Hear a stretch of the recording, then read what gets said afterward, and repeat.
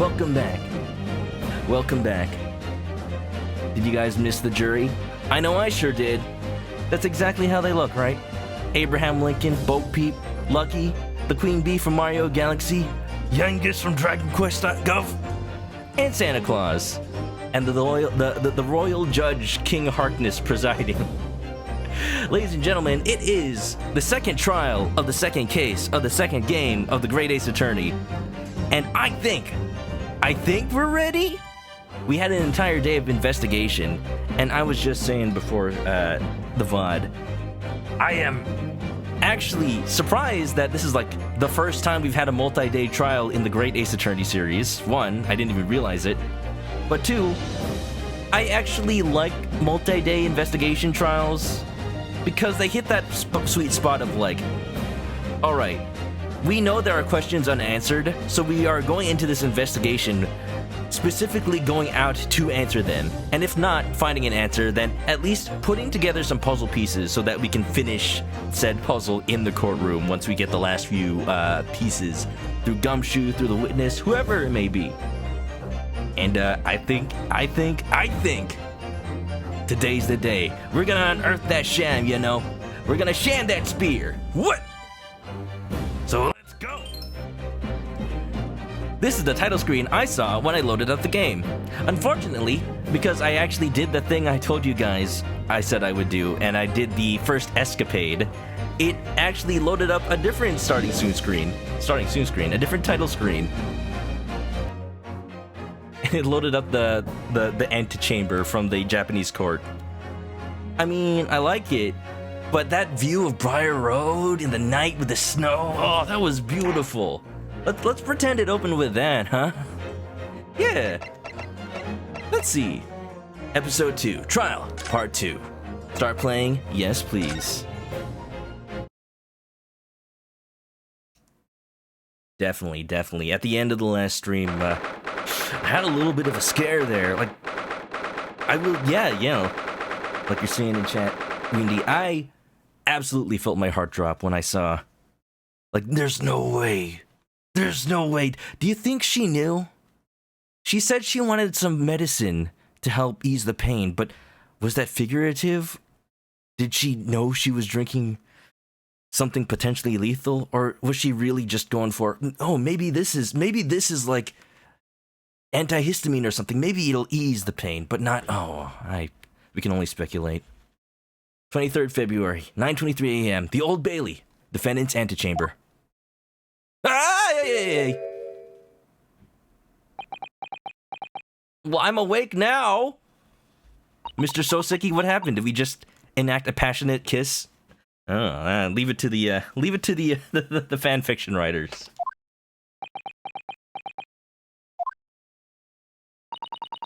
This is it then, Mr. Naruhodo? Yes, it's time to put an end to this now. To the miserable curse that's been plaguing Mr. Natsume. To everything. And in my own small way, I shall do everything I can to help you. I greatly appreciate that, Susato. Susie! I always appreciate your help, Mr. Sato. Suffering Soseki selfishly sidelined! Oh, Soseki, I forgot you were here. Good morning to you too, Mr. Natsume. I didn't forget, I'm just like, we'll handle it, Soseki. We're good. You have nothing to worry about. Good morning! Good morning! Welcome, student Mr. Naruto Esquire! Listen to you two, chatting away happily as if the main player of today's trial isn't here. Why would you do that? Why? Oh dear. We didn't mean to cause offense, Mr. Natsume. I will say in this case specifically, Soseki is very much a gag character because in a lot of Ace Attorney games, it's like the defendant gets accused because they did have some involvement in events that played out, you know? So in this case, he brought the tea, which allegedly contained the poison, which, now that we have the test, when the test comes back, I bet there'll be no poison to speak of. It's just he happened to be in the wrong place at the wrong time. I do like the cases where the defendant, like, is trying to hide something themselves, but in order to set them free, they have to reveal the truth. They can't really do that this game because it doesn't have psych locks, but we'll see. We'll see what's going on. I do like his comic relief. A kiss with Soseki, oh my. Well, you see, we are both students of English. Maybe, like Starfire from Teen Titans, after sharing a kiss, we'll be able to just exchange language. I thought perhaps that because you had your eyes shut so tightly, you were meditating, finding inner calm? It seemed wrong to disturb you. I was waiting! What's the matter, Mr. Natsume? You seem different somehow today. Why, naturally, that's because I've attained spiritual enlightenment. The path of literature, you see, is a journey to discover one's own death. Or such like. That's the sort of morning conversation I was hoping for. That's why I had my eyes shut. Oh, sorry. Well, we'll take it from the top. We're going all theater-like with this trial. Also, William Shamspeer in the chat saw you coming on in. You're not too late. We just started. So, welcome. I missed the signs, I'm afraid. Somehow. You'll have to forgive me. Misa Seraph. That's you is. That's you is. And you mustn't talk of your path leading to death, Mr. Natsume. Maybe you'll find the girl of your dreams, especially under the lover's tree. Is that why we're playing Tulip? Because I just need to learn how to speak. Otherwise, all I can say is, "What's it?" That was just an example! Oh, yes, there it is. Inner calm. You barely came to see me at all yesterday. I was sure you'd abandon me and return to our beautiful long-lost homeland. You thought I would just leave in the middle of a trial? You'd get a guilty sentence for sure, Soseki. Misa Seraph. Why is he Jar Jar Binks now? William Binkspear. Alright, okay. Alright, calm down. We've not even been in Great Britain a week yet. Yes, well, anyway. So really, it's all happened within that first week. So by this point in the timeline, Ryunosuke's already handled 3 trials in England? Oh my goodness. Well, he's handling the 3rd one now. I intend to set everything straight in court today. I'm determined to uncover the truth. I've actually reached an important decision myself. Oh? What sort of decision? I shall fill you in after the trial. Alright. Alright, okay. Alright, okay. It would seem Mr. Shuns isn't coming today after all. He said he'd be here though. He promised. Just look right in the window. I bet he's like peeking out. No? Dang. It's a very clever message, I think. My dear fellows, you must win this battle on your own merits. It's a very clear message, I think, that he's overslept again. I mean, to be fair, didn't we wake up at like 5 a.m. yesterday? Or something like that. The great detective, my arch nemesis. Long may he stay away! If you ask me. Defendant and your legal representative. The trial is about to begin. Make your way to the courtroom immediately. All right. Today, once again, we face the Reaper. And when the Weeper stands for the prosecution, the defendant's fate is sealed. But I don't believe in that legend any more than I believe in Soseki-san's curse. The truth is hidden here somewhere, and I won't let it escape me. I have to keep believing in my client, and keep fighting to the very end. That's all. The truth shall set you free. Welcome in, Goku. Hope you're doing good. 23rd February, 9:40 a.m. The Old Bailey. The old Justin Bailey Metroid. Look! It's the courtroom. It looks exactly like my starting soon screen. In the name of Her Majesty the Queen, I hereby declare this court to be in session. I call upon the counsels for the prosecution and defense to declare their willingness to proceed. The prosecution is ready. Yeah, there we go. You fine Nipponese chap, what are you wearing? Well, you see, I thought I'd like to match your fancy garb in court today. So I've brought a homemade suit from Iris Wilson Watson herself. Look at that. First time we actually got to see it. I was using the DLC outfits yesterday, but ooh, look at him. Look at the goggles. I love it. Weeper. Yes, the defense is ready. And the defense has drip. Very good. And now I call upon the 6 ladies and gentlemen of the jury, chosen by lot to represent the will of the people in this trial. Are you ready to proceed? Absolutely. Justice will be done, you mark my words. I feel obliged to say, I feel especially ruthless on days when my hat is sitting just right. Oh, well, I wonder if you could adjust my hat for me. And please, be as ruthless as you like. Oh, he's into that kind of thing, huh? No, yeah, okay, Judge, sentence him to horny jail. Give him a little bonk. Bonk. And there she is, the Queen Bee herself, Lady Altamont. Altamont? I forgot if that was the name. Yeah. If you guys missed it, I figured out the puns between... at least the pun on the drone... Adron Bee's meter man's name. He's a drone bee, because she's the Queen Bee. It makes sense with the both of them. Thieves deserve to die, if you ask me. Especially gas thieves. Have no sympathy for the man at all. That's a little extreme. But, you know, I don't know what the death penalty is over here in this times. Look, I said it yesterday and I'll say it again now. I don't have time for this. I've got my own problems. Oh, may the Lord show us all the light here and lead his flock to a righteous verdict again today. Again, sir, this is the same trial from the last... You know what, Santa? Okay. Yes, we'll have a righteous verdict, and it will be not guilty.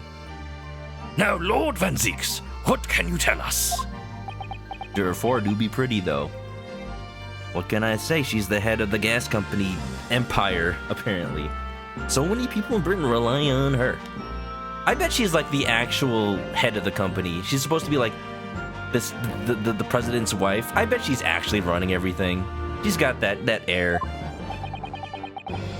The prosecution's report, please, for the court. Lady Quinby, the Queen Bee. Oh, thank you. Quinby Altamont, I believe. Oh, now I understand. They only say Quinby ever so often. In relation to the theory expounded by the defense yesterday regarding the defendant's tea. We're really having a trial about tea. It is Britain. So he does have the results.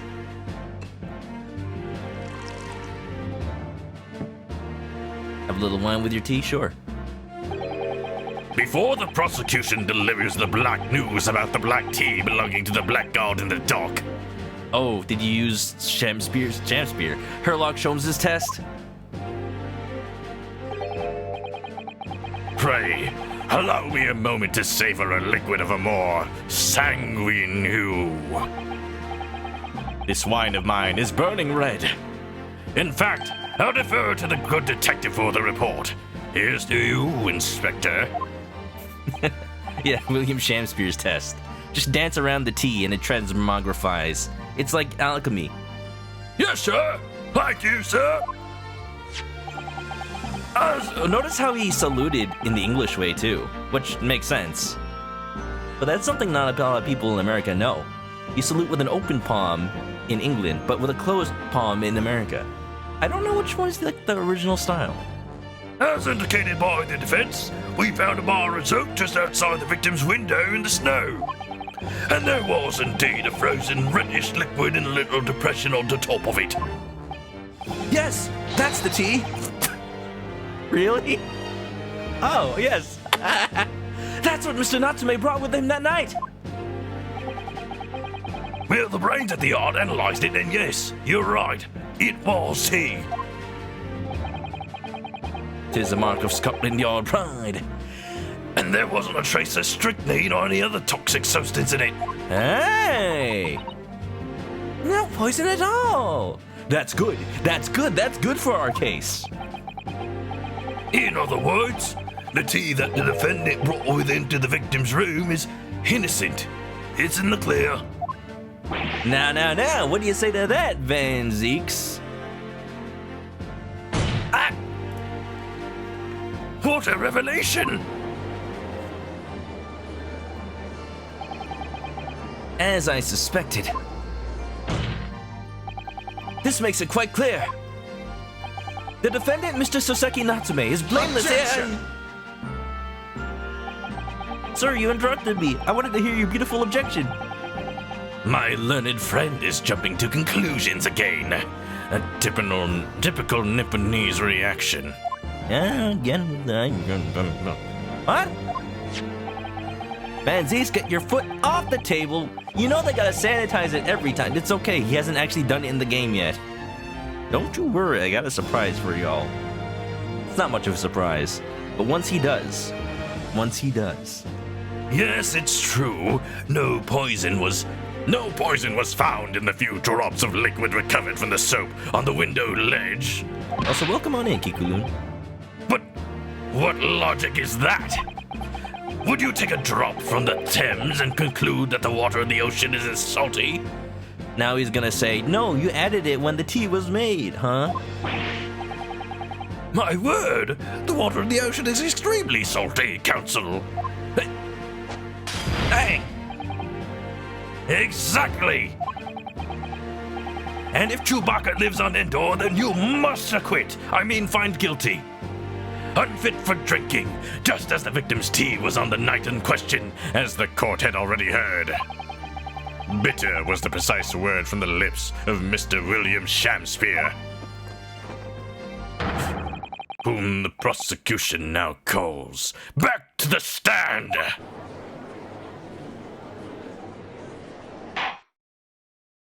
Do you know how much glass did they have to clean every single time Baroque Van Zeeks comes to court? That's the reason he's been, that's the reason he's been in hiding this whole time and only came out when Naruhodo came on by.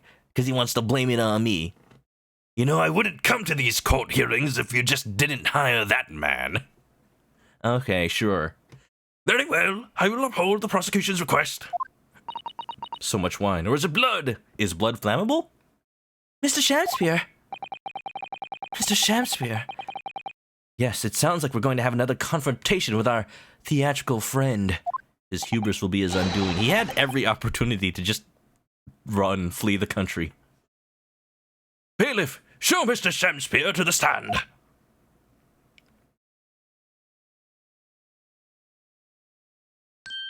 Van Zeeks was hiding because he was constantly accused of arson.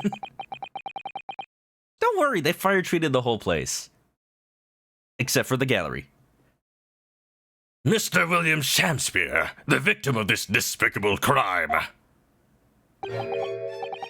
Oh, heaven! Oh, hell! Do you command me to remember?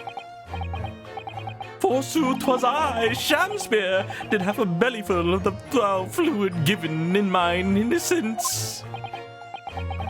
Yes, but as was revealed in yesterday's proceedings, the witness is not as innocent as we has perhaps first been led to believe. I'll say. We'll have you tried for gas theft later. For now, though, we'll also have you tried with murder. Don't worry, I'll get there. Murder of Yangus. By using bars of soap such as this, he has been stealing gas from the supply company, yes. One may smile and be a villain. Forsooth, 'twas I, Shamspeer, did have a roomful of the sweet fuel given. Hey, that's pretty good. It rhymes. That's right. Fellow jurors, don't forget, this man is a rotten thief. I haven't forgotten, eh? Kept all that about the ice coins a tiny secret, didn't you? You should have owned up sooner, Gov. Arrest him, I say. Arrest him at once, and let him feel the sting in my tail. No. Guilty! Guilty! Guilty! No, wait. Saseki's on trial. You have to say not guilty. Oh, indeed. By dint of vile and cowardly means have I plotted to further mine own ends. I confess. Thou wouldst not pardon my sins, of that I am sure. You acknowledge your wrongdoing. What exactly are you doing here? Cowards die many times before their deaths. And for a coward such as I, death be well deserved. But would it that a still greater crime passeth unpunished? For lo, the hairy-faced gentleman of farther east than Verona did try to poison me. Sir, I do not even know what emotion you're trying to convey. Sham is right. What acting is this? You ain't gonna find this in any of Idris Elba's movies. Definitely not Sonic 2. Objection! Objection! I object to this dancing. I find it objectionable. But there was no poison in the tea found in your room. The police have attested to that. One of the jurors is the owner of the gas company. The wife of the owner of the gas company. But I believe she's actually running the show. Like, of course, like, you know, she's got that, like... She's got that air of command.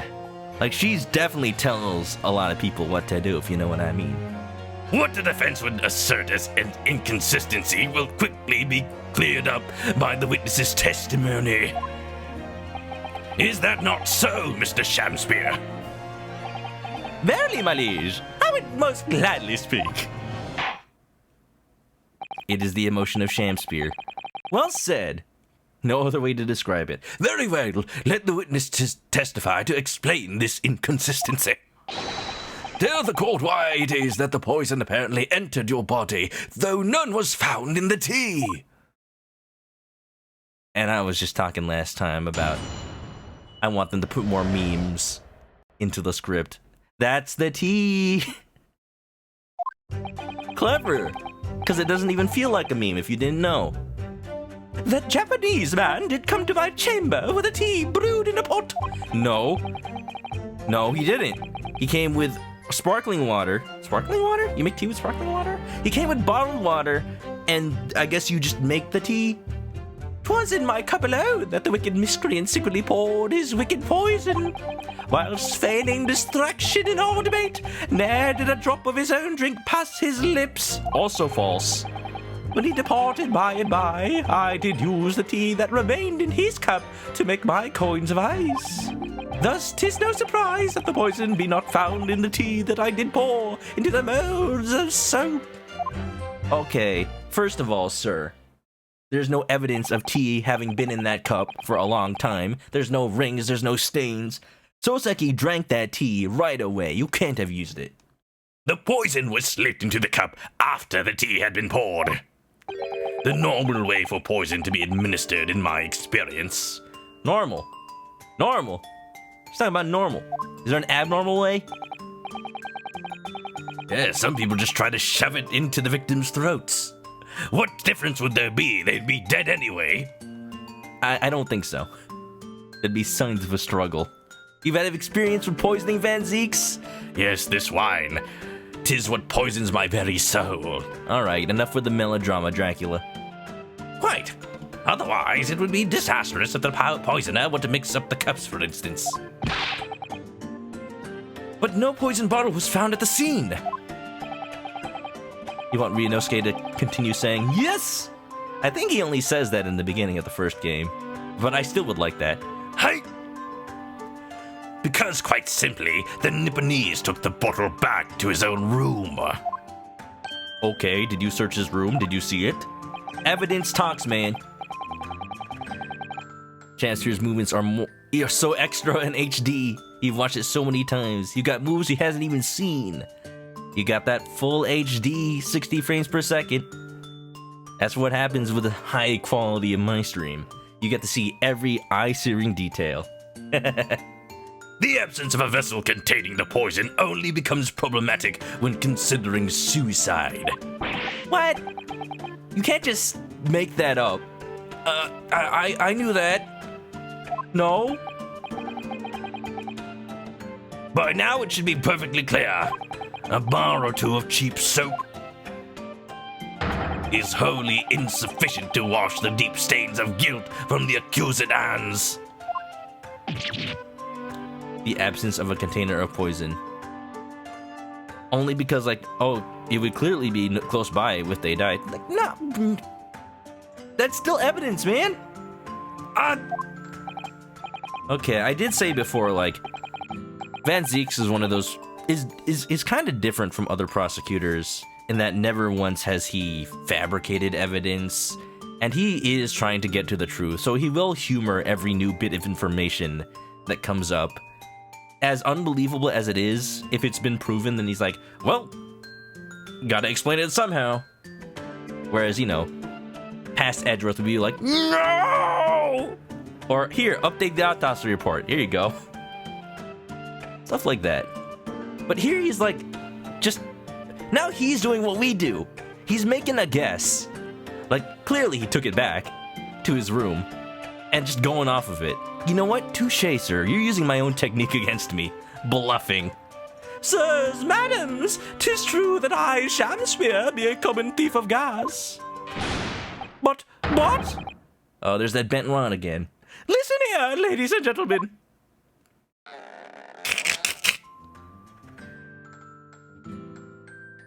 I just hate that so much. How does it come back so perfectly straight?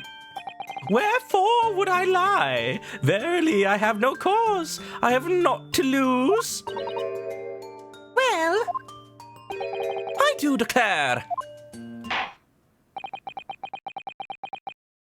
Thank you for your testimony, witness. Counsel, proceed with the cross-examination. Yes, my lord. Yes. I do declare. Now she really is Bo Peep. The T, inconsistent. C. That's smug face. I just the big old grin. Even when he knows he's about to be caught in a lie. Or maybe he doesn't realize it just yet. Alright, okay. I'm going to... We've got time, it's the beginning of stream. Let me just press everything, just for funsies. But I know exactly what I'm going to present already. I understand that you were already acquainted with Mr. Natsume, correct? Which one of you wore the dress? You were fighting about Romeo and Juliet, right? I know thee not, old man. Fall to thy prayers. Do I know thee, or know thee not? That is the question. Methinks 'tis all I can know that thy destiny mingles with mine. Just answer the question. You lost me at the first date. Maybe I shouldn't press everything. This guy. Zounds, sir! Thou must learn the English tongue before thou turns thy hand to a lawyering. Well, how about you learn to speak it, dude? I did, but I must have missed the archaic Elizabethan lecture.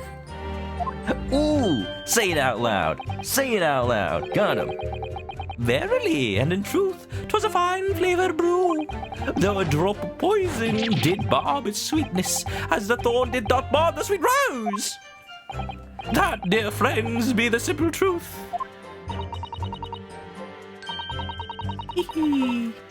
Da-da-da-da-da.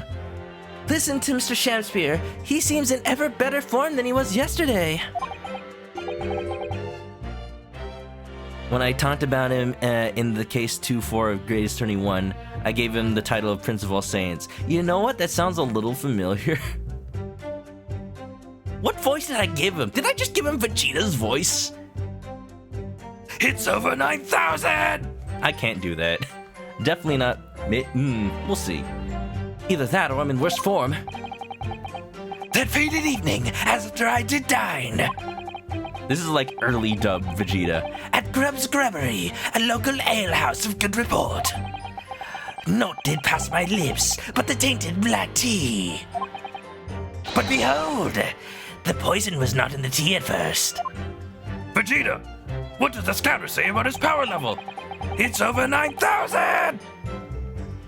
'Twas in my cup alone that the wicked miscreant secretly poured his wicked poison. I will admit that's kind of funny, but it's I don't think it's him. But with abridged Vegeta. Abridged Vegeta, that's more like modern Vegeta, you know? Modern Virginia. Kakarot! garrot. Are you saying that you saw the moment when the poison was added to your tea? He's an actor. He's just changing his voice every line. To have witnessed the act and then drank the tea, thou dost describe the actions of a fool. Quite so, quite so. I can't keep that up. Honestly, if I do that anymore for William Shamspeer, I will just lose my voice by the end of stream. But no one likes going thirsty, do they? I know a couple of people that seem to be thirsty all the time. Just be careful when looking at their Twitter pages. Sooner would I die quenched than parched, would I have the choice. Thy thirst is palpable. You got a McDonald's ad. Oops! Got ye old McNuggies. Actually, on the night in question, the water main was frozen, I believe, wasn't it? Shamspeer, talk normal, or I'll put you in the path of Van Zeeks' next wine glass. Put him in the path of the bottle. Were it not for the tea, in sooth I would sooner have died frozen than quenched or parched. But then you would have died, if it was actually poisoned. It wasn't poisoned. Right. No ice coins means no heating. The witness had more than one brush with death on the night in question, it would seem. Remind the court, Mr. Shamspeer, as to whether the accused drank any of the tea which he brought with him. With the greatest of pleasure, my liege. So this one is an outright lie, but I don't have... Wait. No, this is how you prove it. No tea, but there's no tea ring on the inside, which means he actually did drink it. Question is it that one? No, yeah, it's this one. Ready? Go! Objection! Objection! Thy drip, thy sass, thy pizzazz. You claim that Mr. Natsume didn't drink a drop of tea on the night in question. But that's impossible. How? Chop logic? What is this, ye clad fiend? Well, true, this suit is also dark. The two teacups from the scene, one used by the victim and the other by the defendant. They're also a little cracked. Hey, that gives them a little charm. Do that little thing where you like fill in the scenes with with gas. I got gas on the brain. With gold. It makes it all pretty. Have a clear difference between them. One that represents incontrovertible proof. Incontrovertible? What difference? Look at the inside of the cups. Just here. There's a clearly visible ring. Yes, a D-ring. Commonplace enough. Indeed, such stains occur all too readily when one leaves tea in a cup for a while. And yet, Mr. Natsume's cup has no such ring. Good Lord, you're right. It's completely clean. As clean as Soseki's criminal record about to be. Oh! And prithee, sir, what next thou of it? Exactly what Mr. Natsume told the court yesterday. The Japanese saying he quoted. Drink! Tea? While it's hot? I see you all remember. That's right. Yes! The jittery Mr. Natsume was true to his usual self that night and drank his tea in no time. In fact, that's why he's so jittery, because the tea has a high concentration of caffeine. Ah! Now you see. Now, not so smug, eh? If, as you claim in your testimony, he didn't touch a drop of his tea, a ring would have developed on the inside of his cup as well, after the several hours the tea was left standing.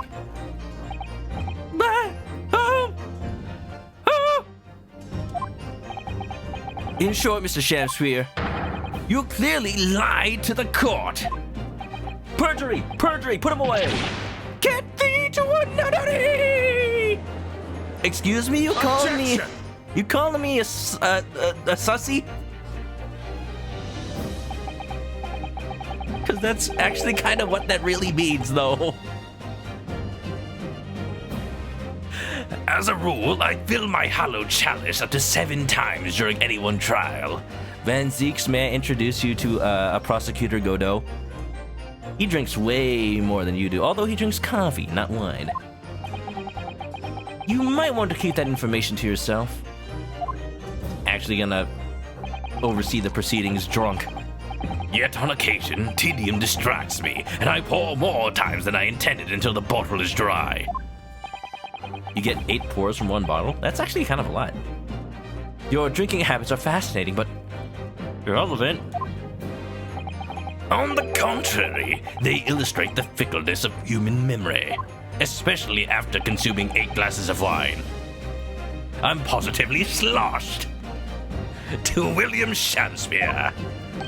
Yes, my liege. Wherefore be thy dodge egg? Well, if you redeem it, I don't, it seems to be there. Should be there. Is it not there anymore? Where did it go? No, it's there. Redeem it if you want. Though you previously stated that you made the coins of ice from the leftover tea in the accused's cup, could it be that you were perhaps mistaken? Mistaken.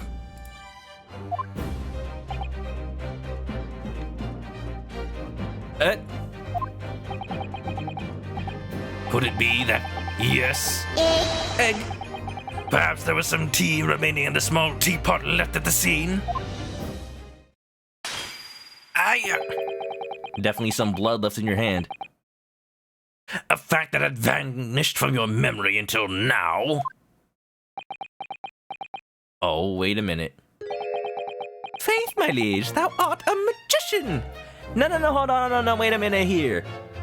Inspector frickin' Gregson. I almost said Inspector Chelmy because we were watching Lemmy Cat play Professor Layton 3 last time. He said there was no tea at the scene of the crime, that's why we couldn't even do the test. You telling me he was in the teapot after all? No, this has to be fabricated evidence. Oh no, wait a minute. Van Zeeks, I thought I could trust you. Oh, you mean why? Why be the dodge? Well, it throws an egg out into the audience. Will we dodge? Probably. It is a static video file. For verily, 'tis as thou hast seen with thine own eyes that night. What? Nani? Oh, heroes got me there. Good thing I'm an expert at dodging the question. Forsooth, I was mistook. Thanks for the dodge. I did plan to use tea from the Japanese fellow's cup, but lo, when I looked, 'twas empty. And thus did I use the dregs that festered in the teapot, as my liege did suggest. Objection!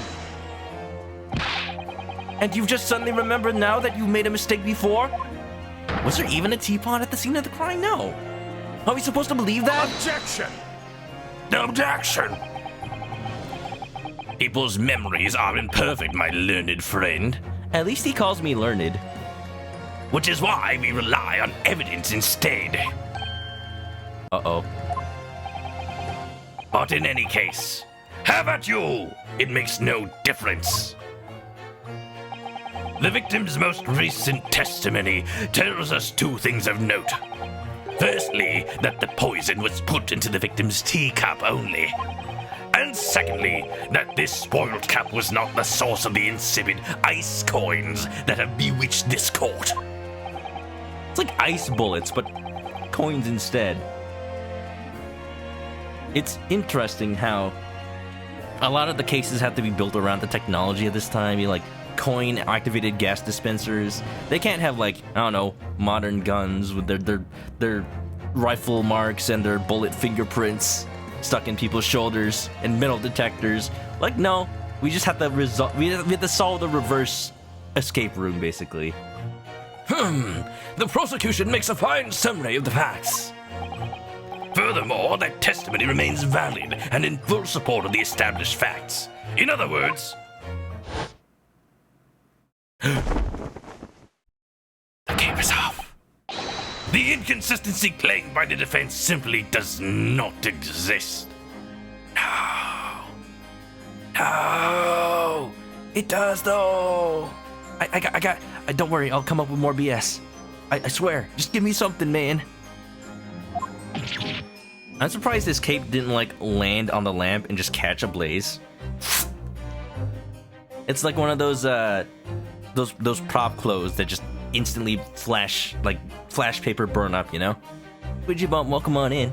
Are we still arguing against Dracula? You know we are. He's the main prosecutor of this game. He's gonna be our worst enemy for about 2 more trials after this, I bet. No! What does this mean? I do declare it means there's no issue with the gas thief's testimony. Apart from the bit about thieving gas, obviously. My lords, ladies and gentlemen of the jury, I do solemnly swear. After I did dine at Grub's Grubbery, I'd eat at Grub's Grubbery. What do you think they have? Grubs? Slimy, yet satisfying. Alehouse that night. Naught did pass my lips, but the black tea given me by the Japanese, whose back be stooped as low as death. Will you just... Can you just call him by his name? At least? And on what did you dine, sir? I solemnly swear I'm up to no good. The map appears. Why, I did partake of my favorites, a broth as would be called a soup, and a leaf as would be called salad. A single leaf? Soup and salad? You know, that's all they had met back in the day. It only cost 3 pence. He spent money on that instead of gas. As insalubrious a menu as the establishment where it was served. But you gods will give us some faults to make us men. Willingly would I suffer what punishment 'tis seen fit to serve a wicked thief of gas. But insalubrious. What does insalubrious mean? I gotta have like a dictionary up when I play this game. I can only imagine.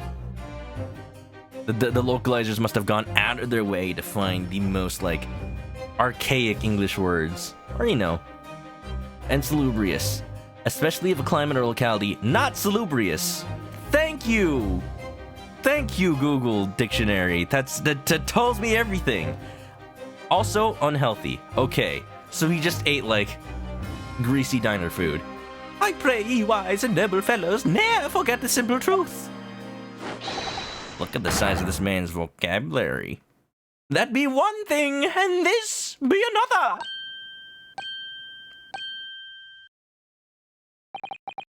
Jurors all, your humble servant Shamspeer doth entreat you. Punish the Japanese fellow for his sins.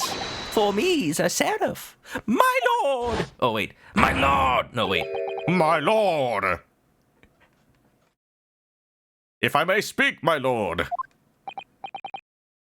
Yes, Mr. Foreman. I believe we may have been duped by that rotten defense lawyer. No, we were so close. By me. I do declare you may be right. She came from America. We all know the wife there was making coins of ice to keep himself warm. Well, I know what wife means. It means, like, a malnourished and thin child. Call him a child? He's certainly immature. Well, this lawyer lad says if he's stealing gas, he deserves a dose of poison, eh?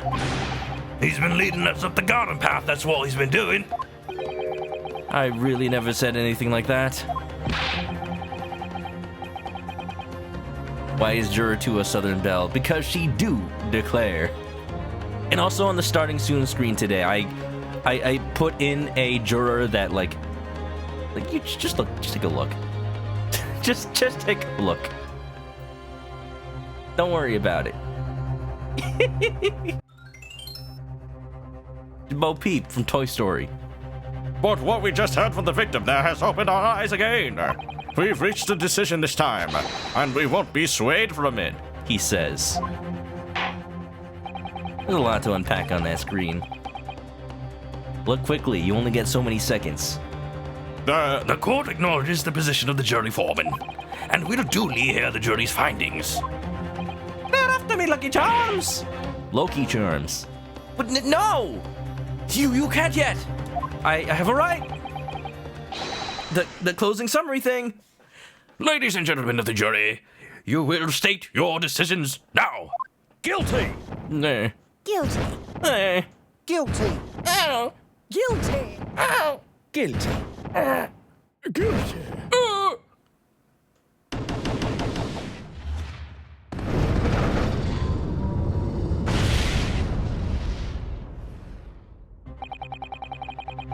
their voices, though. I like that they get lines. I hereby declare the jury to be in one accord. Oh, happy day! Do not shake your hips at me, sir.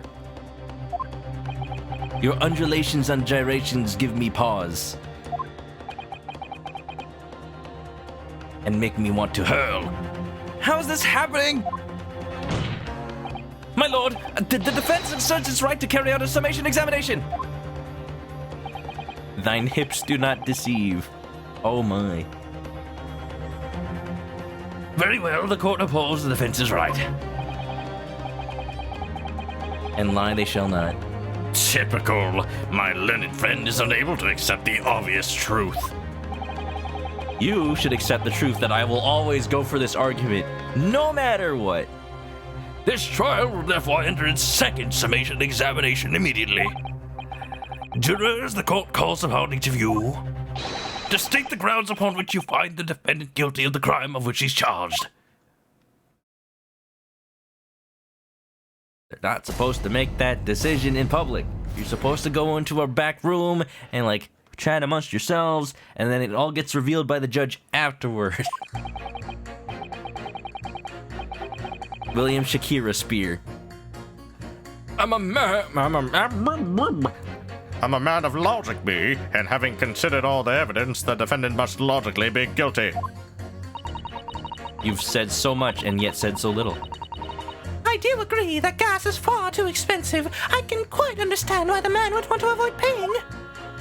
Jury duty heckin' stressful. I've been called in twice, but I've actually only been on a jury once. I've said that story multiple times on stream. But, for the most part, it's kinda easy. Maybe it's because I've played Ace Attorney games. I'm just like, you know, listen to the facts and come to a decision, I guess.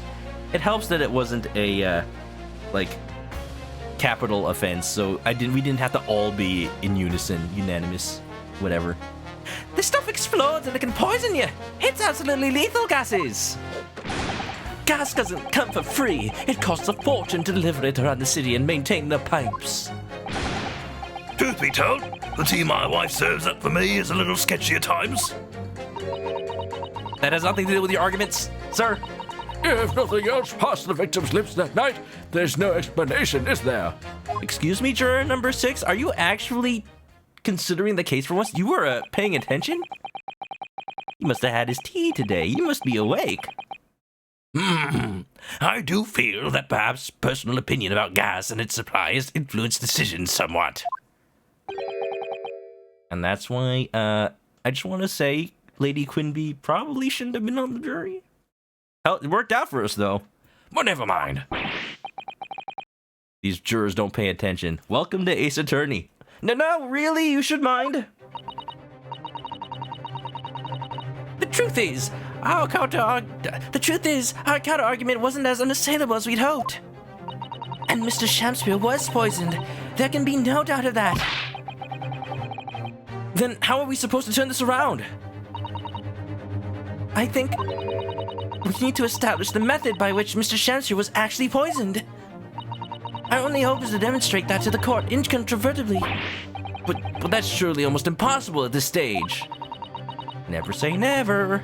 If we don't manage it, though, Mr. Natsume will be found guilty. No delays, counsel. Proceed with the summation examination. You can tell the writers know their stuff. Victorian history, pipelines, window taxes, gas. Oh, check it out. Oh, wait a minute. There's that thing Wendy was talking about. The little mascots. I still haven't looked up much about them, but I did take more notice of them. Look at the little mouse. Oh, now I'm reminded of the dead mouse. The dead Mao 5. From the hospital room. The defense's rebut, but I will remind people in chat to, unless it's something that I might miss, unless it's something like cool that is missable, I will prefer to play this on my own terms, using my own logic. So let me have a chance to play before you tell me to do anything. Again, unless it's something that's probably really easily missable. I'll let you use your best judgment. So let me just press everybody. All the evidence, you say? Chunosuke! He's adorable. The Ryu mouse. That's right, and there's no room for doubt. It's all pointing at the Japanese man with the big mustache. Alright, so we got nothing useful out of you. Says the Englishman with the bigger mustache. Which means we'll have to show the man some new evidence to make him change his mind. If only we had that kind of evidence.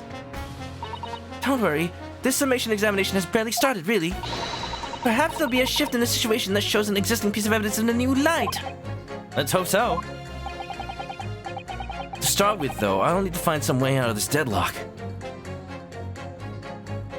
It is a missable thing? Alright, let me start with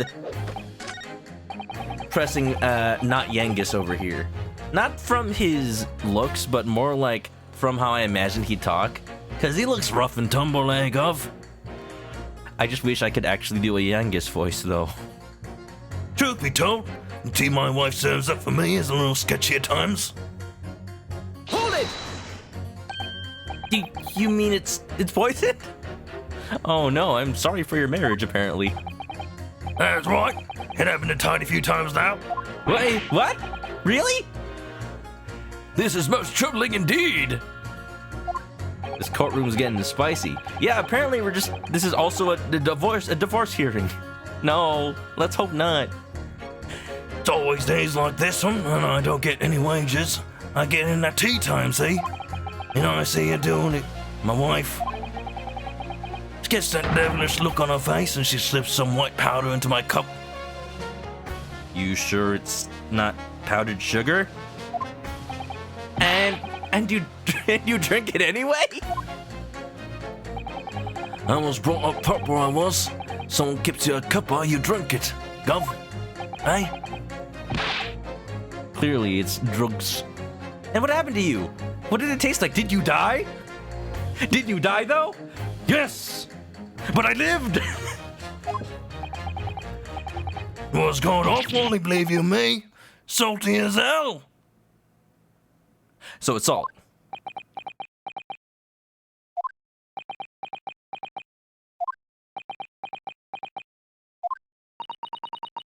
And I think perhaps what your wife put in your tea was salt? No! So, she doesn't even care enough to poison me properly, eh? Unbelievable! I like this guy. He was my favorite juror back in the last game. I'm so happy to see him again. I'm so happy the jury system is here again. Not that I doubted it would be, but it's one of my favorite things about this over the regular Ace Attorney games. Yeah, there you go. Could have been poison salt. Yeah, like potassium cyanide. That's literally a salt, but also literally poison. Yeah. Yeah, actually, I don't know if there are reports out there of like people who have documented what these things taste like. And you'd be like, of course not, it's poison. They would have died. Like, some people have though. There have been scientists that like, I don't know. Let me just say it this way. There are people that have been scientifically inclined enough that after purposefully drinking poison, they're like, maybe I should write this down since, you know, no one else is gonna. So because of that, we know what several poisons taste like, apparently. Yeah, you say you're happy, but are you really? You have to tell them you're fine, but you're not fine. Wish you hadn't missed the previous game. To be fair, I played it 2 years ago. If you want to see the past one, I got it all up on my YouTube. Here, let me give you the link in the chats. There you go. Also, not real Eric, welcome on in. How you doing? I did notice it was you. How spicy we talking? We talking about hot spice in the courtroom? Medium spice? Let's go press somebody. Thank you. Thank you. Let's go back to juror number 2. Curare. Curare. Hold it! Aru, I see you're learning how to speak the English language in legal terms. I'm very proud of you. This isn't the time or the place to be discussing the price of gas, madam. Well, really? Think of the injustice. Air is a gas, and air is free. Why should ultimate gas cost money? No, not the same gas. It makes my blood boil. I can feel myself becoming more ruthless than ever. this isn't the time or the place to be ruthless either. If I might interject here. Yes, madam. It seems my fellow juror takes issue with the price of our company charges for gas. But it's precisely because of thieves like this man that the cost goes up. You gotta process that kind of gas, lady. And also, that kind of gas isn't gas. It's gasoline, which is liquid, ironically. Nuiki, how you doing? What's up? You got a job? Oh, congratulations. Hitting up those YouTubes. Thank you, thank you. Hope you enjoyed. Oh, what a beastly man! That unkempt mustache, those hunched shoulders, poisoning tea and stealing gas, utterly unforgivable. He didn't do... Wait, no, he doesn't do both of those things. Now she's like conflated my arguments against Shamspeer in her mind and attributed them both to Natsume. What kind of jury am I dealing with, man? No. Mr. Natsume isn't the one who's been stealing gas. I'll thank you not to go adding on more crimes. My only hope is also my biggest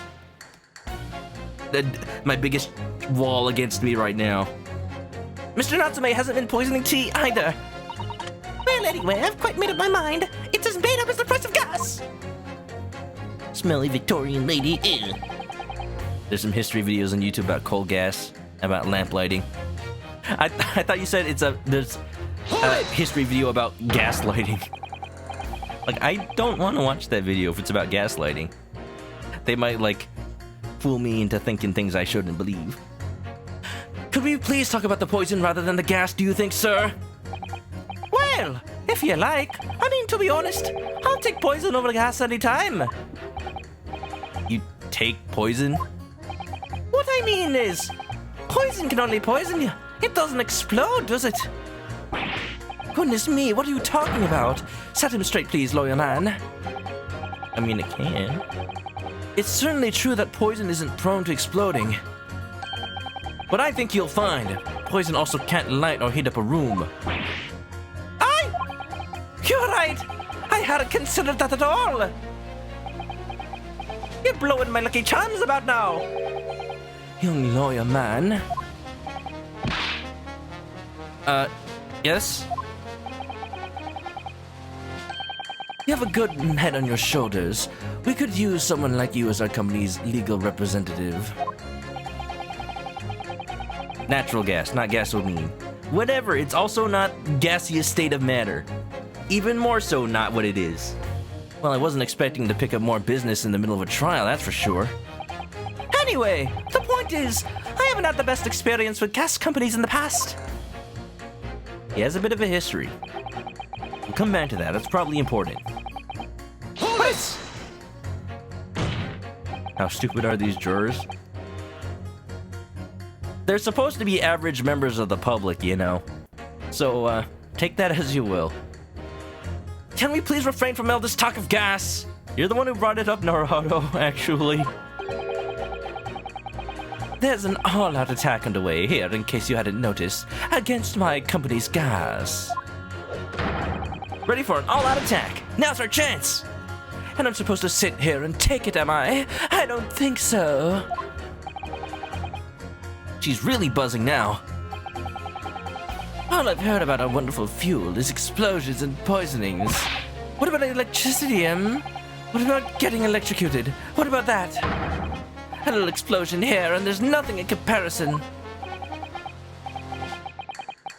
Okay, so it is gas. But still, though, gas. Any explosion could hardly be described as nothing, madam. Nevertheless, the theft of your gas is deplorable. I realize I've been giving the judge more of a Sherlock Holmes kind of voice. Sherlock Holmes was here all along. He just dresses up as judge. You'll never know his disguise is too perfect. After the end of trial, he takes off his rubber mask like... Surprise, Naruto, it was me all along. You were never in worry of getting a guilty verdict with me at the helm. I still would have been very scared. I won't exactly, but the gas thieves aren't even the worst of our enemies. We have far more devious reprobates to contend with on a daily basis, you know. More devious? Who, madam? other gas companies, of course. Sherlock Holmes would be a phantom ancestor. An ancestor of a phantom thief? Other gas companies? Not quite what I was expecting. Look, if Arsène Lupin can be a persona, so can Sherlock Holmes. Just waiting for the day. Holmes! We generate gas and we deliver it to our customers fair and square. Indeed. Nobody is questioning that, madam. Altamont is an exemplary gas company. But there are other unscrupulous gas companies here in London that don't even have any gas at all. The Dual Destinies Phantom. Please, not that Phantom. I still have trauma from the gestures generally in the direction of Ace Attorney 5. I understand that it was more of a starting point for people to get back into the series, or maybe they missed the first 4 mainline games. But I don't know. I feel like it's a weird continuation of the story. Bringing back Phoenix after he already retired. Changing up personalities to try to appease the people, like Apollo Justice. You know, he was always much cooler than you thought. You just never gave him a chance. Oh. What? But if they don't have any gas, how do they go about selling it to people? You wouldn't think it possible, would you? But they steal our gas, you see, and sell that. Wow, that is actually terrible. They steal your gas? How on earth is such a thing possible? It's just as easy as downloading a car. Gas companies like ours deliver gas to people's homes via a network of pipes. But these devious reprobates secretly disconnect our pipes and divert our gas into their own rotted pipes. Then they make a contract with the households supplied by those pipes and take money for the precious gas that's rightfully ours without us even knowing. They're diverting gas into their own pipes illegally. What a brazen form of theft. And then the gas leaks. Is that what Shamspeer was doing? When we visit customers' houses to collect the money from their meters, we always have to check whether or not one of these devious companies has been up to its tricks. Eh? Oh, yeah! I had no idea. It's almost unbelievable. It might seem unbelievable to you, but it's happening all the time, right here in the capital. Hey. Oh, look at you.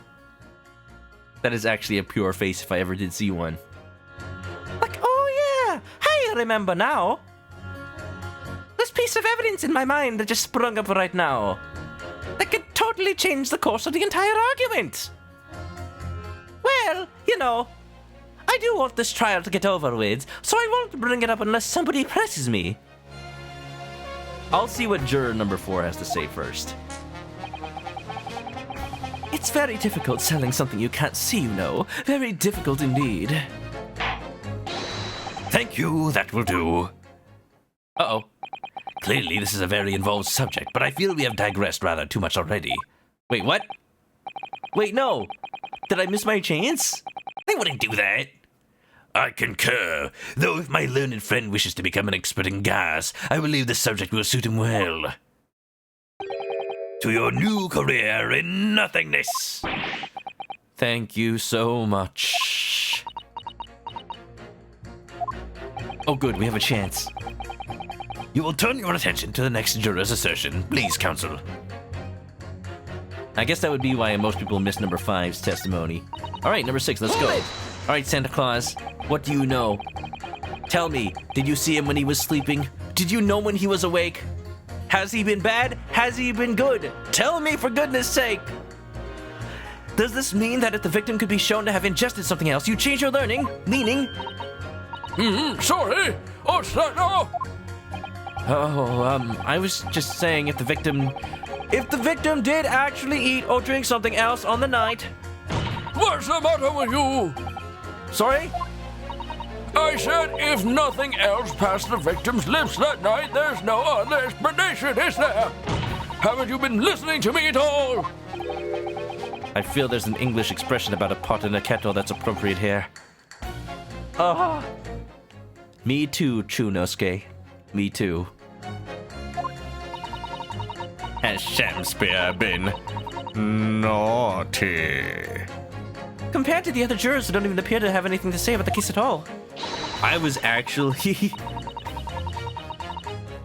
I'm not gonna say surprised, but just relieved that somebody was. And let it be Santa, who usually does not. It would seem that this elderly gentleman has been listening to the proceedings far more intently.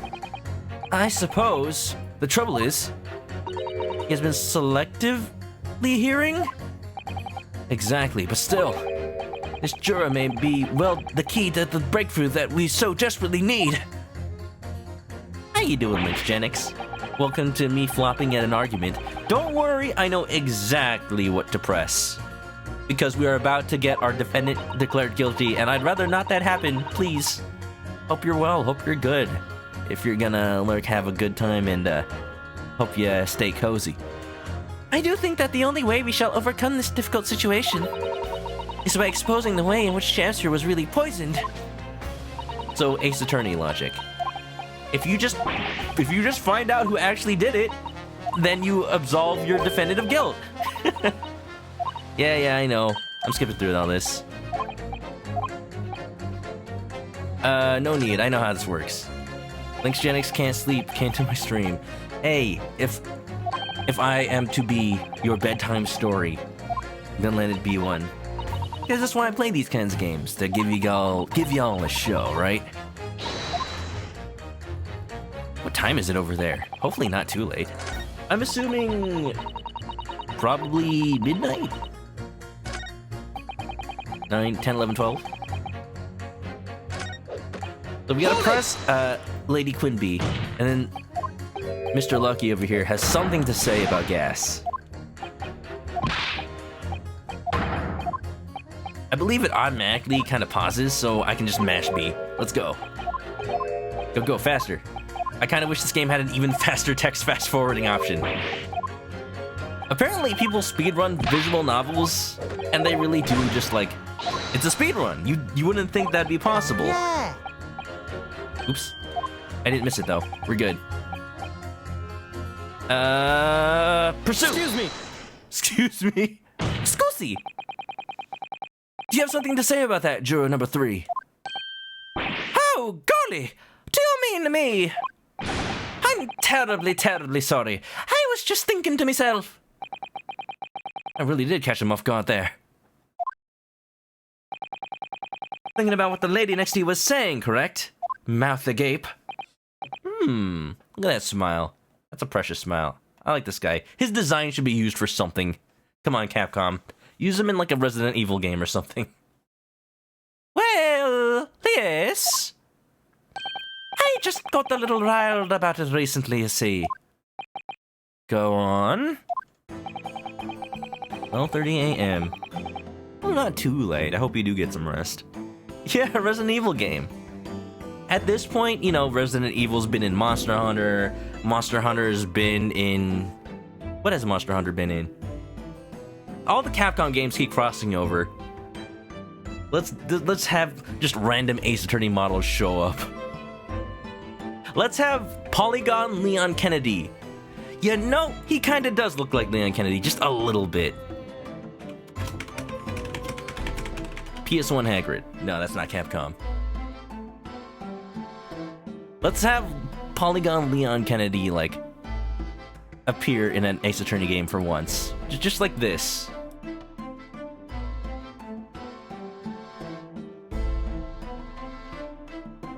Get down! There's a zombie! Whoa, dude! I'm a guy from the 90s, so I talk like a surfer! Radical, man! You probably shouldn't bring a gun to court, though. Just saying. Boop, boop, boop, boop, boop. An Altamont gas worker visited my house the other day to investigate the pipework. We need to ask for your cooperation while we carry out a secret check of your property, sir, the fellow said. Not very secret if they say it. So I let him in, and do you know what he did? Oh, did he actually start to steal gas? It was a dude acting as a Altamont employee. I'm afraid I have no idea. Please tell us.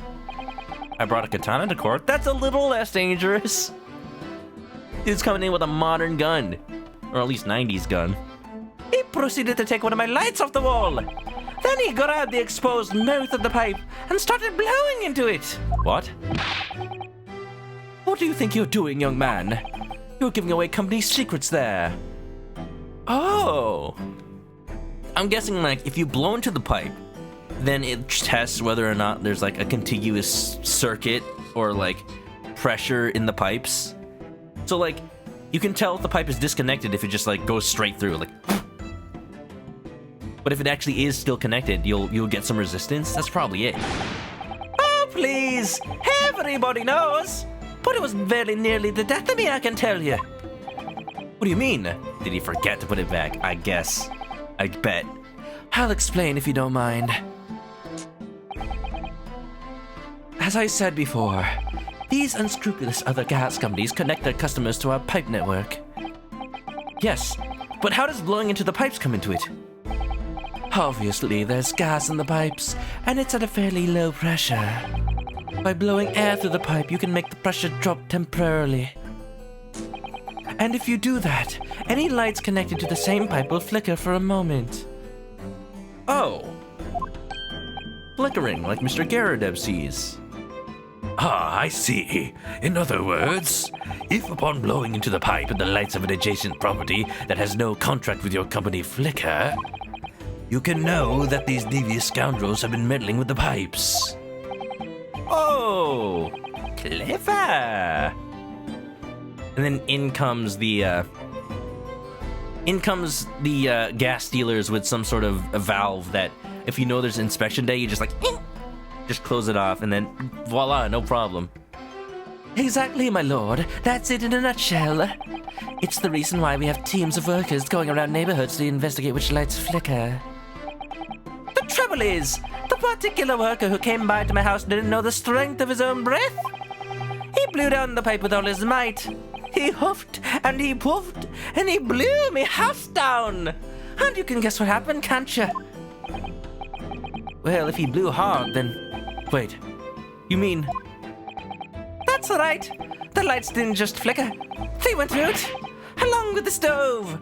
Gas started pouring into the house. Hey! What a disaster. You almost killed him, dude. The gas supply must have been interrupted briefly because the man blew too hard, so the flames went out. The pilot lights? I'm afraid I yelled at the fella. Are you trying to kill us all? I said. He has a right to. He almost died. So by disconnecting a lamp and blowing into the exposed gas pipe, it's possible to extinguish lamps and stoves connected to the same network as the pipes. Lamps and stoves and boots and cats and boots, cats and boots, cats. And then when the gas starts flowing again, it just silently seeps into the room. And you know, if that happens while you're sleeping. Good reminder to y'all. Make sure your your smoke detectors and also gas detectors, carbon monoxide detectors, have batteries and are up to date. Like, I know it's tempting when it starts doing that whole continuous beep every 10 seconds thing. It's tempting to just, rip out the battery, disconnect it. No. You take that seriously. Because without a detector, especially the carbon monoxide detector, you will not know. You will not know when you are being affected until it's too late. Because carbon monoxide is slow. This is not carbon monoxide that we're talking about in the game. But just make sure those are the batteries. I've heard horror stories on the internet. People, like, finding these strange notes written to them in their house. Like, I live alone, though. Nobody could have possibly come by. I didn't invite anybody. Why are all these Post-it notes, like, sending me warning messages coming from? Is somebody trying to scare me? And then that person realizes, or rather, they have to be told, that they are suffering from carbon monoxide poisoning, and that those Post-it notes warning them are written by themselves, but because of the carbon monoxide, they forget that they wrote them. Oh! Mr. Naruhodo, I think perhaps... Yes, this is almost certainly the clue that we've been hoping for. You know what carbon monoxide poisoning is like. Oh no! I hope you're okay. Hope you didn't die and also lived. I've experienced it once. Old gas station job. At your job? Yo, that's got to be some sort of OSHA violation. Did anything come out of it from, like, your boss? Or did they just go like, oh, it's fixed now. Please don't sue us. Juror number 3. The defense requests that you amend your statement to include that information. Oh, well, if you like. I don't mind. I like the fact that I almost died. Well, I do. That's our company's secret method. Like I said, madam, it's widely known already. Very well, juror number 3 will amend your statement. It was a minor mistake a coworker made. Ooh. Yes, my lord. Although I am not really sure what the point of all this is. I don't quite remember. Blow too hard into a gas pipe, you extinguish everything in your house, you're in trouble. Uh-huh. So Mr. William Shamspeer possibly standing on top of his table, blowing into the pipes? But for what reason?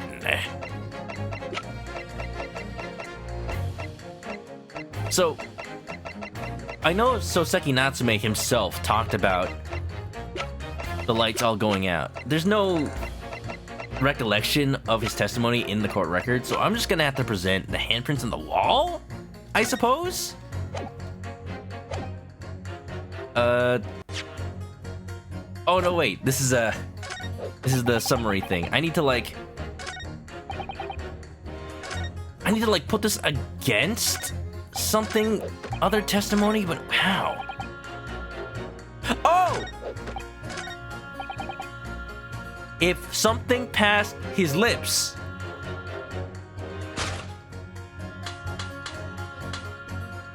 Objection. These two statements clearly contradicted each other. Oh. Good gracious, to whose statements do you refer, counsel? Juror number 6, do you hear what juror number 3 just said? What? Yes, of course. I heard him mumbling about something or other. Okay, good. It almost seemed generic enough. The writers know exactly what they're doing. It almost seemed generic enough to be a, I don't understand what you're talking about, penalty. There is another explanation here, I believe. Something besides Mr. Natsume's tea did, in fact, in a manner of speaking, pass the victim's lips on the night in question. They poisoned the gas pipe? What? What explanation? Or maybe the gas came back and he accidentally inhaled it. I wonder, did the police check the mouth of the gas pipe feeding the wall light at the scene to see if there were any traces of poison there? I was curious to see what your floundering would result in this time, but the mouth of a gas pipe doth... What's that line? I don't remember my Romeo and Juliet. Perhaps a bit of poison may doth linger on thine lips of thine gas pipe. Scotland Yard have enough to do without exploring such irrelevance. Hold it! What a piece of work is a man. A miserable little pile of secrets. What are you trying to say, Mr. Sham? You want to finish my name? No, that's your name, Mr. Sham. Oh, it doth hurt. Good. What speakest thou? Prithee, is it not strange and strange? That is what I say to thee, sir. I thought I'd been quite clear. But let me put it another way. The strychnine could have been on the mouth of the gas pipe that feeds the wall lamp in your room. Sham wow. Comes from Germany, you know they make good stuff. And that is how the poison came to enter your body. Good lord! Is there a bad lord? Well, they tasty then, gas pipes. Is that what he's saying? Or is the gentleman suggesting that the poor man was so desperately hungry, he tried to fill his belly with gas? What is all this, like, common thread of when you're hungry, just eat whatever? Eat some medicine, eat the bottles on the wall, eat some gas. Were they really starving that badly in these times? Perhaps no actress would perform a kiss scene with him then. Yeah, just put a little wig on the gas light. You're Juliet now. America Online, AOL.com. How you doing, AOL? Welcome on in. We're about to unearth this sham for the ShamWow he is. Wow. Hope you're doing just fine. You did stream today, right? How was it? How'd you do? How you going? Eat some soap as well, because you're hungry. For shame, madam, speaking thy fancy. I assure you, I'm not such a buffoon that I have to kiss pipes. Objection! Some more fuel to the fire. I swear, more wine has burned up in this room than has passed doth by Van Zeek's lips.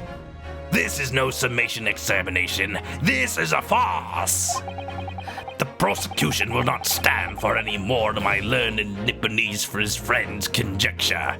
Then sit down and let the adults talk, Mr. Van Zeeks. Hey, Objection. Shamspeer is a buffoon. Objection sustained. To begin with, the lamp in the victim's room is high on the wall. In order to have placed his lips to the pipe that feeds it, he would have had to have been a contortionist. This is very reminiscent. You just threw a glass just 10 seconds ago, man. Just an entire bar under there, isn't there? Stocked to the brim with wine glasses. You'll be cleaning this court up yourself. The janitor's already quit. Van Zeeks, please. Every single custodian we've hired has just run off. They just quit because of you, always breaking glass everywhere. These are empty assertions about the custodians. I assure you I will clean no such place. There is no possible proof that the man did as you say. What did you just say, man? You played Boyfriend Dungeon. Oh yeah, that came out today, didn't it? So just random surprise Nintendo indie presentation this morning. I haven't had a chance to look at it, but I did see there was Axiom Verge 2 released today as well. Sequel to the Metroidvania classic at this point, Axiom Verge 1. It's actually a really good game. So I've heard of it, not actually played it. But it's a good time to be a Metroidvania fan with Dread coming out soon. Oh, and we got another trailer for Bomb Rush Cyberpunk. Oh, yes! Fill my blood, inject it directly into my veins, and pass it by my lips. That beautiful Hideki Nagaduma music. Ain't nothing but a funky beat. Oh, so good. Hope you guys are excited for all of that. Donate those chalices to those in need. Better than breaking them. It's true. I have no proof that Mr. Shamspeer put his lips to the pipe. But if you have him take a lip print... However, I can say with some certainty that on multiple occasions, Mr. Shamspeer has been doing something in front of the lamp on his wall. Just something. He's doing something. He's kissing it. And I have evidence to prove it. Boyfriend Dungeon is a roguelike where you date your sword. Is the sword sentient? Are we talking like Fee from Skyward Sword? Or is he just like a sword with a like handsome anime face? Also, still soft-spoken. I did see you come on in. Hope you're doing okay. Hope you're having a nice night. Hope you're doing chill. Axiom Verge sequel. Yeah, announced and released today, so it surprised me. I gotta go check it out because it looks really good. Like, Axiom Verge 1 was very kind of NES styled, so I think a lot of people got put off by it. 2 just raises the bar by so much. Lips to the pipe, lip print, Alright, you got our attention, lad. I'd like to see how you can be so sure of yourself. Not that kind of pipe. So would I. Let's see this evidence then. How now? How now indeed. Now that I've got the jury's ear, let me rip it off. I need to make this opportunity count. Gah! This is the proof that time and time again, Mr. Shamspeer stood in front of his gas lamp. Time after time, and he put his lips up on the pipe, I'll see.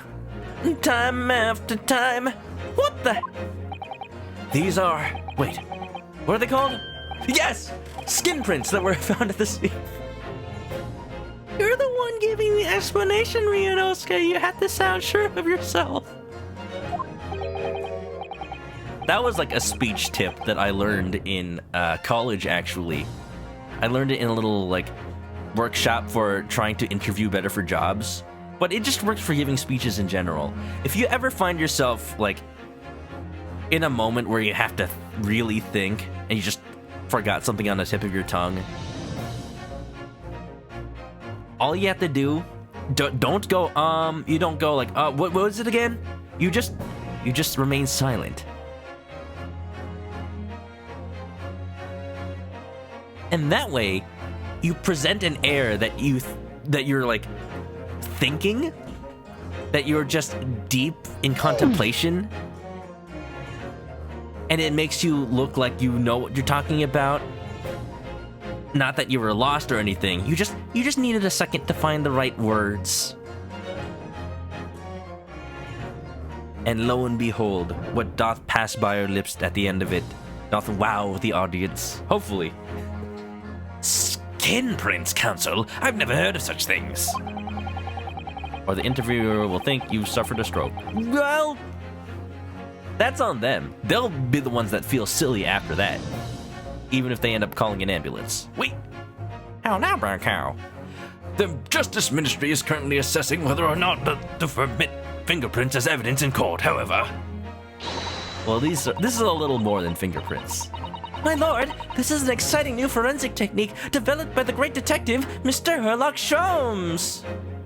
What did you say? Detective? No, after that. Sherlock Sholmes? That name! You are acquainted with him? Uh-oh. Just imagine Van Zieks. Well, yeah, Sherlock Sholmes said he knew Van Zieks. It reveals all the places that Mr. Shamspeer touched in his room. I've never seen anything like it. I mean, that's black magic, isn't it? Isn't it? Oh, well, if anyone could invent something like this, it's that great Shums fellow, that's for sure. I agree. This month's edition of Engineering Thumbs was quite fascinating. Way to make you feel old. No, it's not old. Actually, Verge, it just came out today. How would you know? If you weren't, 100% keeping up with the news. We found skin prints in many places that you would expect. On the table, on the costumes, here, there, everywhere, on my pants. However, Mr. Shamspeer also appears to have been touching some very unexpected places in his room. Phrasing. Like these chickens. There were skin prints on the chickens. For example, here. Around the hanging picture there. Indeed, multiple handprints appear to be visible.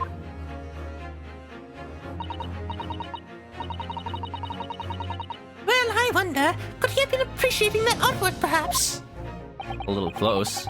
At first, my colleagues and I thought the same. However, imagine standing with your hands where the prints were, and you would find yourself directly in front of...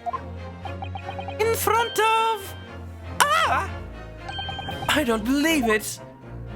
Oh! The gas lamp! Well, it kind of bends upward, so maybe not. Engineering thumb. That's a Sherlock Holmes story? It's horror-esque. That actually sounds kind of intriguing. It's not one of the ones that are still under copyright, right? I'd imagine. I'd be down to read it sometime. What if I did just like a live reading stream and read an actual book for everybody, huh? I've known people to do that. Usually with stuff like fan fiction, like, oh, at this many sub points, I'll do a fan fiction reading live on screen of like Sonic the Hedgehog / Shrek. Who knows? Probably that exists. I'm not gonna look it up. Still though, has regularly been standing with his hands to the wall in front of this lamp. Ooh, Shrek. Okay. You know it exists. No, I plead the fifth. I mean, I don't doubt it. Anyway. Right. So what have you been up to, you nut? Look it up, live on stream. TOS. I plead the fifth, me man. Also, welcome. I asked the court to recall juror number 4's earlier statement. Me? What did I say? You said that blowing into a gas pipe would make the lights in the entire building flicker. And if you recall juror number 3's statement... What? Me now? When the gas worker who visited home blew with too much force into the pipe, it caused all the lights in the gas stove to go out, and gas to start leaving to the rooms. You are not a nut. You are a pistachio, and you can be proud of it. Me, myself, I'm more of a cashew. Cashew making some good arguments in court. Oh! Obviously, if that incident was an accident. But the simple fact is, if Mr. Shamspeer would have blown hard into the gas pipe here in this room, you could have extinguished every other light and gas stove in the building at will. Crikey! Are you suggesting that the man purposefully caused the gas to... Objection!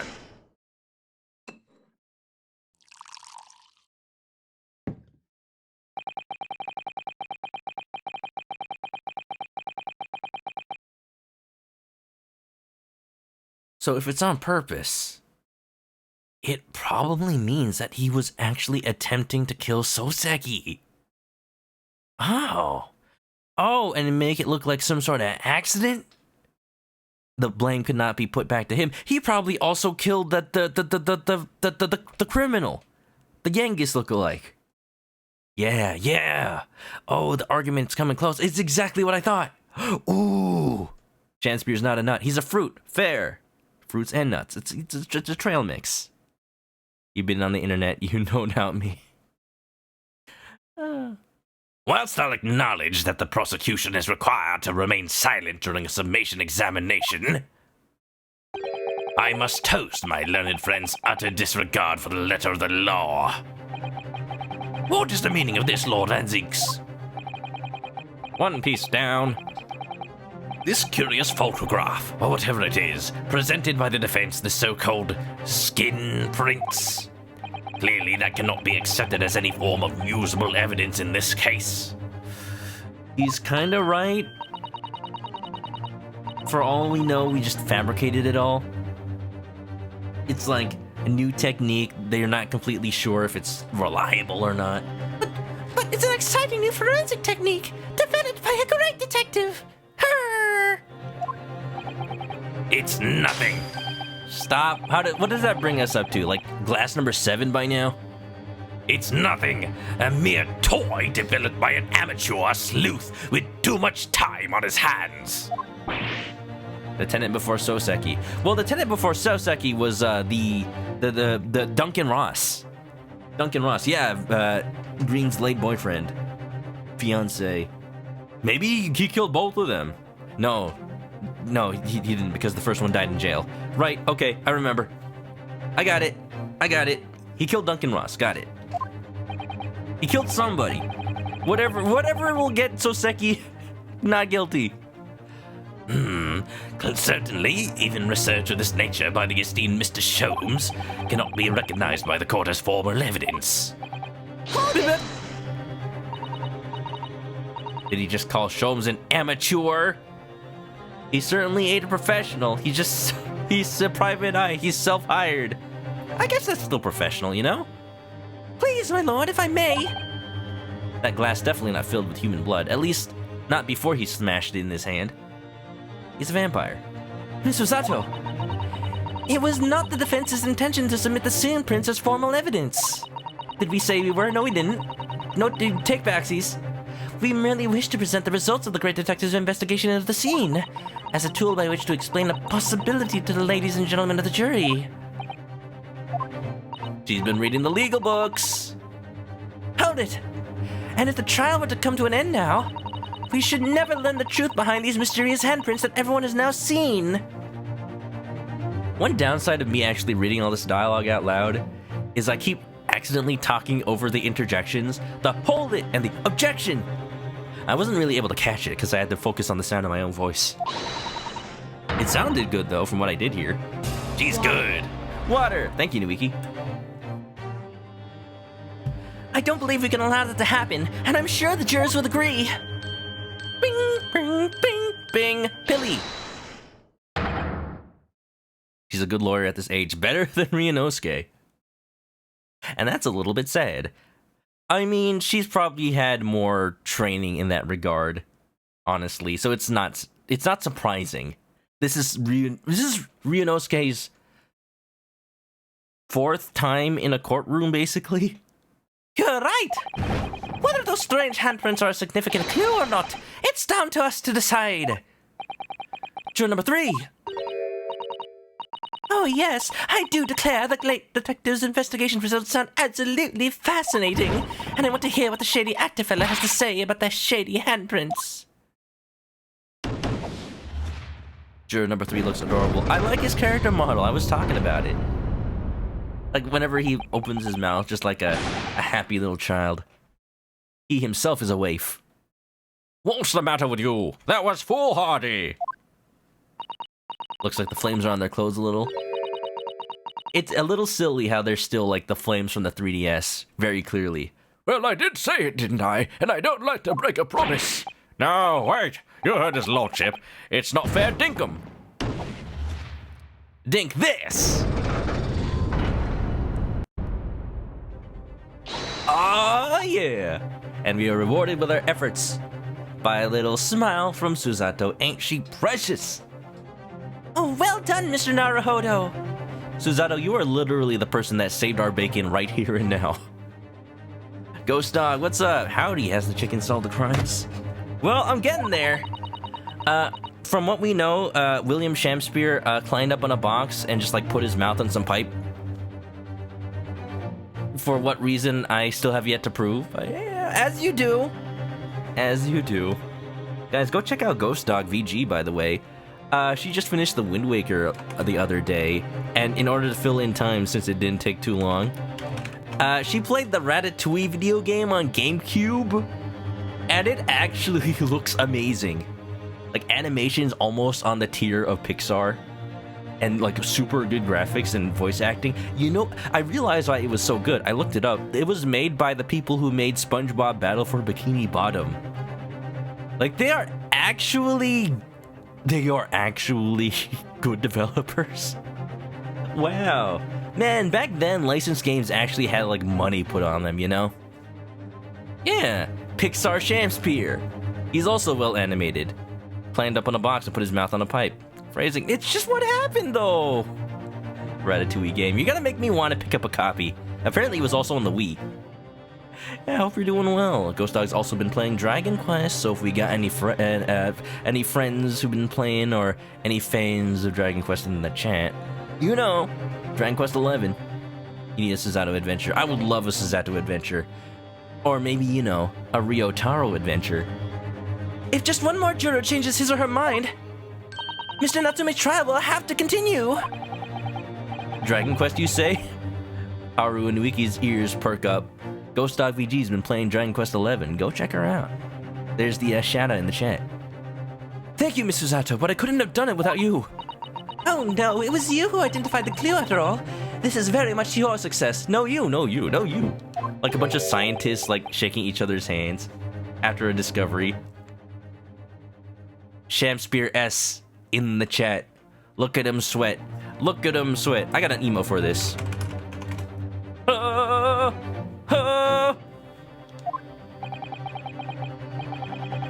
Talking about being thirsty and dehydrated, you're gonna sweat all that tea out, sir, if you drank any.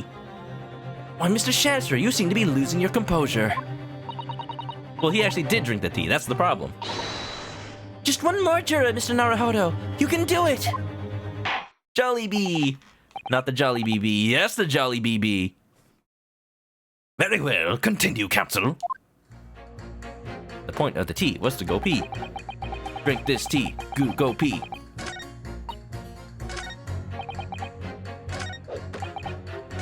So what we gotta do is convince at least one person to continue.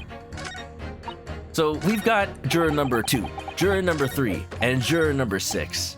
Which one of these fine citizens of England seem the most likely to budge on their position?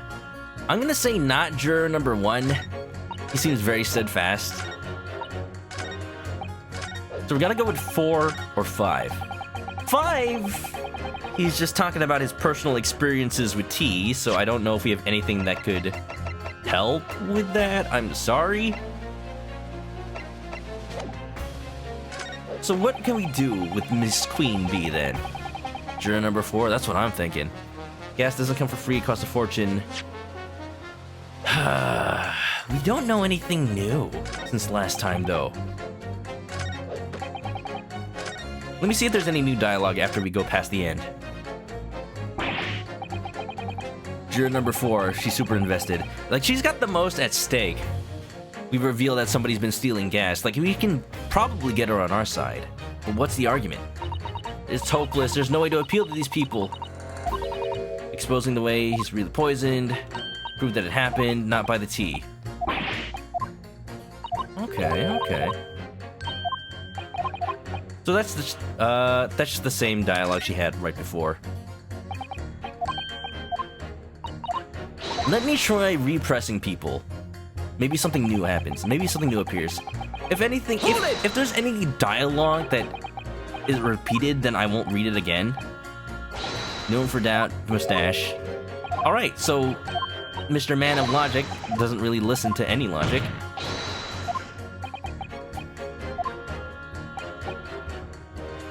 Unacceptable. Oh, no, wait, this is new.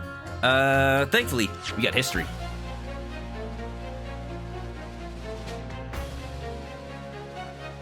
But the defense just demonstrated another possible explanation for the events on the night in question. What do you make of that? What, your so-called skin prints? It's an exciting new forensic investigation technique by the great detective himself. The numerous handprints on the wall were clearly out of the ordinary.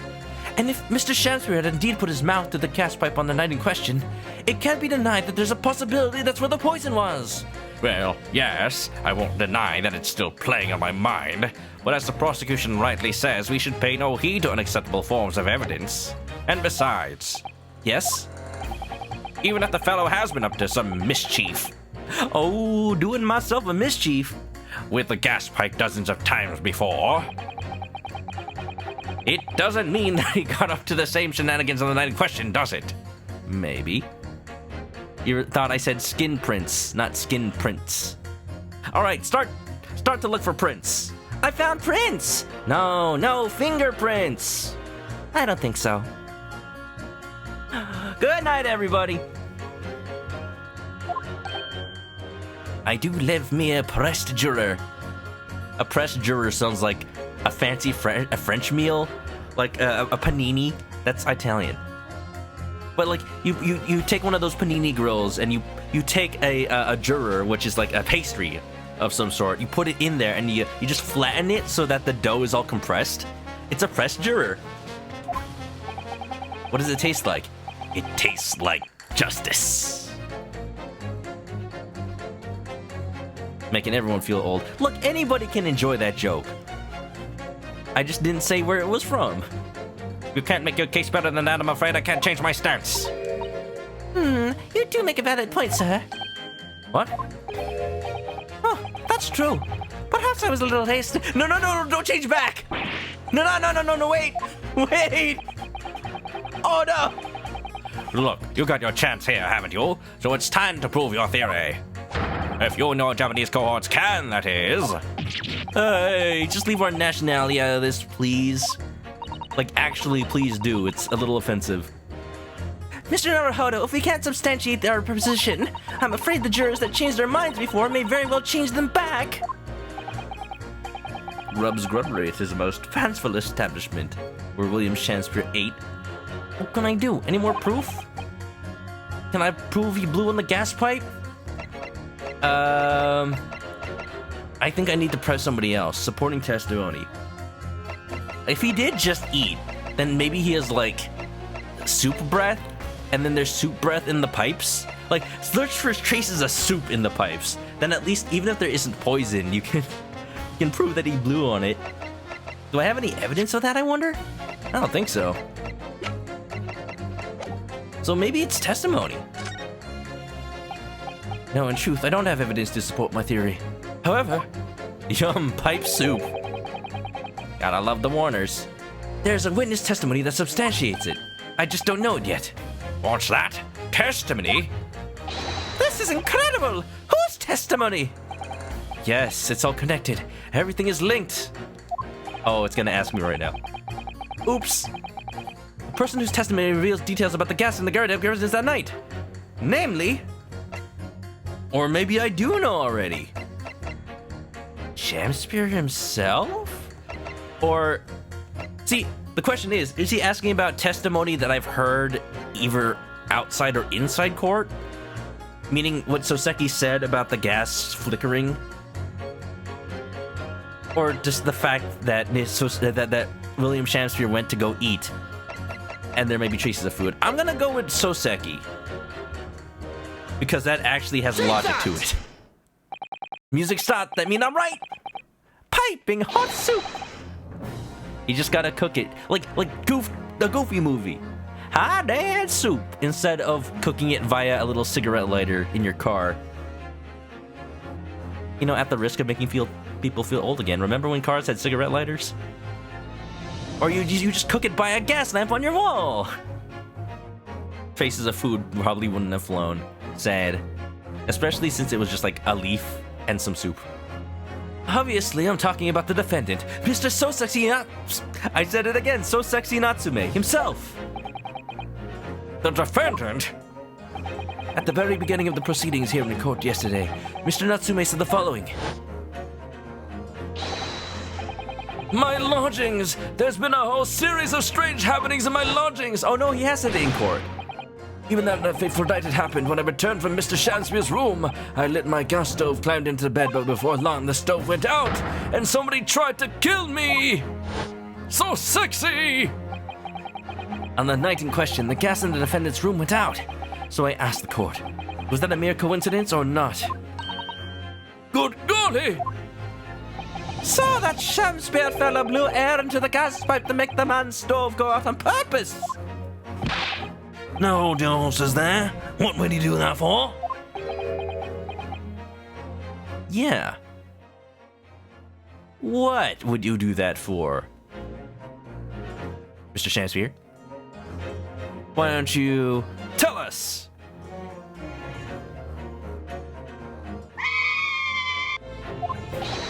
Mr. Foreman! What is it, man? Oh, he's sweating. We cannot allow judgment to be passed without this doubt while this doubt remains.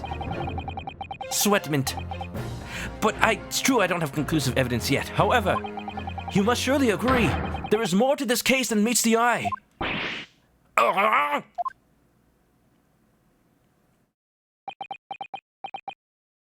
Get him. Fair enough. Like I said at the outset, I'm a man of logic first and foremost. Fire!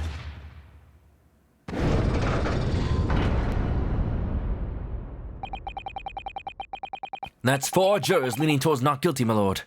We've overturned the decision.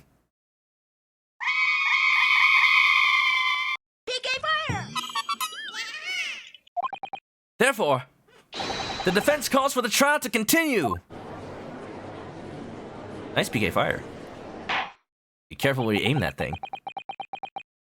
As the defense has rightfully indicated, the summation examination is concluded with a majority of jurors altering their decisions. I mean, convenient that it concludes right as the tipping point is reached. It's not so much as it concluded, it's just that, oh yeah, we reached the minimum, let's go. Kind of like how Danganronpa cases only ever end when you've actually figured out what happened. As much as Monokuma wants to say, time for voting! Vote now! Now! Vote now! Well, you don't know everything. Or else you'll find me out. 2 jury members now called guilty. 4 now called not guilty. They also released the chicken. Is that guilty or not? It's delicious. Therefore, the jury's opinion is conflicted, and in accordance with the law of this land, I hereby order the continuation of this trial.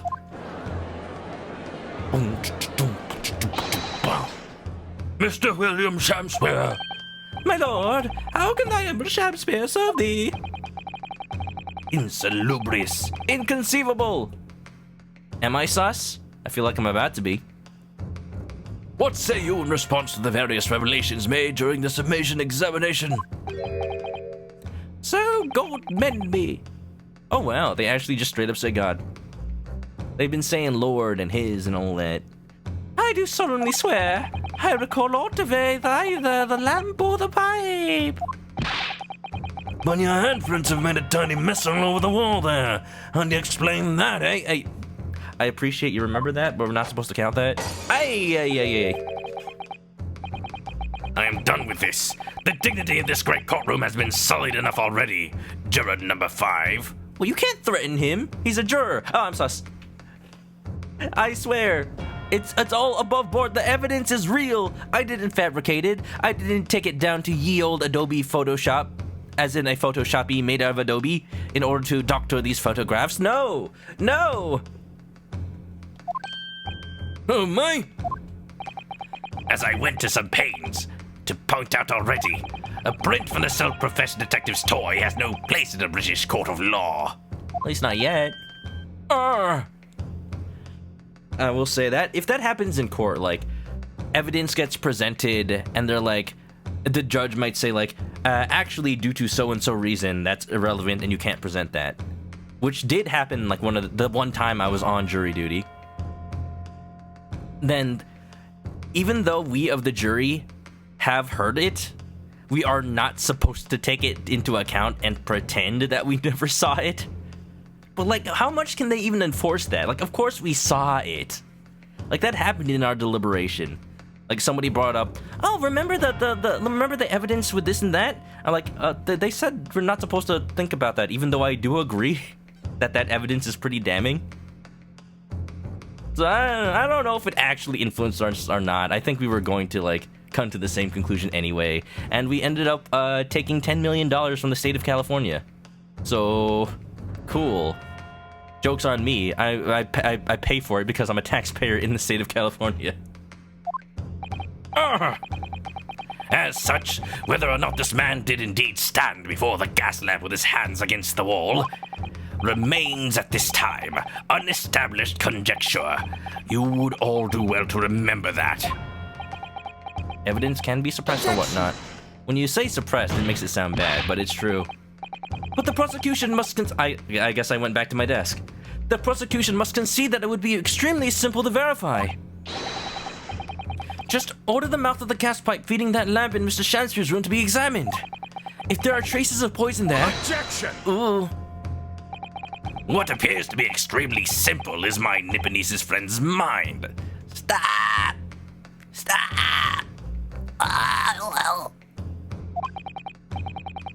Take a shot every time Van Zeeks is racist.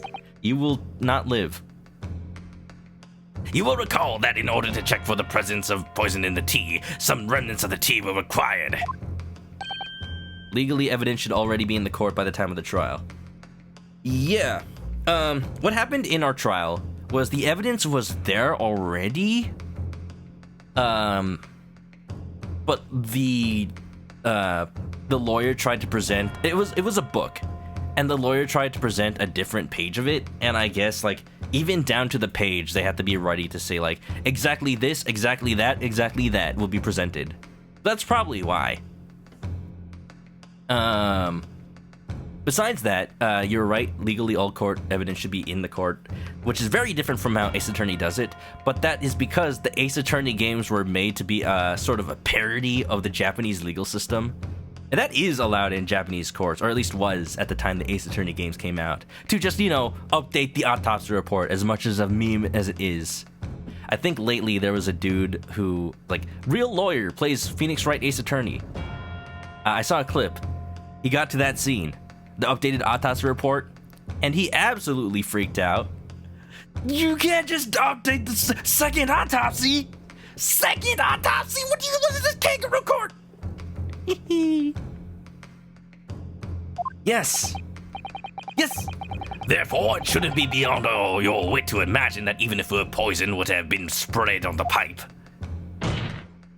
it would have completely evaporated by now, making any analysis impossible. I didn't think of that. I don't think of many things. There are pre-trial hearings where evidence can be challenged before initial trial. I have heard about that. I think that also happened during my court case. My court case was very long. It was 3 weeks. There was a lot of evidence. In any case, counsel, I fail to see what could possibly have motivated the man to do as you describe. Why on earth would this fellow have wanted to blow air into the gas pipework where he lived?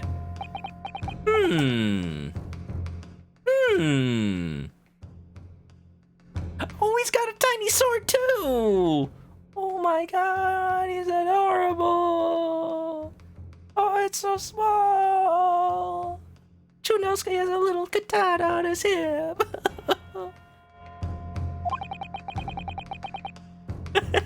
Kawaii. There's only one possibility that I can think of, and that is to use the leaking gas to commit murder. Your dad's a lawyer. Watched you play Phoenix Wright. He said the game made being a lawyer look super fun. Super fun, meaning it's not very realistic, huh? Yeah, it makes court proceedings look fun. Are they not? No. Not usually.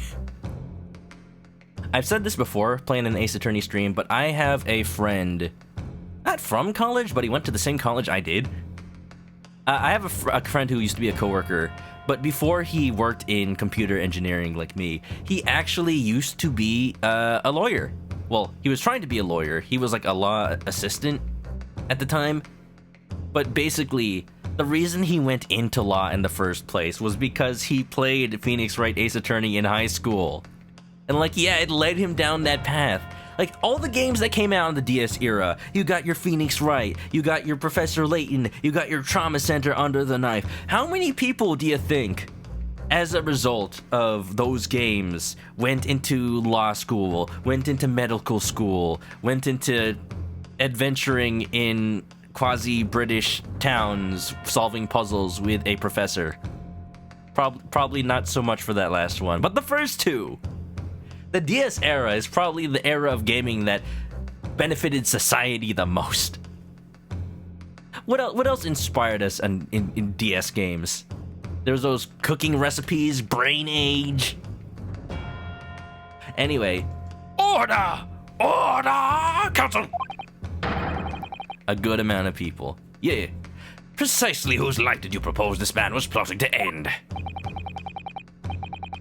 The answer couldn't be simpler. Now we've unraveled the mystery this far. Mr. Shamspeer wanted to end the life of Iris Wilson. How dare she is 10 years old. Now he is really... No, I'm sorry. I didn't mean to offend Mr. William Shamspeer in the chat. So sexy, Natsume! Take that! If a gas lamp were to go out, it would be noticed immediately, of course. But a gas stove, on the other hand, could be silently extinguished by the killer without anyone noticing. The Mario games inspired some plumbers. Inspired them to do what? Take mushrooms? You bet a lot of people from Japan and the States got inspired. You don't think it's a good thing that they went into law? Do you think we had too many lawyers right about now? Maybe. Mr. Layton's an archaeologist. Yeah, a professor of archaeology. So, you know, I like that. Was it the third game? Or was it the second game? One of them actually opens up with Professor Layton teaching his college course for once in his life. And you can walk around the university he teaches at, and the students are like, "Wow, Professor, I'm so glad I could catch one of your lectures since you're actually out most of the school term." Does he get paid to teach? Or does he just do it for fun? I live around these parts myself, so I know what it's like, eh? I can tell you, trying to sleep without the stove lit is pretty much suicide. You'd freeze to death in no time. Mr. Garrett, the landlord, has a large fireplace in his part of the residence on the top floor. In other words, it wasn't the landlord, but a fellow lodger whose life Mr. Shamspeer was trying to end. Outrageous!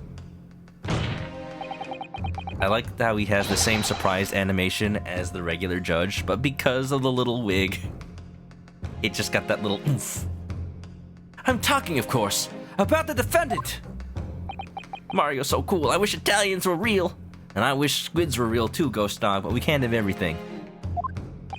Mr. Natsume isn't the villain in this case. What? He's the victim this man was trying to murder! Good gracious! I forgot to check if the little mouse was also pointing. I wish it would. Van Zeeks, that's not how you slam a desk. Do it right. The accused is actually the aggrieved? Interesting. However, the fundamental facts of the case remain unchanged. Namely, that the accused is the aggressor here. What? How can you still claim that? let us indulge your fancies for a moment and assume that there was indeed poison on the mouth of the gas pipe. The question that then arises is, who put it there? He did, himself. Of course. Who did put it there? The only logical conclusion is that the person responsible was aware of this man's trickery with the gas supply and his intent to kill. No way, no. You're turning it against us. Yes, that would indeed seem logical. If the assailant were unaware, how would he or she have known to lace the end of the gas pipe with poison? So now we must ask, how could anyone have known of Mr. Shamspeer's murderous designs? You mean to suggest? Naturally. The sole possible answer to that question couldn't be more obvious. Only the man whose life was being threatened could possibly have known. What? In other words, the person who put the poison on the gas pipe in what was a clear retaliatory attack could only have been the accused, Mr. So Sexy Natsume. No! No, the green lady's the murderer. No, not her! She was almost killed. Coincidentally. Whatever Mr. William Shamspeer may or may not have been contrived to do, he was nevertheless the victim of a potentially lethal poison attack. And the only person who could possibly have perpetrated that attack is the accused, Mr. Natsume. Ting, ting, ting. The defense counsel's theorizing has failed to avert suspicion from the accused. Far from it. Van Zeeks, I hate that you're right. This is exactly what I've been talking about. Sort of like Edgeworth in the later games. Like Phoenix Wright himself. He goes along with the arguments being presented. Like he absconds. What does abscond even mean? He admits to the truth when evidence is behind it. But he still finds a way to put it according to his own view of events. He's good at his job. He's good at his job. I hate that he's so good at his job. I hate that I love him so much. In fact, now that a clear motive for the poisoning has been successfully established. Olive Green had poison? Well, just at the hospital, nowhere near Shamspeer's apartment. That suspicion is greater than ever. Van Zeeks works on multiple levels. And they're all above me. Would you not agree, my Nipponese friend? Abscond means to escape. Oh, okay. Then he does not abscond from the truth. Snake? What happened? Snake? Snake! How did he manage to turn that around on me so rapidly? Mr. Naruhodo, you must respond. Snake? Otherwise, the members of the jury may well change their leanings against us again. And this may be our last chance to gain the advantage. Oh. What advantage? But it would seem that somebody put poison on the gas pipe in Mr. Shamspeer's room. So we must name that person now and absolve Mr. Natsume of guilt. You mean name the true culprit? I know it might sound impossible, but if we fail to do that, I have no doubt that Mr. Natsume's fate will be sealed once and for all. Wait a minute. Nuiki, you may be onto something. Miss Viridian Green. I'm just thinking, who, if not Natsume, has anything against Mr. Shamspeer at all? And if he is the one who got Duncan Ross poisoned due to gas poisoning, if she knew that, oh, she'd be out for revenge.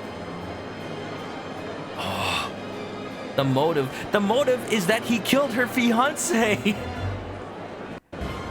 And he was definitely important enough to her. What happened yesterday proved that much. Oh. Adam, what's up? You've come to a shocking revelation. Oh! I am going to throw this in Van Zeke's face so hard! I have no doubts that Mr. Natsume's fate will be sealed once and for all. What was Shamspeer's motive? Motive for killing Duncan Ross? Because he took the apartment that Shamspeer wanted, the middle flat. Probably something to do with maybe a secret treasure that was in there. Yeah, because of the criminal that used to live there. Maybe he hid treasure in his room, and it's like, oh, I need to get into that room. Please, let me rent out the middle flat. Yeah, that's it. It's all coming together. As it happens, one possible culprit does come to mind. The evidence, the poison. It's all pointing to a particular person now. Oh. So she was lying about getting the poison from the medicine cabinet. It's the poison she had to poison Shamspeer. No, wait, you're right. The prosecution calls for the jury to consider their leanings again. I trust you'll make the correct choice this time, Mr. Foreman. What? No, oh, don't you worry. We know exactly what we...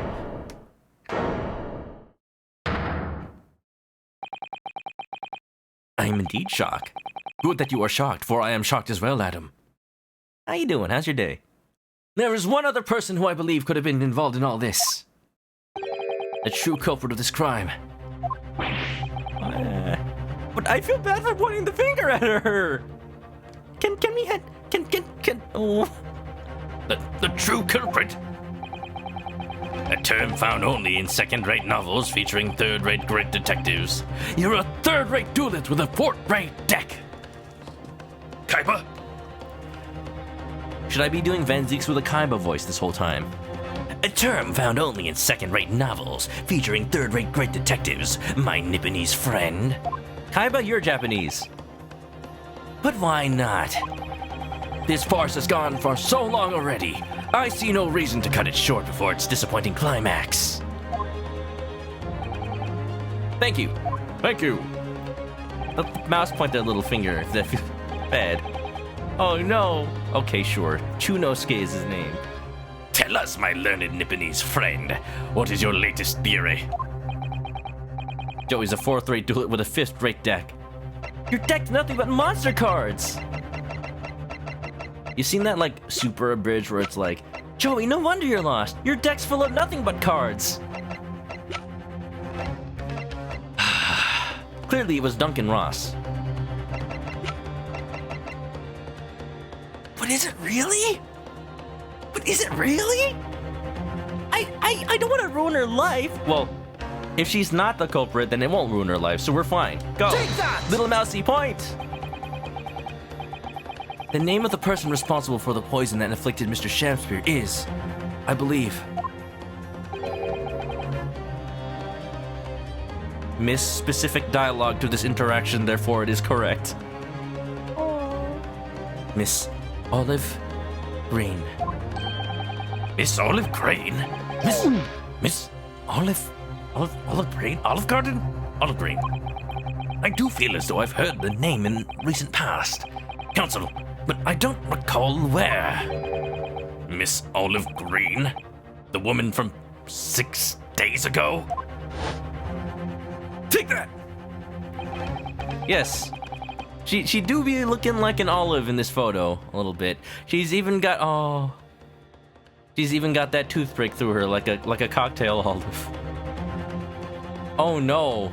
Oh no. The localized name works better than I thought.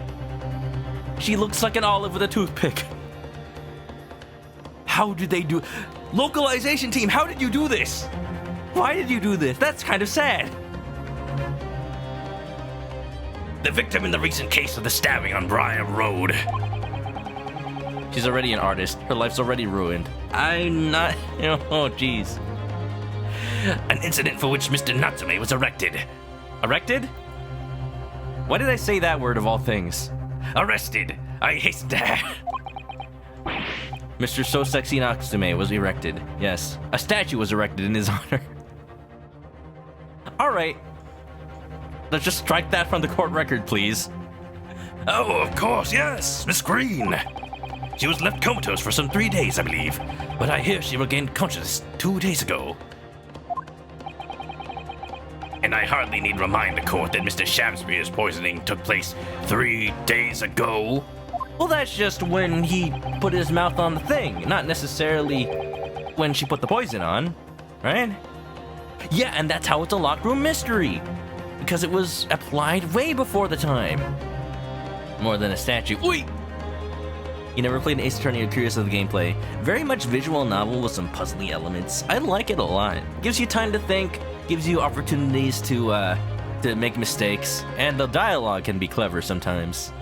Given that the woman was lying comatose in our hospital bed at the time, she appears to have a rather fine alibi. Not really, no. Oops. True, on the night the incident occurred, Miss Green was in hospital, unconscious. So on the face of it, it would seem that she couldn't possibly be responsible. But still...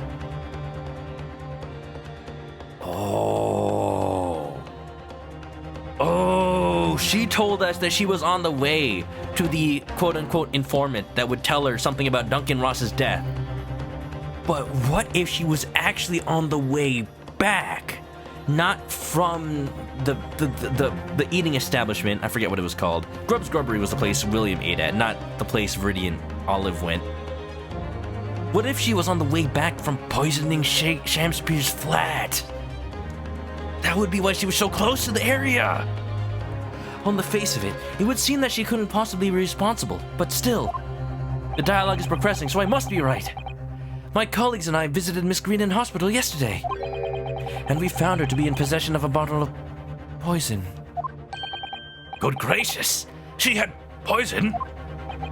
And there was another fact that links Miss Green to this case as well. The defense requests that she be brought to the witness stand in order to explain the details to the court.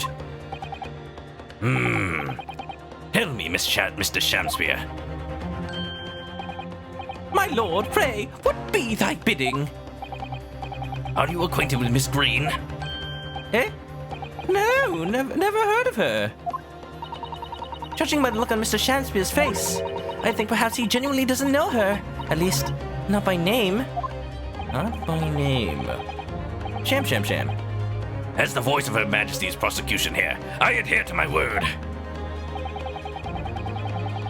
We will see my learned Nibonese friend's farce through to its conclusion. I appreciate that. The prosecution requests a short recess, my lord. I would like to play some dodgeball, maybe a little tetherball. Ooh, would you also like to build a sandcastle? Not with you. Oh. The prosecution requests a short recess, my lord, in order to subpoena the witness and bring her here. Subpoena. Yes, Miss Olive Green. I love that idea. Indeed, my lord. 1 hour should be sufficient. Are we about to break right now? Oh, it's a little short to end stream. But if there is a break, I feel like the trial's a lot longer. Very well. I shall grant the request. Who must be this rotund maiden? Rotund, I say... Diak. Excellent, I hope. What is it about a snowman? Would you like to build a snowman? Would you? Come on, let's go outside and play. You hardly see me anymore. Behind the door. It's like you've run away. The defense has made a most extraordinary accusation, I must say. But at the present time, I feel the prosecution's argument remains largely uncontested. Accordingly, I'm afraid the defendant and his culpability remain the sole subject of the court's attention. Thank you, counsels. We reconvene in 1 hour. Court is adjourned. Hi, so Sapphire, how you doing? Ryunosuke be looking good, though. He got that drip, he do be styling. That custom clothing. I'm glad you agree. I paid money for this DLC outfit, except I actually didn't. It just came with the Chronicles version, so I'm very happy for it. Tell you what, since it's still pretty early, I'm gonna keep going. And assuming that the next half of this trial is, like, we're gonna have to finish the trial and then do the, like, conclusion, right? Assuming this is the end. Like, Oh, thank you for defending me, says Soseki. Like, oh, I can't believe that Viridian Green was actually a human olive all along. Oops. Spoilers. But, whatever's going on here, I think we got a little bit more time. It's only 2.5 hours of stream. I gotta keep going. Something wicked had transmogrified Ryunosuke into a mouse, and Viridian into an olive. You like the samurai sword? He's dangerous. You like your lawyers dangerous, huh? 23rd February, 11:32. Old Bailey defendant's antechamber. Wait! Joyful June and jumping jacks! Jehoshaphat! You got the Twitter update. Oh, yeah, there was an update to Twitter today. They updated the font, and it just looks weird. And also, they changed the color scheme so that light mode is eye-searingly white. Thankfully, I used dark mode, but still. Hopefully all the backlash, I almost said lashback, backlash to the update tells Twitter that maybe not to fire their old graphic designers. Oh, Sister Natsume, I'm so glad for you. I'm so plaid for you. Look at how plaid I am. I'm like a kilt. He's very alliterative. Apparently that is a form of Japanese poetry where you say words. I guess the equivalent is kind of alliteration. I forget the exact term for it. Hold on. I know it's in the notes for the Scarlet Study translation. I can look it up. Here we go. So here we go. Soseki's forward exclamations are yoji kugo. Yoji jukugo in Japanese. They're compounds of 4 kanji, either as a brief summation of a concept or as an idiom for some wisdom. So it's like, because they're kanji, they can mean something as a whole, but the individual kanji can also mean something, so I'm guessing that's how the poetry is supposed to work. But we don't have kanji in English, clearly, so it just alliterates, I guess. Man, the original writers must have had to have been really clever. Yoji Jukugo does not sound easy. Locum student Mr. Naruhodo Esquire and non-locum judicial assistant Miss ManokAdobo Esquire. Every time he talks, it's an entire mouthful. Now finally, at long last, there can be proof. Proof that I'm innocent, and proof that my tea is innocent and delicious. Good morning, my dear fellows. Shams, you made it! Could you have been a little earlier, please? Oh! You like the type that could protect you. The type that could be dangerous to others. There you go. Herlock Sholmes! He's not German. Half forehead. May you drink my tepid tea and fall forever silent. You just said your tea was safe. I thought the tea was innocent. You like the 4 letters thing more. Oh, is that what they did for the original translation? Remind me if you watched me play the fan translation. So, Windy, basically. What? How did they handle it? They did just single letters? Interesting. Oh, Mr. Sholmes, you came! How wonderful! Hello there, Sholmes. You seem to be a little exposed. There's a draft in here, apparently. All the better to deduce with. Please, save your derision. I know what you're all thinking. Excuse me, who is this? It's Herlock Sholmes. Famous detective. You know, Herlock Sholmes? You know, you've heard of his books. Remember when, you remember that famous novel, Arsène Lupin versus Herlock Sholmes? It's him! He's the one that travels with Mr. John Wilson, Watson. And he says, "The high school, my dear Watson, Wilson. High school. Elementary." Good morning, he says, when it's very nearly time for luncheon. You know, remember I'm being sexy. No, that's Natsume. That's so sexy, Natsume. This. Don't be intimidated, Squidward. Try to imagine him in his underwear. Oh no, he's hot! Your scorn is written clearly across your faces. Oh no! Yellow Pikachu, welcome to Shakespeare. Sholmes' chest. Nobody said or thought anything of the sort. Porque no los dos. The truth is, I was determined that today would be the day. As sleep seduced me last night, I thought. Ladies and gentlemen, he can be seduced. Tomorrow, for once, I shall not oversleep. I'll rise early and be present in court to support my companions. Thanks for the clip. Although he's hot. Such spirited determination has a beauty all of its own, does it not? Oh, yes! And then I began to muse on the subject. Why do people oversleep, I queried. Why, time after time, do they make the same foolish blunder? Now's not the time to be all the thinker about it. Somebody's going to whack you across somebody's head who just returned from a trip to Paris. And the answer came to me at once. It's so delightfully simple. People oversleep because they sleep. Where are the bongo drums at?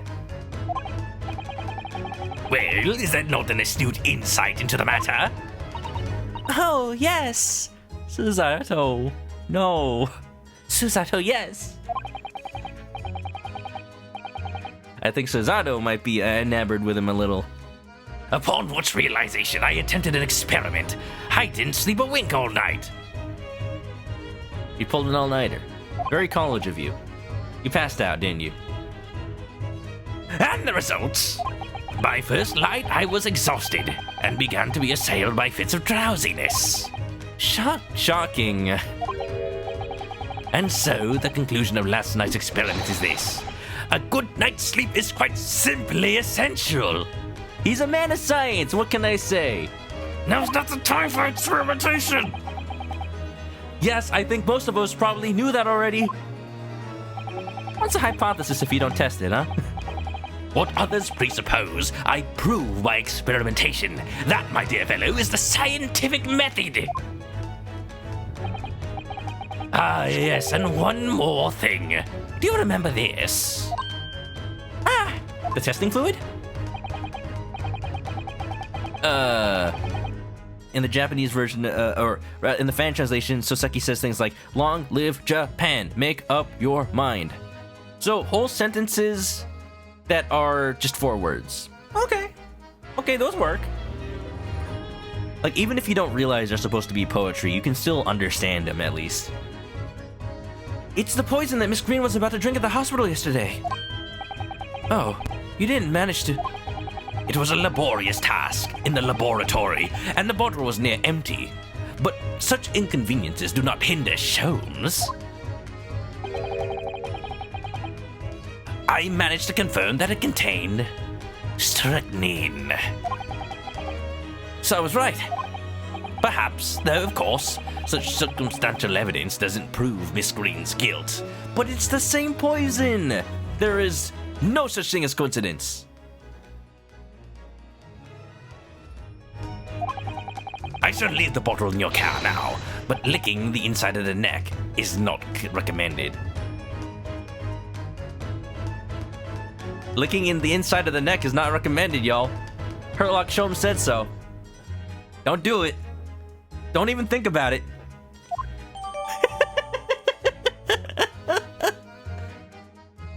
Okay. Bottle of poison, traces of slow-acting strychnine.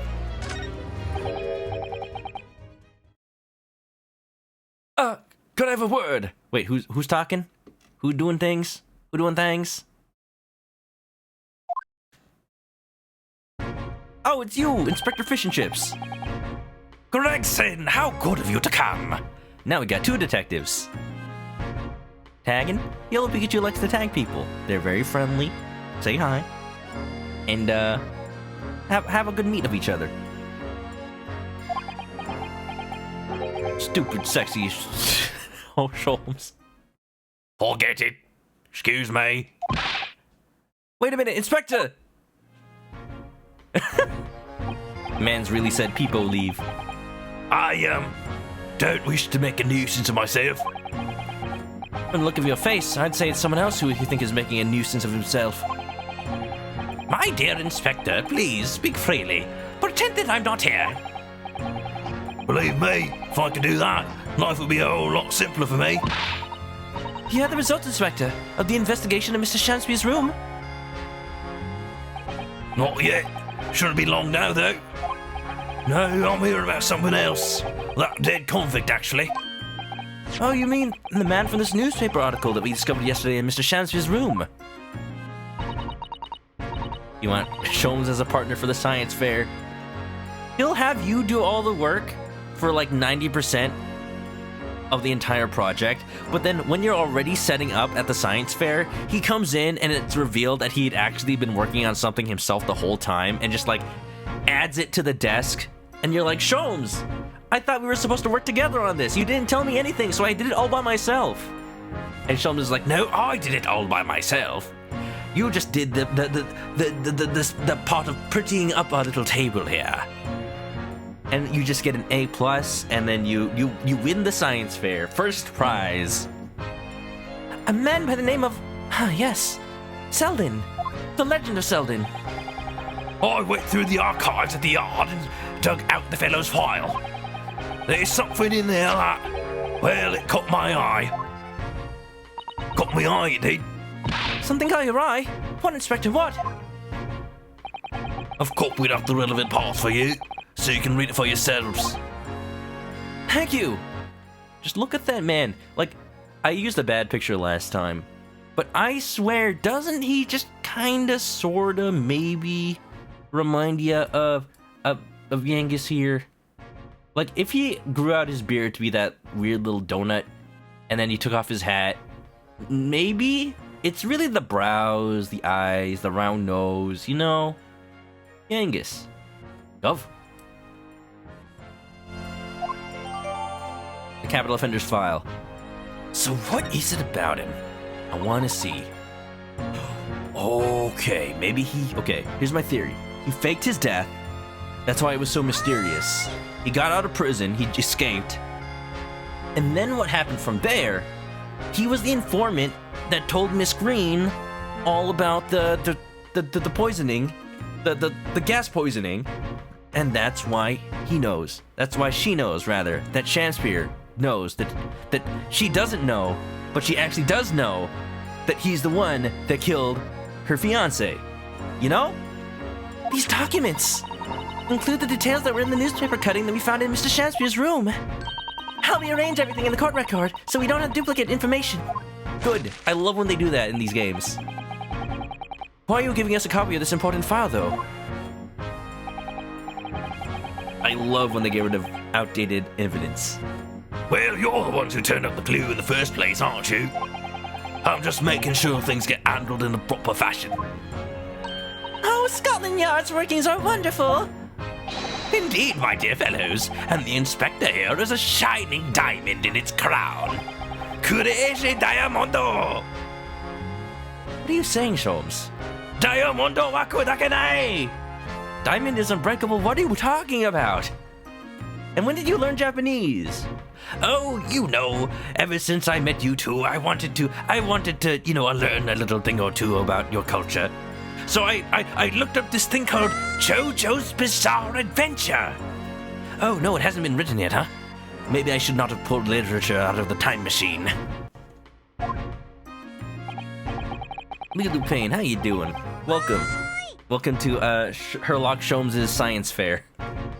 Look, I don't want to be beholden to a lawyer, that's all. That's all it is. Soon, daddy. Back to the court with us. Oi, Gov! Yeah. Hope you're doing well, Lilu. Guys, if you don't know, Lilu Payne is the person that drew the official Drewby body pillow with Cherby on the back. So, you know, I got some skills, if I do say so myself. Counsel for the defense and the defendant. Court proceedings are about to resume. Make your way into the courtroom at once. Bring in the dancing lobsters. Well, I shall leave you then. I will be listening with interest from the public gallery. Not nodding off at all, certainly not. Thank you, Mr. Sholmes. I'm rather tired of seeing Mr. Mustache in floods of tears, personally, so the best of luck to you. Look who's in the Mr. Naruto Esquire! Yes, Mr. Natsume? It's time, isn't it? Yes, this is it. Miss Olive Green and Mr. William Shamspeer. This is going to be the final battle. Ooh, boy! Ooh, boy! I need to check my court record. Did I get anything new? Got the bottle of poison. Let's take a look at it. First rule of the 3D Ace Attorney games. Whenever you get new evidence, look at it in 3D. Shom said in case 2 of the first game, he knows simple characters. The word harakiri. Basically seppuku. Yeah. I heard it's like an alternate reading of the same letters. Yeah. So, oh yeah, he does. It's cool that he's actually cultured of a man. More cultured than I, you know. Oh yeah, and you know, if you don't know, I did amiibo cards for Drewby. Yeah, that did happen. I've shown them on stream before. You guys want a sample? Do I still have a picture? If I still have a picture of at least one, here you go. Here's my favorite. Gee, I just wonder what Ganon's up to. It sure is boring out here. I'm so hungry, I could eat an Octorok. How about a kiss? For luck.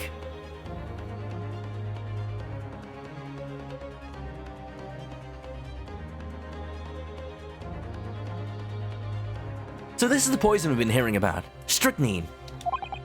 There are a few remnants on the bottom of the bottle here. Look. You mustn't be tempted to try it. Of course not. As long as we don't lose this truck. Don't even joke about that, man. No! Even if we lose the trial. Which we're not gonna. No, we mustn't lose this trial in the first place, Mr. Naruhodo. Make your mind up, Susato-san. Stop telling such morbid jokes, Mr. Naruhodo. Who are you, me? Capital offenses. Oh, here we go. Scotland Yard's file, Selden. Newspaper, dying and illness in prison. Ryunosuke, gosh dang. Victorian era, poison everywhere, huh? How many poison murders are in this game? Well, a lot. And a couple in original Ace Attorney series as well. More often it's injury, but it's almost always murder. Yeah, all I'm gonna say is there's pretty much just one case in the entire Ace Attorney series, of the games I've played at least, that isn't a murder. At least, you know. Go play the game to find out all about it. That's all I'll say. Investigative findings related to Selden. 18 counts of burglary, 6 counts of suspected murder. Back in my day, we had to walk 15 miles to get to school. In the snow, and it was uphill both ways. Died of natural causes, prison, final moments witnessed by a cellmate. What's the cellmate? The estimated 1,000 pounds worth of loot still remains uncovered, so it's gotta be in the apartment, the flat. Condemned criminal dies of natural causes of prison. Manchester Strangeways Prison announced the death of convicted murderer assaulted by natural causes early in the morning, suffering some fever since the end of October. Fever? Alerted by shouts of fellow cellmate, unless they're already dead. Oh my way, Moshinderu, if it's capital punishment, we carried out. Alright. Nothing much that we don't already know. I see it took away the newspaper clipping as well.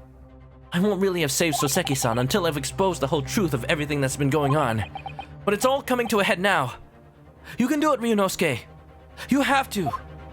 I have to. If he was me, he'd be making innuendos. What do you mean? You're accusing me of eating my endos? I'm a clean chicken, I'll have you know. 23rd February, 12:30 p.m., Old Bailey. Did we eat lunch? I'm hungry. I had carne asada fries for dinner from one of my favorite Mexican food places. It had the works, you know, it had the sour cream and the refried beans and the guacamole. Oh, delicious. I don't know how they do it, but it's that perfect blend of like, make all the toppings and sauces juicy enough that it's got that flavor, yet it doesn't make the fries soggy. They're so good. Carne fries, yeah, man. So good. And if you've never tried them, go to your local Mexican restaurant if they serve nachos in any way, and if they have fries, they'd probably be down to just make them. Probably. In the name of Her Majesty the Queen, I hereby declare this court to be in session again now. Carne asada this. Yes, that is beef. Before the recess, we heard a most startling accusation from the defense. Namely, that the victim of the case we heard here only a few days ago is the true perpetrator of this incident. Never would have imagined that. No siree. Alright.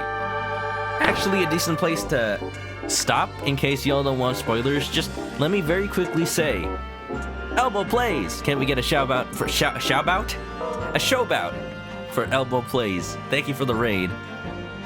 Everybody, we're playing Ace Attorney, which is a heavily story-based game. Great Ace Attorney Chronicles, the collection that just came out a few days ago, a couple weeks ago now.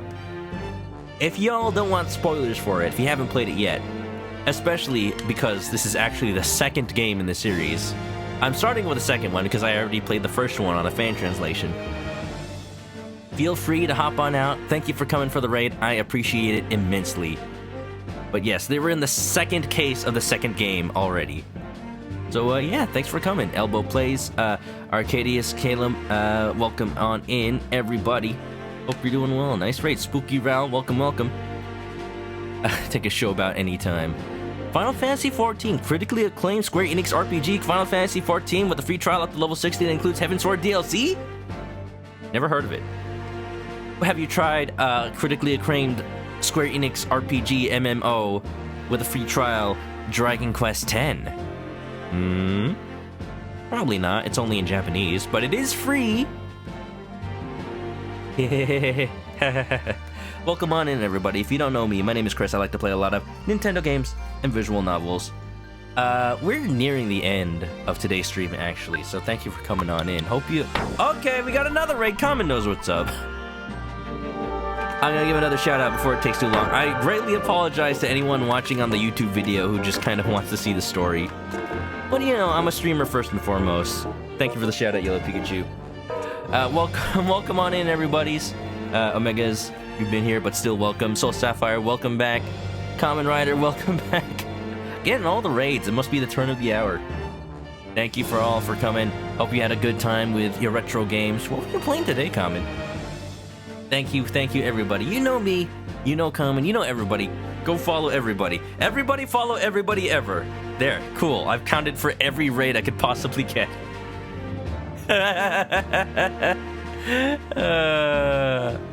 Yeah, Elbow. Thanks for coming on by. Have a good time, and thanks for raiding. Go handle your business. So spoiler warnings out there. Continuing the game. Tis a second raid. William Shamspeer here in the chat himself. He sells churros, apparently. Namely, that the victim of the case we had heard here only a few days ago is the true perpetrator of this incident. That's technically a spoiler in and of itself, so I warned y'all. A reckless, rash, and prejudiced charge. Prejudiced? Oh my, not in this courtroom, no. No prejudice here. Charge of wrongdoing, in my opinion, my lord. However, the prosecution has tried to extend every courtesy to this amateur newcomer from dubious eastern shores. No prejudice here, Your Honor. Thank you for that backhanded consideration. A rather cold assessment from the Honourable British Prosecutor, I must say. So, Lord Van Zeeks, is the new witness present and ready to take the stand? For those who just raided on in, I've been doing like a Colonel Volgin voice for Metal Gear Solid 3 for Van Zeeks, but with a British accent. Because he's just that strong. He probably could shoot lightning from his fingertips. Ready and waiting in the witness's antechamber, my lord. We acing these attorneys, you know it. What's up, Rex? How you doing? Very well, bailiff. Bring in the dancing lobsters.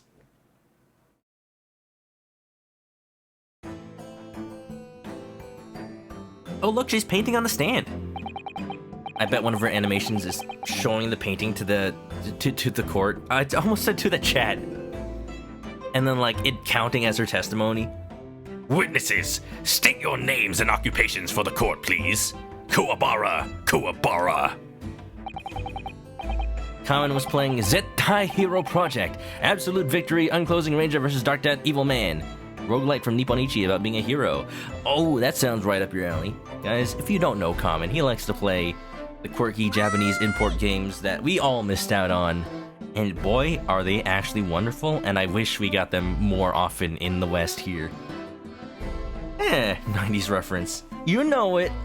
It's a court. How many other courtroom style things can I reference? I never watched Law and Order. I watched The Amanda Show. William Shamspeer, my liege. For mine occupation, I can say only that I be a tragic victim to be pitied. Not even gonna say thespian. Currently unemployed, in other words. I'm olive green. I'm a fledgling artist. Well, no. Not a fledgling, really. A hopeless failure who's too weak-spirited to admit she has no talent, I suppose. But you've admitted it, so that means you're not weak-spirited. Ha! You got that at least. Also unemployed. Also. I'm telling you, I must be a Capcom writer. Also currently unemployed, in other words. What a coterie. Is it anything like a charcuterie? Mr. Shamspeer. Just dumping over all the artists. Look, it's okay because she is an artist, and according to, the modern internet, self-depreciation is in. Don't. It's not. It's not funny. It just reinforces depressive mindsets. Like, actually, try not to do that. Like, I know people's minds can play tricks on them. I know. But at the very least, you gotta catch yourself when you say such things, because it leads yourself into a dark spiral, and you do not want to be there. From what I've heard is a tip where, like, for any time that you would give yourself a self-deprecation, deprecation, not depreciation. It's like, what are you, a car? You would actually give yourself like a fake compliment, but in a way that's like, clearly it's false. So you're just like being sarcastic to yourself, but the words are still a compliment if they were to be said seriously. Like, oh yeah, I'm an artist. Oh yeah, I'm a great artist. I'm like the best. People flock across the block to buy my works because I'm so awesome. Like, even then, it's still a little self-deprecative. But it's sort of that subliminal messaging to yourself that, like, oh man, can't you do this? I thought you were awesome. You end up, like, over time, it doesn't work for everybody, of course. I don't mean to be like an armchair therapist, but I've heard that as a tip, that sometimes it can help you, like, positively reinforce yourself. And that's just a tip I've heard from people online who claim to be therapists, but could very well be lying. So I just wanted to put that out there. My lord, I am thy humble servant. I'm afraid that you are no longer merely the victim in this affair. Van Zeek's so backhanded. Too clever for his own good. The possibility has been raised that you are in fact the assailant, intent on taking the life of your fellow lodger. The part you have played in this whole business will be thoroughly scrutinized, I assure you. I would for not... Did I hear a harp? I would for not else, my lord. And Miss Green, Yes? you are aware of the reason you have been summoned to this courtroom today, I presume? Mimiku, how you doing? Yes, the officer did explain. He said I poisoned this ridiculous buffoon. Right there. And you just beat the devil out of it. And do you accept the charge, Miss Green? Common's gonna get food. Get something good, Common. Thanks for the raid. Hope you have a good night. I don't know anything about any poisoning. Not even the attempted one on yourself? And I don't know anything about this man. Come, lady. Die to live. Don't. verily, I know not thy prickly pea-pigmented personage. Pea-pigmented. 'Cause she green. Ah, you're green. Those eyes, they're rookie eyes. Very well. Let us proceed with the matter at hand. That being to ascertain whether or not Miss Green has any involvement in this affair. It's all very strange. Very strange indeed. Why would you suspect me? I barely ever go to the East End anyway. It so happens that I passed by that neighborhood 6 days ago. That's all. You know, she's kind of got the shifty eyes going on. Not to the same extent that Ryunosuke and Suzato had, but it's definitely there. Am I sus yet? That's your cue, chat.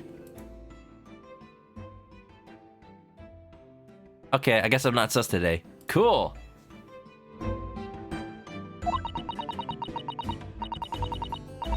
A mild amount of buffoonery here and there.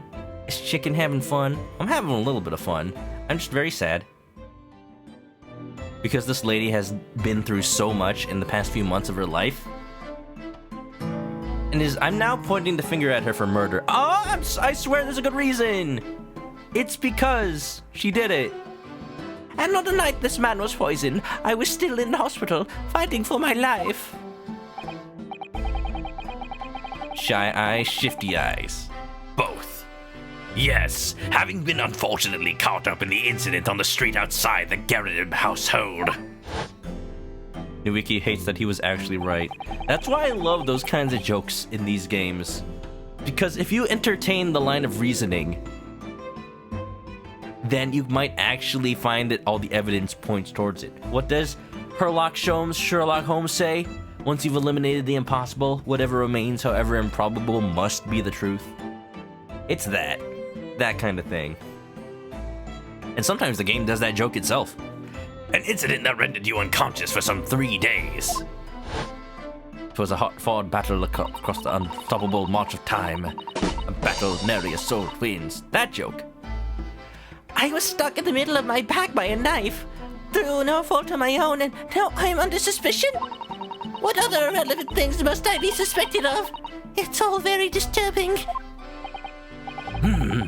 Your energies may be better spent worrying about random knife attacks, I feel, Miss Green. At this point in time, all that appears to connect you with Mr. Shamspeer's lodgings is the Briar Road incident of 6 years ago. Wait a minute, got another raid again. Never gonna continue this game. I'm very sorry for the people of the YouTubes. It's okay, they probably already left. Ooh. Church, thanks for playing. Thanks for playing Halo the Master Chief. Hope it went well for you. Hope you had a good time. I think I've seen you around. Was it Common and Drewby's streams? Welcome. If you probably have an ad, so I'm just gonna wait. That's why. We would like you to testify formally now about exactly what happened. Oh no! The incident 6 days ago? You think you want me to relive that awful accident? Friend of yours in Smash Potatoes. Wow. Well, thanks for coming on by. Whether you can hear me or not, I appreciate the rate. We're playing a voice acting kind of game, so I can't really sit here and address chat, but I hope you had a fun time. I hope you had a very fun time. And I do like me some Halo. I've been thinking of playing the games at some point. Unfortunately, yes. Please tell the court what happened that day. And of course, we will be interested to hear from you about your movements that day too, Mr. Shamspeer. If that is your real name. Eh? But what happened 6 days ago has nothing to do with me being poisoned. It's slow acting. Maybe it's that slow. Let us proceed then. The witnesses will present their formal testimony to the court on the subject of the incident that took place on Briar Road the evening of the 17th of February. Church waited for the ad. Well, hope you had a fun time. Thank you for rating. If y'all don't know me, I play these kinds of games, whether they be Nintendo, Japanese games, games with voice acting. You know, it's my thing. So sit back and enjoy, you know? Evening of 17th February. you. That's my purse. I've accidentally given Olive Green a Bobby Hill voice, and I don't know how to feel about that. She also kind of looks like Bobby Hill. I will admit. Just like ignore the top part of her head. I'm so sorry. I'm so sorry. I'm okay, Dad. She says after being struck in the back by a knife. It was 6 days ago, at about 5 p.m. I was walking along in the snow when I was suddenly stabbed in the back. Coincidentally, Oh, that's actually an adorable animation right there. it happened to be just outside the lodge where the men in this case had their lodgings. I was at the tavern on the eve of which thou speakst for. I had bespoke my supper. It was the first time I'd been in the area. I had a little matter to attend to. That's all. Anyway, I was admitted straight to hospital, so I knew nothing about all this business.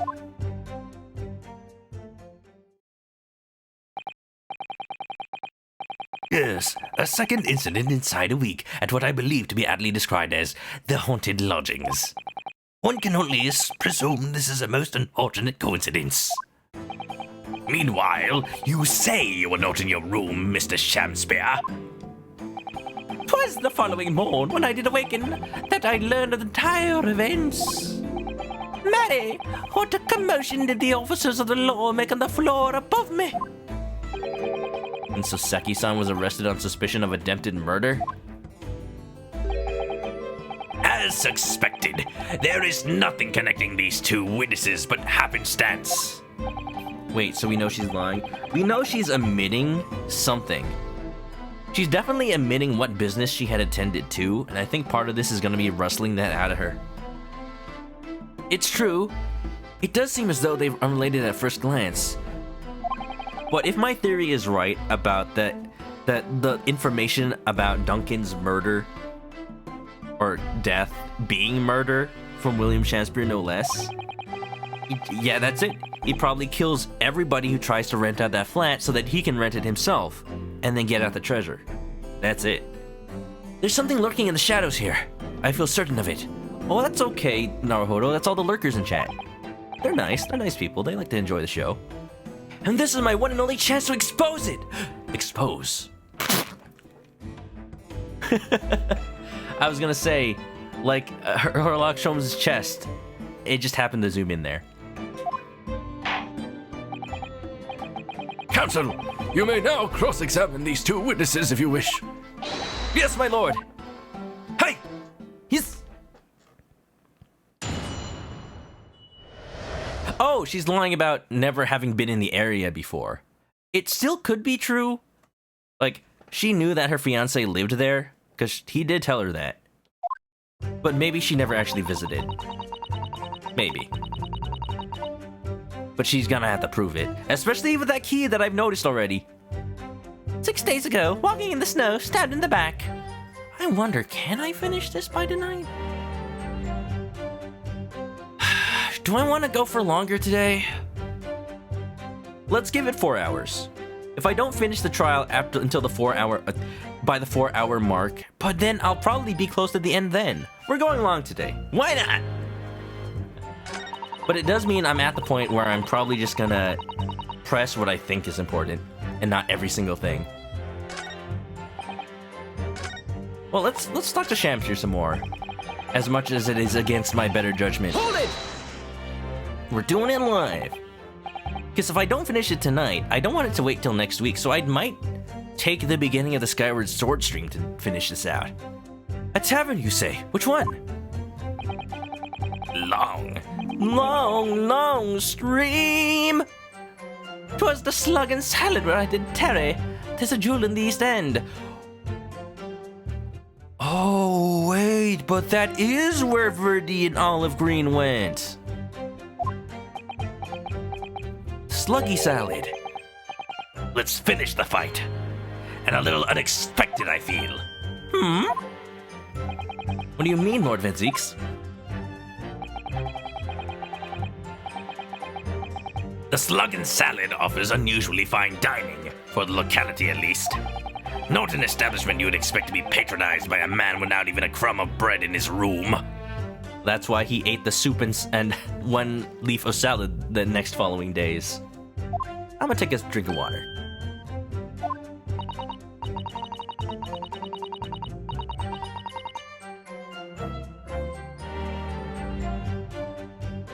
Give me 1 second.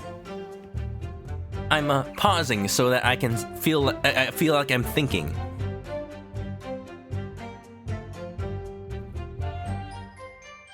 It's true. The menu lists premium crusts of bread and glasses of water in different levels of cloudiness. Whoa, they got the good stuff. Would you like your water clear or with unknown deposits of elements in it? It's a surprise which ones you get. Crusts of bread? You call that fancy? Oh, I understand the standard of living they have here now. I would have expected Grub's Grubbery in the local vicinity to be more appropriate for your means. Zeeks, you're not here to judge where these people eat. Watery soup and mushy peas, or rather, soupy water and pea-like mush. Pausing. Oh, equally appetizing. I'll take the watery soup over the cloudy water, although they're probably the same thing. I just wanted to try some water in a different pub for once. What's wrong with that? How different can water really be? Oh, pretty different, actually.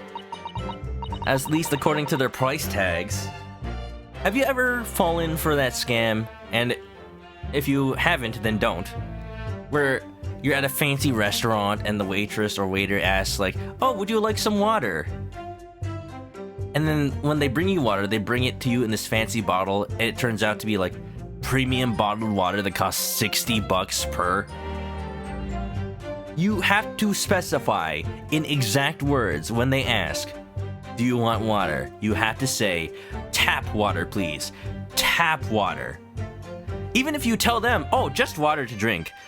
Tap water. You have to say it's from the tap, therefore that by which it will actually be free. That's how they get you. That's happened to me before. The one time I decided to go to a fancy steak place. They didn't even have golden coins under my steak. Gosh, what a ripoff. Perhaps there's a more plausible explanation. Why water costs so much?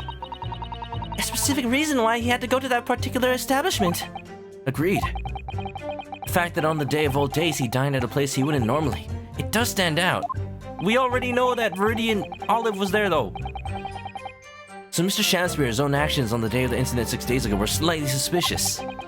I wonder if we have some evidence that can explain those actions. Oops. Well, I didn't mean to, but I guess we're doing it. Mr. Shamspeer. You're lucky enough that you've been to upscale restaurants that actually ask if you want bottle or tap. They're nice ones. Give them an extra tip. Yes, sire.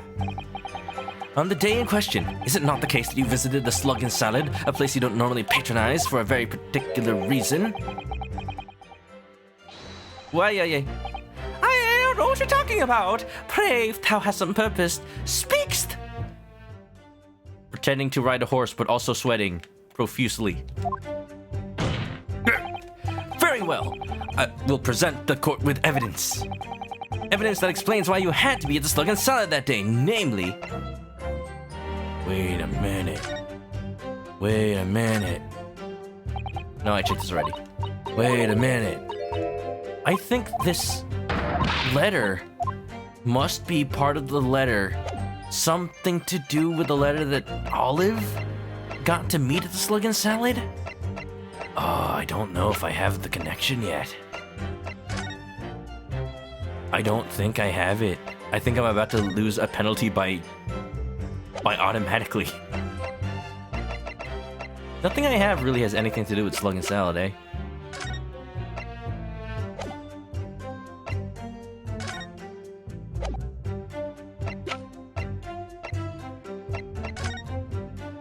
Yeah, I don't have the evidence yet.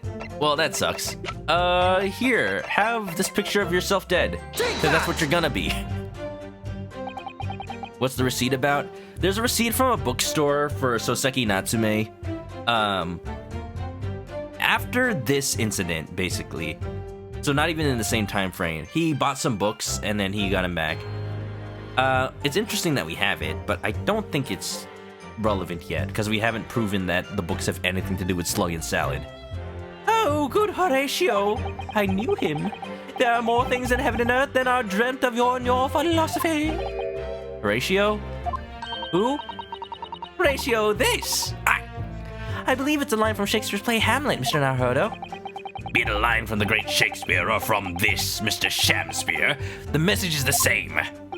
My learned Nipponese friend is wide of the mark. Hey! I wish these games would give you a little opportunity to back out of those. Like, you say, I have evidence. You look at your evidence, you realize you don't. Like, okay, maybe I don't have evidence. Never mind.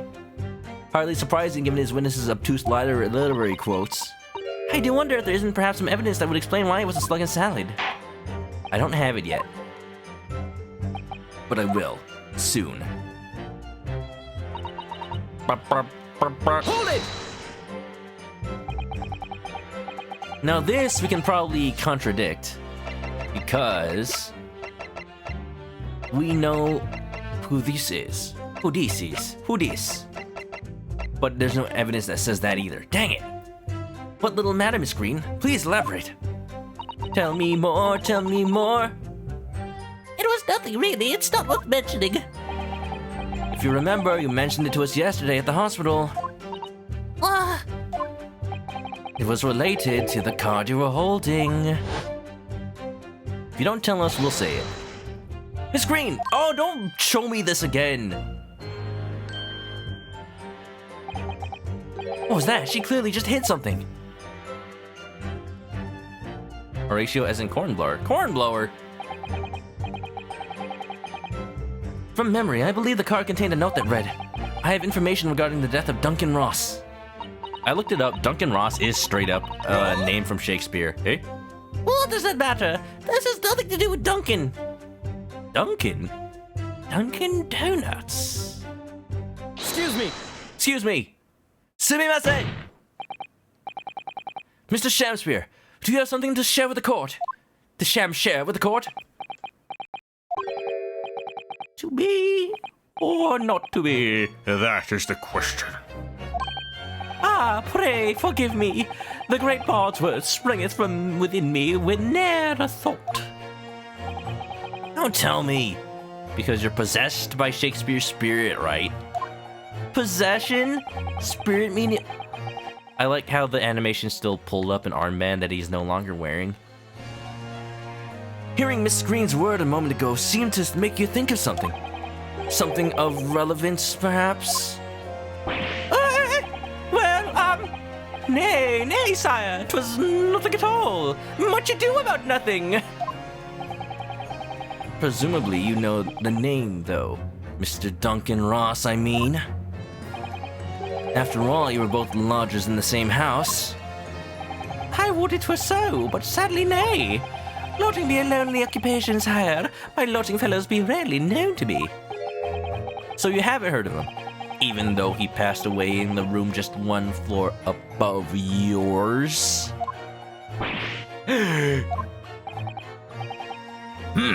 Miss Green? Thee, my lord? Have I done something wrong? The card that was mentioned before, containing the note, do you have it upon your person? I do, yes, but I don't need it anymore. In fact, I should throw it away, really. Look at this evidence. Every time I look, it makes me want to eat a cheese blintz. It matches this envelope. The tear is identical. We got him, boys, girls, we got him. We got him. Oh, we got him.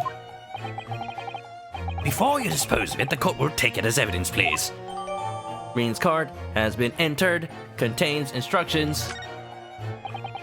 Of course. That's what links Mr. Shamspeer and Miss Green. Finally, I have evidence about the salty slug. The salty slug? The slug and salad. Welcome to the salty spittoon. How tough are you? It's Duncan Ross. Now continue with your testimony, please, Miss Green.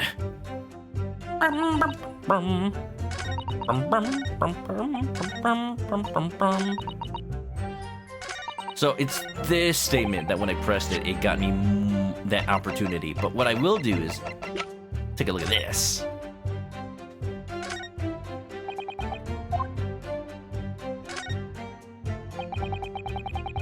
The envelope has been ripped open rather carelessly, haven't it? Miss Green strikes me as the type to open correspondence more neatly than that. What is it?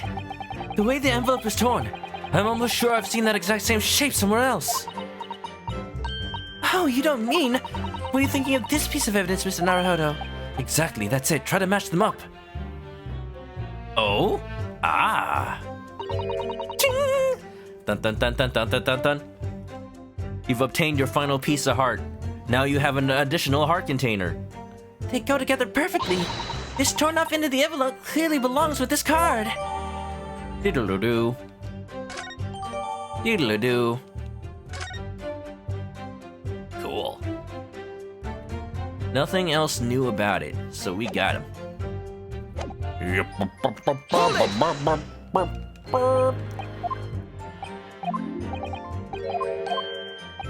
I'm not imagining it. I do hear a harp. Me's a seraph.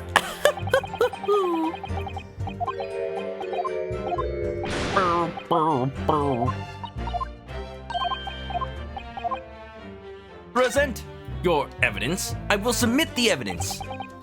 Y'all ever played Marvel vs. Capcom 3, I think Ultimate? The one that has the DLC and all the extras, and it has Phoenix Wright, and his mechanic is literally, like, you, Princess Peach style, pick up evidence, just pull it out of the ground, and when you have 3, like, sets of matching evidence, then you can actually, like, present it as a big old, like, super move. It's super cool, and he's just like, submit the evidence! More evidence! More evidence! And his ultimate move is, like, taking the opponent to court. And he's like, no justice, no evidence, no hope! You're the guilty party! Dish! Point the finger. Guilty! It's the best. I've talked about it before. Probably the last time I played this. But it's... If I ever, like, got into Marvel vs. Capcom 3, I will main Phoenix Wright, even if I suck at playing him. Yeah. Mr. Shamspeer, Yes, sire.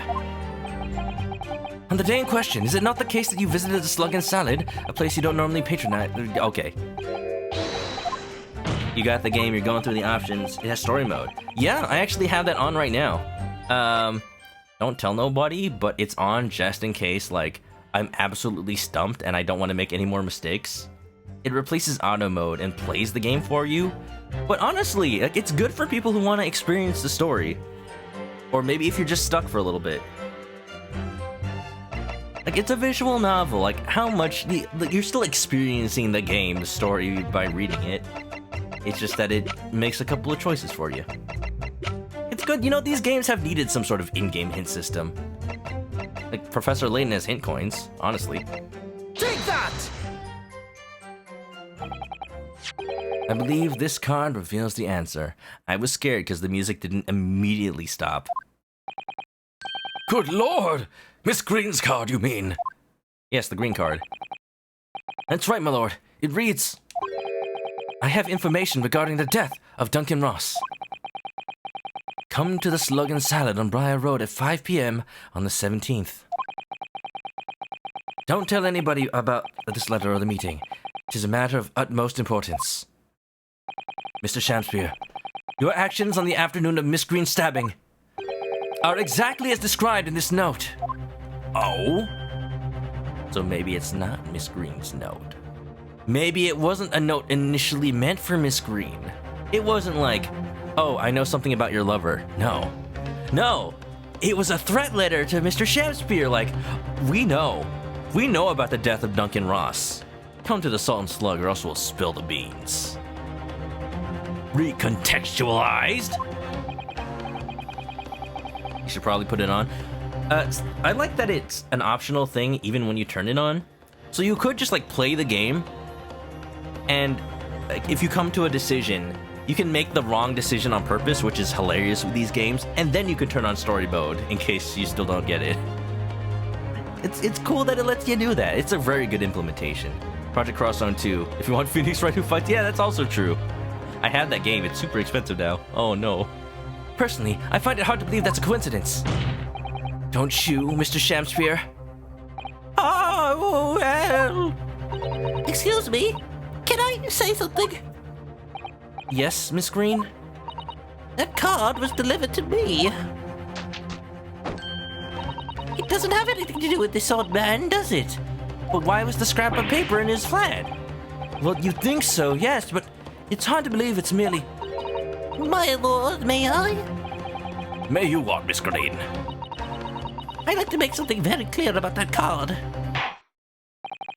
Very well then, you may amend your testimony to include details about the particular note. Sus! Sus! This note was delivered to me at my address. Nothing to do with the old man next to me here. Hold it! Is your address on the card? I think you said you received it the day before the incident, didn't you?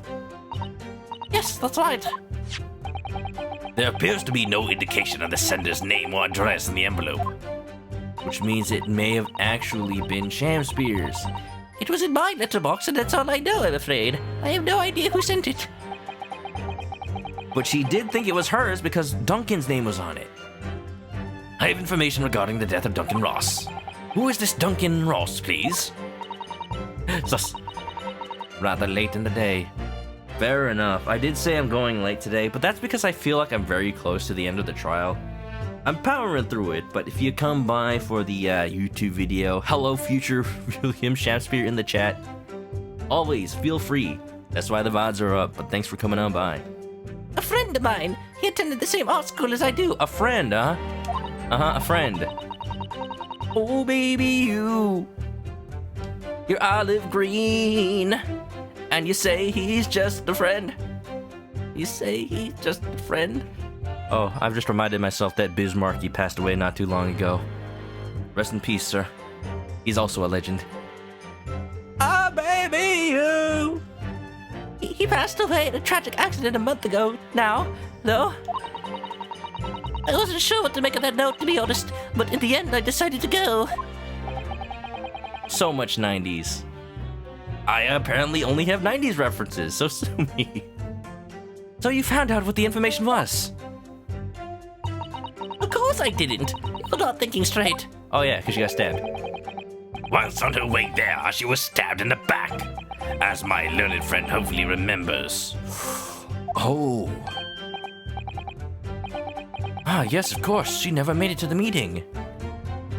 But somebody did. Shamspeer must have picked up the note, realized that is important information, so he's like, this person knows what I did. I must silence them. Only a month ago. Yeah, that's what I've been saying. She's had a hard life in just a very short amount of time. Oh, Mr. Naruhodo, you pursued Mr. Shamspeer wonderfully there. Worked out well, hasn't it? We have a new clue at last. All right, now I need to pull off a really insightful objection somewhere. Somewhere, he says. What doth this bang bang egg reward entail? Oh, that's my favorite one. If you really want to blow everything up, I'd say that redemption is worth the eggs. Bang bang. So let's see. So I've got nothing that's like, hey, you guys want to see what story mode does? Just as a little example. You know, not because I don't know or anything, but just because I want to show you. I just want to show you guys how it works. Hold it! I have to press this? I wasn't done?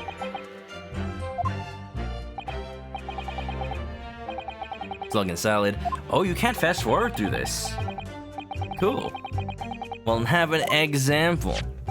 Could the landlord send the letter? It has to be... It's unmarked, though. It had to be the person who wrote the thing. That's what. Just like how... Well, I'm not going to spoil other games. But there's a certain other game where it's like... It's unaddressed, so it wasn't the postman. Okay, here we go.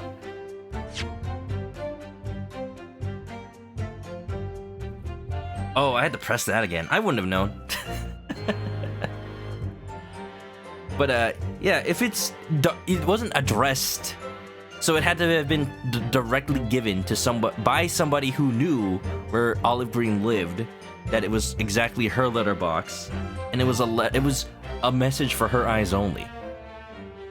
So, not the landlord of William Shamspeer's flat, but The landlord of her flat? Maybe? Probably not. Just somebody. Anyway, Slug and Silent, Briar Road, 5 p.m. No, nay, the green woman already told you. The note has nothing to do with this old man. That's one admission at least.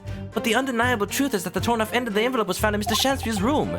In other words, one or the other of these witnesses is lying. No. It's just, past and future. He watches the gas. Let's return to the testimony, shall we? Are you saying Garadeb sent the letter to Shamspeer? Green seems to be very unmistaken about the letter being sent to her, though. That's the thing.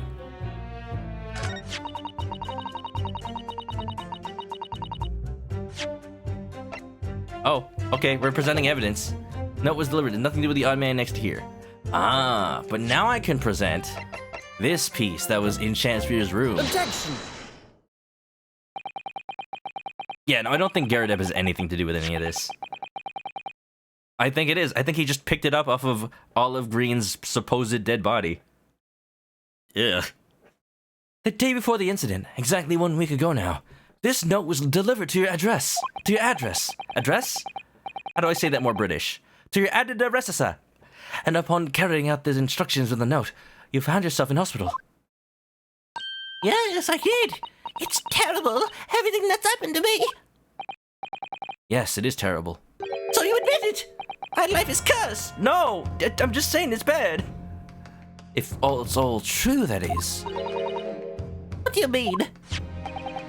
Miss Green, have a look at this, please. This mouse on my shoulder, isn't it adorable? Yes, quite, but what does that have to do with... Look at him. Look at him! It's the torn off end of an envelope. Oh, is it? And it so happens that it fits together perfectly with the envelope of the note you received. The great mouse detective. Oh, he is, isn't he? Where did you find that? In Mr. Shamspeer's room. Eh? Oh, in my room? Mr. Shamspeer, do you perhaps remember this note from somewheres? Oh, well... Your actions that afternoon followed the instructions in the note to the letter. Come to the Slug and Salad on Briar Road, 5 p.m., and so that's exactly where you went. Oh! Oh! Oh! Let me ask you again, Mr. Shamspeer. You already knew about this note, didn't you?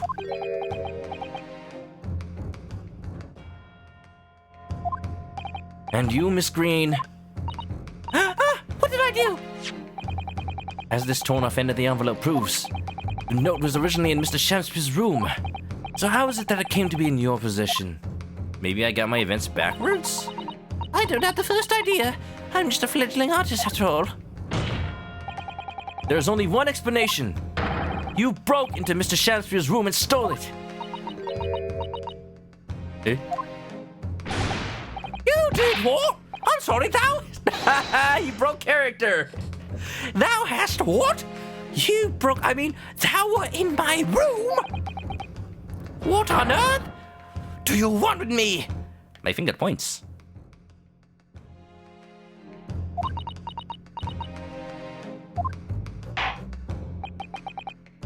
It would seem that both witnesses need to testify again. Ooh. We got both of them sweating. This is a new record. 2 witnesses going to break down at the exact same time. Miss Green, Yes? Loving it. whilst you had the court's sympathy, I'm sure, for the suffering you have endured in recent events, anyone found to be giving false testimony in a court of law will be duly punished. Please bear that in mind. Oh. Yes, I know. Very well then, witnesses. You will give formal testimony again now. There. On the subject of this curious anomaly regarding the note Miss Green claims to have received. 2 murderers. 1 attempted murderer. Ding! The anomaly of the note. The anatomy of the note. What?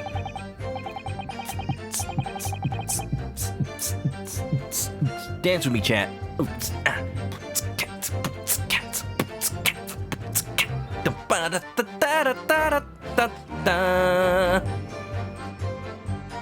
Yeah, William broke his character. Oh, he is really sweating for it now.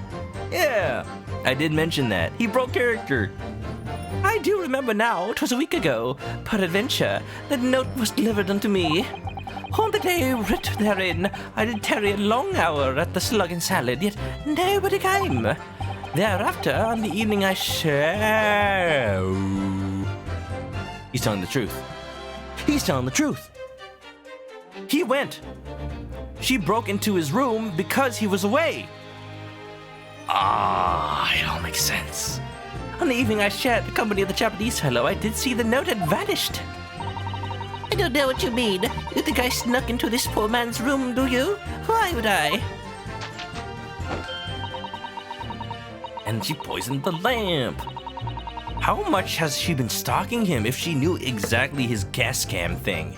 Blowing into the pipes. The murder scam.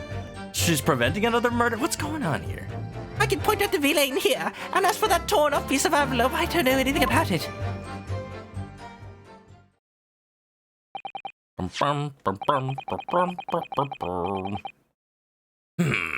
You now claim to have received this letter, do you, Mr. Sham?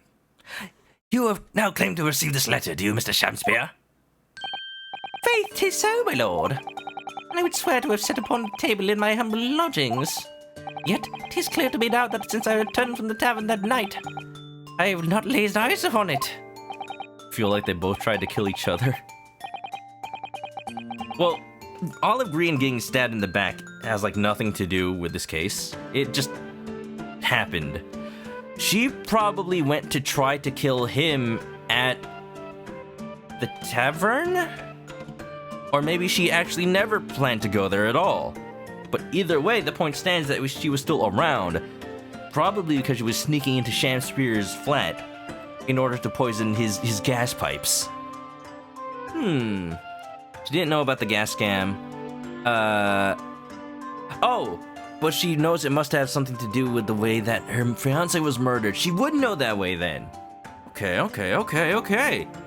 Why the murder was delayed? Just because the poison's slow acting? Well, no, because he just took a while to actually, blow into it later. That I've been talking about. That I already said.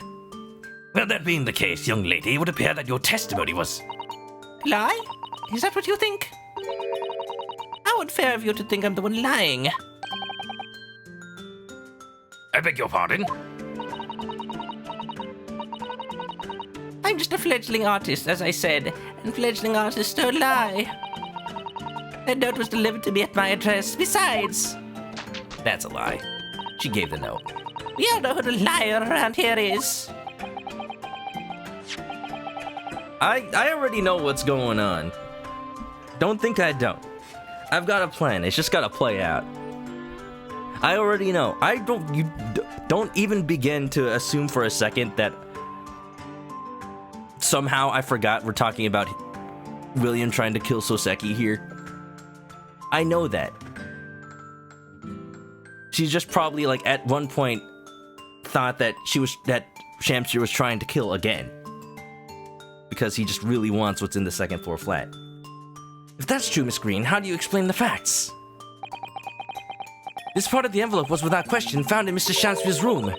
I don't see why I should explain. Sorry? I'm a fledgling artist. My job here is to just say what happened is all. It's your job to give the explanations and the proofs. You, the fledgling lawyer. Fledgling this, fledgling that. Why are we just birds? Am I a chicken? Yes. The fledgling will do his best. Evidently, my learned friend's cross-examination is our only hope of learning the truth. Well, counsel? I'm ready, my lord. Very well, then. The defense will now proceed with the cross-examination of the witnesses. Miss Green clearly did break into Shamspeer's room. There can be no question of that, and that's how she acquired the note. Yes, Two facts that are starting to lead me to a possible explanation after all this. And it's not a pretty one. Dun, dun, dun, dun, dun. Ow! Anomaly of the note.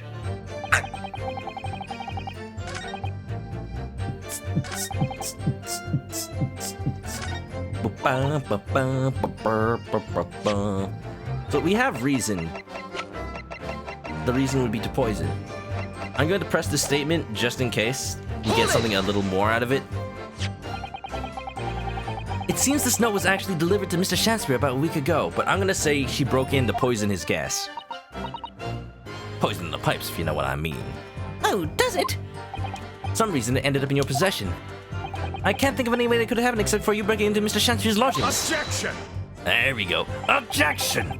But for what reason would the witness have done that? I won't deny that Miss Green's possession of the note would appear to defy logic. However, unless and until her involvement in this case can be proven in some other way, any further pursuit of this note is meaningless. Miss Green could only have come to be in possession of the note by stealing it from Mr. Shamspeer's room. And yet there's no obvious reason. What if there was some other reason? Yes, we should pursue that idea. We're close, I can feel it. We'll break through. Time to present a present. 1, 2, 3, 4, 5, 6, 7, 8. It's this jar of poison. Objection! Didn't even let me finish the song, Naruhodo. Yesterday at the hospital, we saw you with this bottle. And though the contents spilled during the course of our meeting, a small quantity remained. According to the defense's independent analysis, Mr. Sholmes' chemistry set, the liquid that was still in the bottle was identified as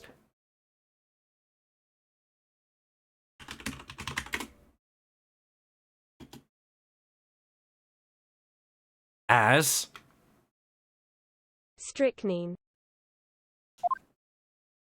What? Strychnine? The very same poison that afflicted Mr. Shamspeer?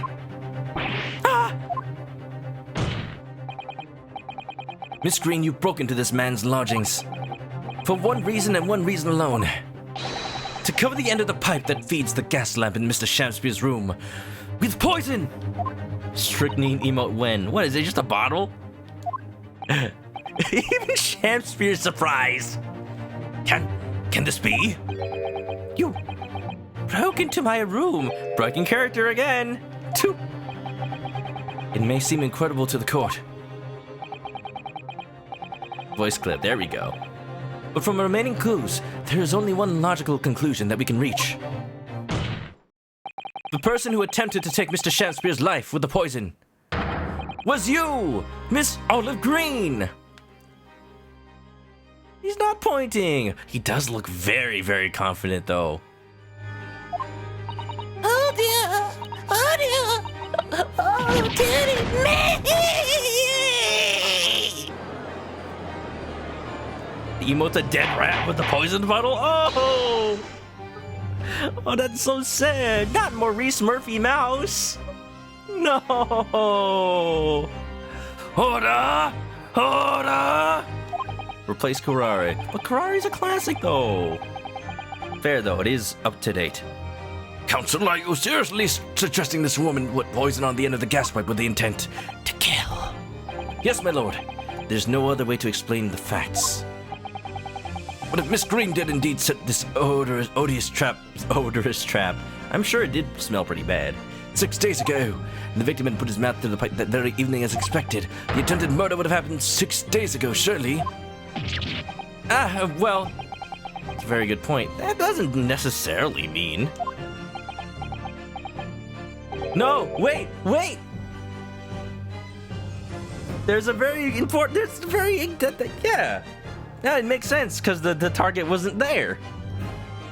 Why would he blow out the gas pipes when Soseki wasn't there to be killed? Perhaps not, my lord. I beg your pardon? There was a significant police presence in the area that evening on account of the incident on Briar Road. Local residents were being interviewed throughout the night as part of an ongoing inquiry. A circumspect criminal would likely have chosen not to carry out any wrongdoing at the time. Lord Van Zeeks? Have you reached the part of the trial where the prosecution's helping me? Cool. And of course, the following morning there was more activity at Mr. Shamspeer's address. More activity? Oh, yes! You mean his fellow lodger, Mr. Natsume, being arrested on suspicion of murder? That's right. And as the defense has already proposed, Mr. Shamspeer was meddling with the gas in the pipe for a very sinister reason himself. To cause the gas stove in Mr. Natsume's room to go out, thereby asphyxiating the occupant. But once Mr. Natsume has been arrested, his room was under constant surveillance by the police. In the circumstances, Mr. Shamspeer had no reason to blow air into the gas pipe. Van Zeeks obeys logic. His intended victim being in a present cell. With the need to tamper with the gas removed, the poison on the pipe lay dormant. And then, 3 days ago now, the situation changed again. Van Zeeks, he is on the side of justice. All day, every day. Yeah, we have proof, we have evidence. He is absolutely late game Edgeworth. I wouldn't be surprised if he was actually like Edgeworth's great-great-great-great-grandfather or something. And then 3 days ago now, the situation changed again. Right! Mr. Natsume's trial, which took place here at the Old Bailey, came to an end. A trial in which the man stood accused of stabbing Miss Green in the back, but was duly acquitted. That resulted in Mr. Natsume returning to his lodgings for the first time in 2 days. That very night, his gas stove mysteriously went out, and Mr. Shamspeer was mysteriously poisoned, and we got potential spoilers.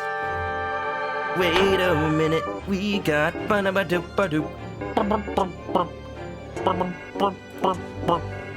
Augie TV, thank you for the raid. You seem to be new here, so welcome on in. If you don't know me, Yellow Pikachu, thanks for shouting out Augie. Thanks for playing Fortnite, I guess.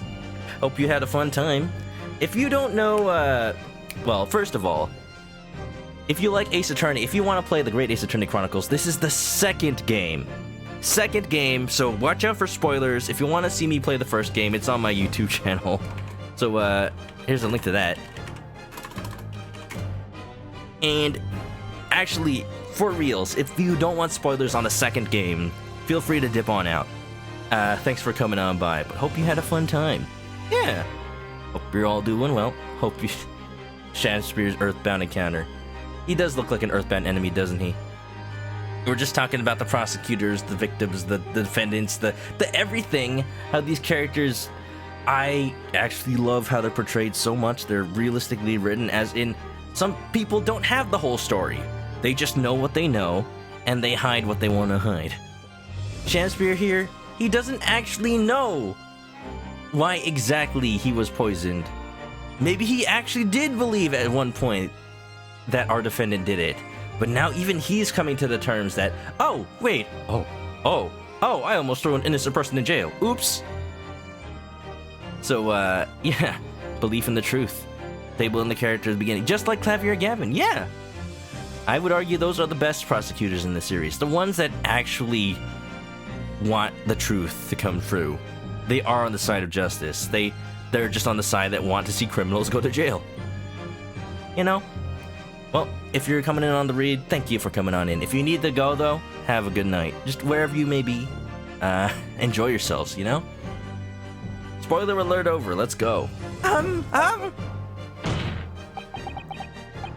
In conclusion, the poison that was present on the mouth of the gas pipe had been put there in the victim's room 4 days ago, some 4 days earlier. Maddie! Now fall over. Olive green's on a box. With that new understanding, it becomes clear that this letter was all part of the plan. What plan? Ooh, he's invested. He'd be like, he's watching his favorite soap opera. He's watching the finale of Loki because he missed out on it. He's watching the new series What If. The court will recall that the note gave instructions to visit the Slug and Salad at 5 o'clock. And that the recipient should tell nobody else. The reason for these instructions are now clear. to ensure that the lodger would not be at home at the stated time. To make sure I wasn't home? Exactly. While you were out, Miss Green could safely slip into your room, knowing that she wouldn't be disturbed. You mean to say that letter Was written by Miss Green, yes. And in order to cover her tracks, she took it away with her when she left. Just after she smeared poison over the mouth of the gas pipe in your room.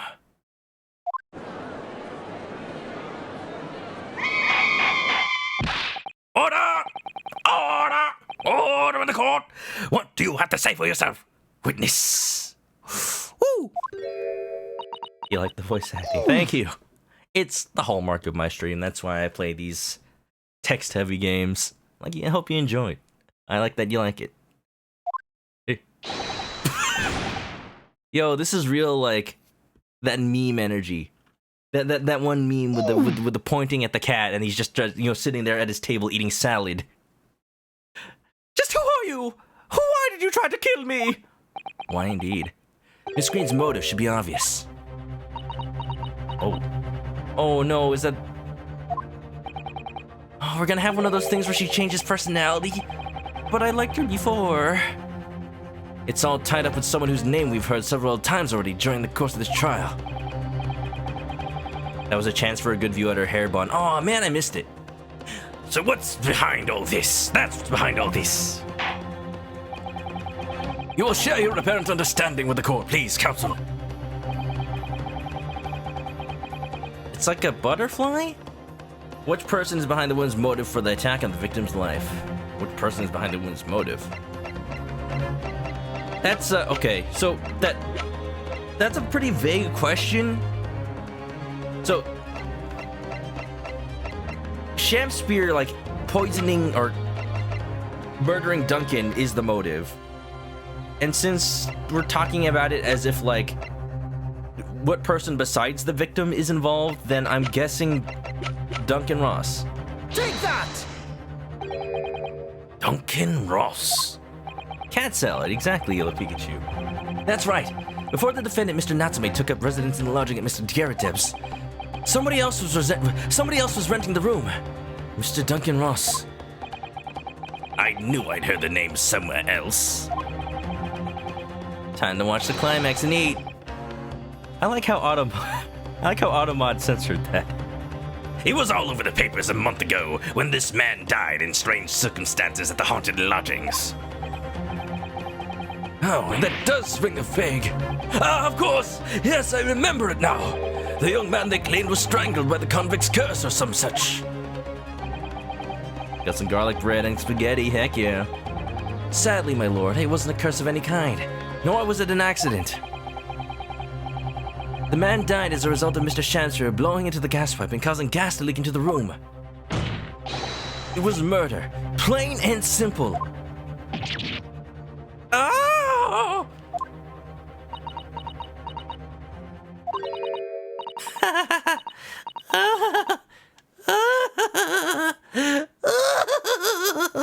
Is that the Eiffel Tower?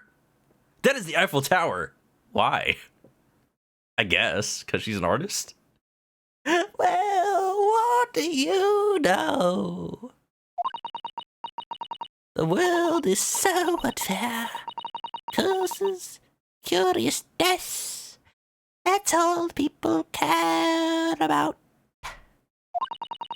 If it's an interesting story, they want to know. It doesn't cross their minds that real people are involved. And once they're bored, just 1 month later, once the story's lost its appeal, everyone's forgotten him. You mean you... Duncan was... Mr. Ross was Miss Green's fiancé. Fiancé? You may not have known until now who Miss Green really is, Mr. Shamspeer. But she's known exactly who you are all along. Because you're her sworn enemy. The murderer who took the life of the man she was to marry. Mary! Yes, marry! Miss Green, is it not the case that in order to exact revenge on Mr. Shamspeer, you smeared poison over the end of the gas pipe? Mary! Mary! Who's Mary? No, Mary!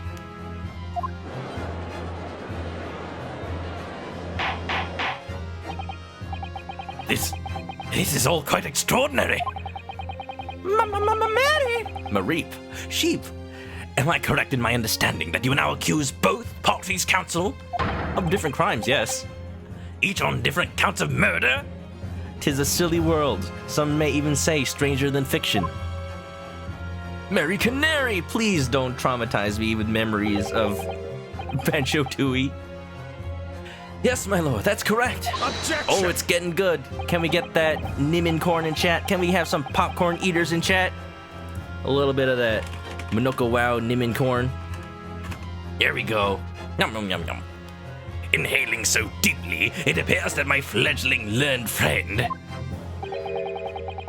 has taken in a lungful of dubious gas that's causing his judgment to be clouded. You were on my side a second ago, man. What?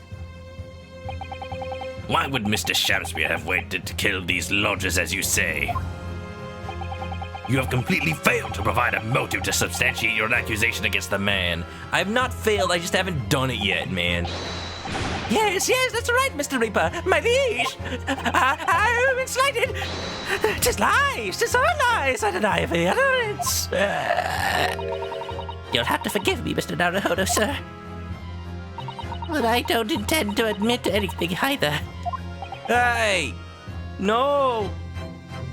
Miss Green. Why the side change? What do you mean, why the side change?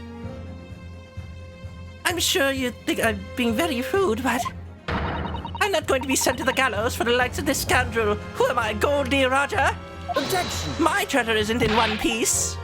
But I know whose treasure is in one piece. Mr. Yengus Salad. Salad? Salad. Selden. Selden. There's gotta be like a pun here. Selden? Selden. But you broke into the man's room. If you didn't do it to smear poison on the pipe, what was your reason? The way she says it says no regret and admits guilt. She's got it. She's also smart. It's a Sherlock Holmes name. Ah, I see. Too bad there's no Sherlock Holmes here, only Sherlock Sholmes. If you're asking about why did they change side, like, oh, isn't the defense on the left but the prosecution's on the right? So it's a little weird because the perspective is you're looking at the defendant's bench here. Defendant's bench? The witness stand here. What the heck's the defendant's bench? You're looking at the witness stand. So to the left of this is the defense, meaning that it's on the right side of the courtroom when you're looking at the judge. And they're on the same token, on the right of the witness stand is the prosecution, so they're on the left of the judge. It's just the camera turning around. This is something that they do in the games that if you look closely, whenever they change perspective from the witness stand to a lawyer, it shifts the camera because it's on the right side. When it switches to the judge, it does a cut because you'd have to turn the entire camera around. Notice, like next time you look at a lawyer, see what happens. I thought I'd have a look around, that's all. Just, casually breaking into people's houses. See, look, it's shifted to the left. Sorry? And that was a cut, but still. You're right. I suspected him. So I thought perhaps I might have some evidence or something in this room. She's just Linkle from Hyrule Warriors. She's just been out of adventuring for a while and just, let herself go a little bit. Evidence that it was him who took Duncan's life. Oh, vileness! Oh, villainy! Oh, tyranny! Oh, rotundity of woman! Stop! But in any case, whenever I leave my room, I do turn the key in the lock. That whole place is falling apart. The locks on the doors are different. Duncan showed me once how to unlock the door with some terps and a piece of wire. Terps? Terps? Oh, awfulness! Oh, Oh, awfulness! Oh, tyranny! Oh, profanity of woman! We will consider your trespassing on some future occasion, but for now, tell the court what you found, what evidence your search revealed. Be very careful now, Green. You wouldn't want to say something you'd regret. Well, I spotted the note that I'd sent him lying on the floor. When I went to pick it up, I noticed something. One of the floorboards was loose. Underneath it, I discovered a secret hiding place. Admitting to burglary. Ah, it's the old thing where they're like, they know they can't be caught lying. So they're doing everything short of admitting that they committed the murder. But they're saying like, oh, you know, everything else you said, breaking in, you know, stealing the letter. I did that. I just didn't, you know, do any poisoning. You know? You know? Can you prove that? Yes, we also discovered that hiding place. Inside, we found a newspaper cutting, a photograph, and an empty tin box. Burglary. Yum. Beef. Ah, yes, well, the thing is, when I found it, the box wasn't empty. What? There was something in it. You took it. Poison? Yes. It's rather nice key. Eh?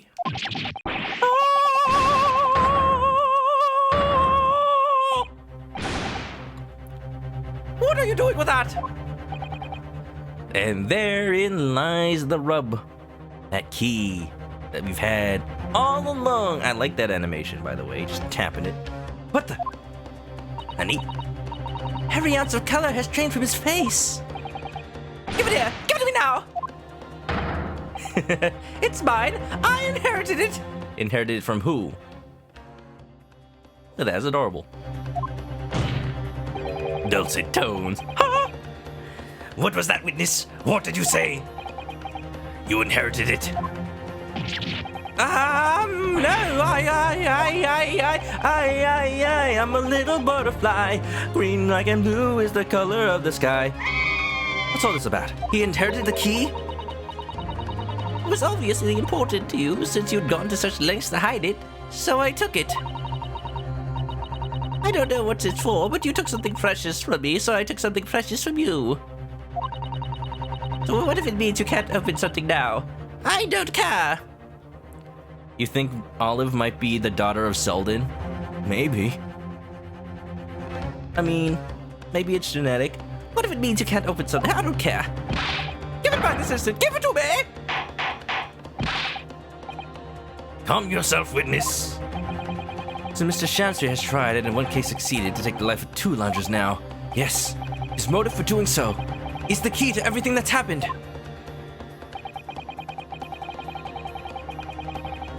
It's true that there appears to be no motive to support the accusation against Mr. Shamspeer at first. But considering everything we know now, I think there's actually something that could explain it. What? Just look at that. Look at the way his lip jiggled during that slap. Oh, these animations in HD, they have so much detail we never knew. I need to recall every piece of evidence at our disposal. Everything we've seen and heard. Because I'm sure that I just caught a glimpse of the link that runs through all these events. Eh? In that case, counsel, I must demand that you present evidence to the court in support of your claim.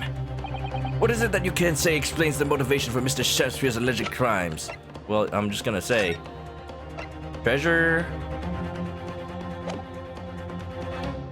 Wait, where's the thing that says, never discovered? Here, page 1, got it.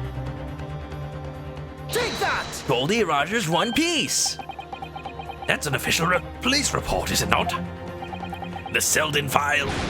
How did you get hold of that? How? I need to be holding it like this, in my hands. Selden? And now sadly deceased Mr. Ross and the defendant Mr. Natsume have only one thing linking them. The fact that they had lodgings in the same room. Oh, yes, we know. Well, yes, we know this, certainly.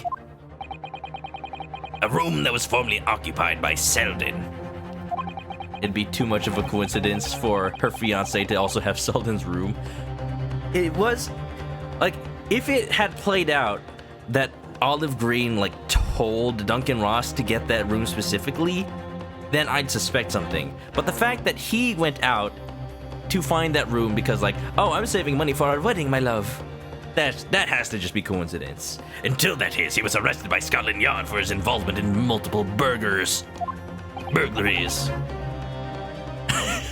I gave the judge William Shamspeer's voice for a second. I see. He's the judge, what a sham. And so it happens that the convict Selden left behind one very substantial mystery when he died.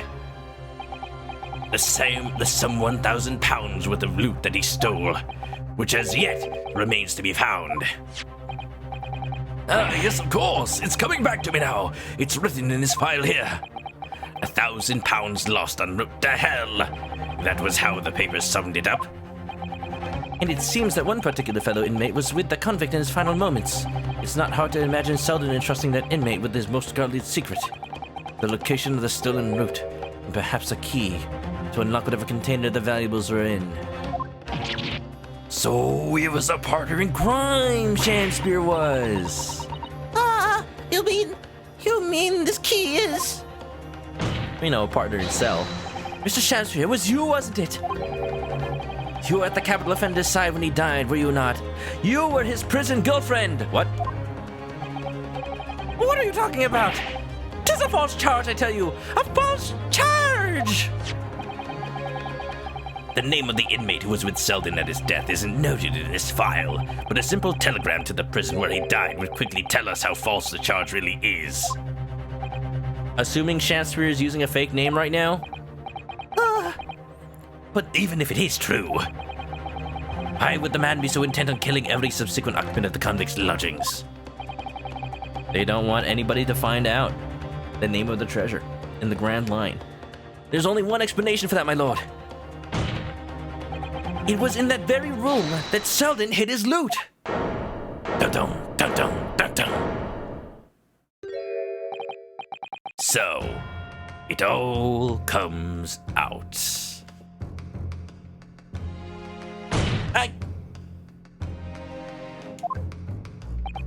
Yes, and having established that, all of Mr. Shamspeer's subsequent actions start to make perfect sense. You know what? I'm not counting this as a spoiler because I'm just going to assume that we can talk about Great Ace Attorney 1.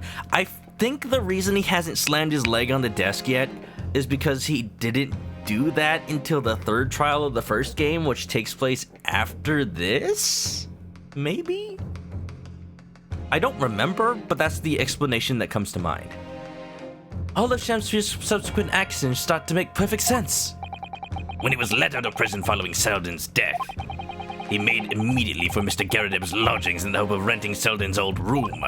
However, the retired army man was unable to offer him the accommodation of his choice. Because Selden's old room had already been let to someone else, Mr. Duncan Ross. Third case was the first ever in Great Britain. Oh, well, yeah, that's what I'm saying. He didn't do it until after the third case, right? So, not until the fourth case, meaning that he hasn't done it yet in the timeline, right?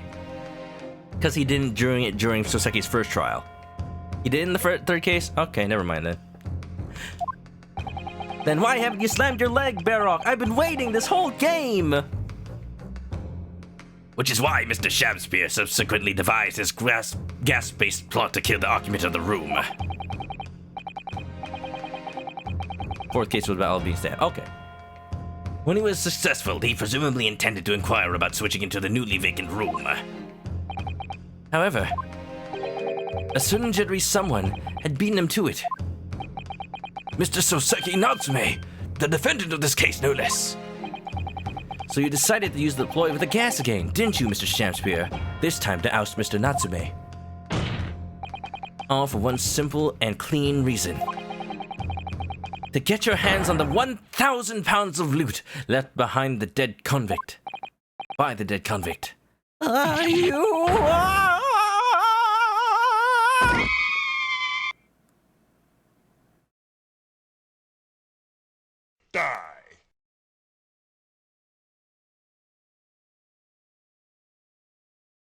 Looks like I'm gonna stuff it before they stretch me neck.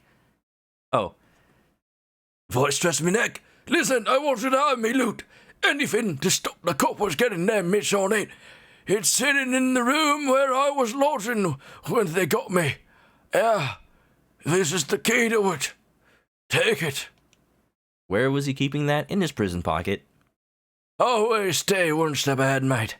See you in hell, I guess. Shamspeer.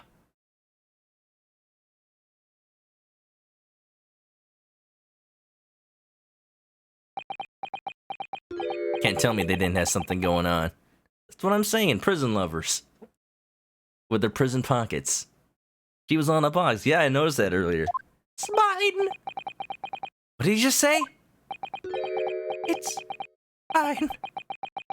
That loot is mine. No, I'm like, you're saying this in plain English? For once? Hey! Mr. Shamspeer? It's all lies. I don't accept any of it. Why should I? After all, you don't have a shred of evidence. You can't prove I killed that fellow. He snapped. Oi! Forsooth, I'm the victim here, remember? Isn't that right, ladies and gentlemen? Yeah, guilty though. I mean, not guilty though. If I don't admit to it, there's nothing you can do. You can't arrest me for the time being, anyway. Verily, you can't arrest a victim, can you? Isn't that right, ladies and gentlemen? Ooh, ah. I'm so close, I just need a few more hours. I swore to myself that I'd get my hands on it, and I can almost taste it now. Do you really think I'd just give up? There's no question in my mind now. This man is guilty through and through. As the jury, not guilty. Can we be done now? I don't want to have to deal with him any longer than I have to. But he seems so utterly intoxicated by the idea of that loot. He's treasure drunk. I'm afraid that however hard you press him, he'll never admit what he's done, Naruhodo. Oh, jeez. There's a way. Life, finds a way. Pardon? There's one way I can finish him. Finish him! No! What? Don't use your sword! I wasn't gonna use I'm not gonna cut him, dude! Susano? Ma'am? He's already committed the most heinous crimes to get his hands on that loot. Which means all we need to do is find it first. What? From court? Here? A fine plan, were it not for the fact that the police thoroughly searched the room following the death of Mr. Ross. How thorough could they be? If it's there at all, they must be very well hidden indeed. Without conclusive evidence, I certainly cannot rule. If only there was some way we could find the convict's loot quickly. Herlock, that's your cue. This is the final piece in this complex puzzle, but I think we might have it in our possession already, or rather, I think we very well have something that can help us find where the loot is hidden. My lord! Yes, counsel.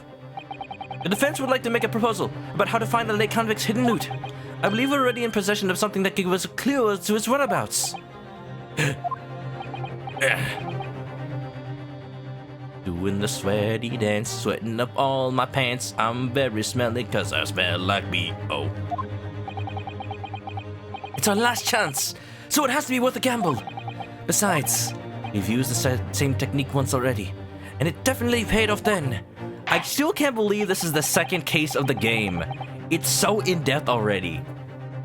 Very well then, counsel. Let the court hear your idea. What do you propose we can use in order to locate the hiding place of the deceased convict's hull?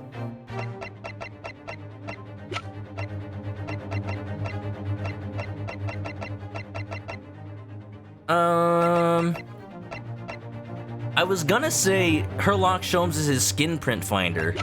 I don't have the liquid itself on me, but I do have the picture of it in use. Take that! Got him. If I'm not mistaken, those are Mr. Shamspeer's handprints on the wall of his lodgings.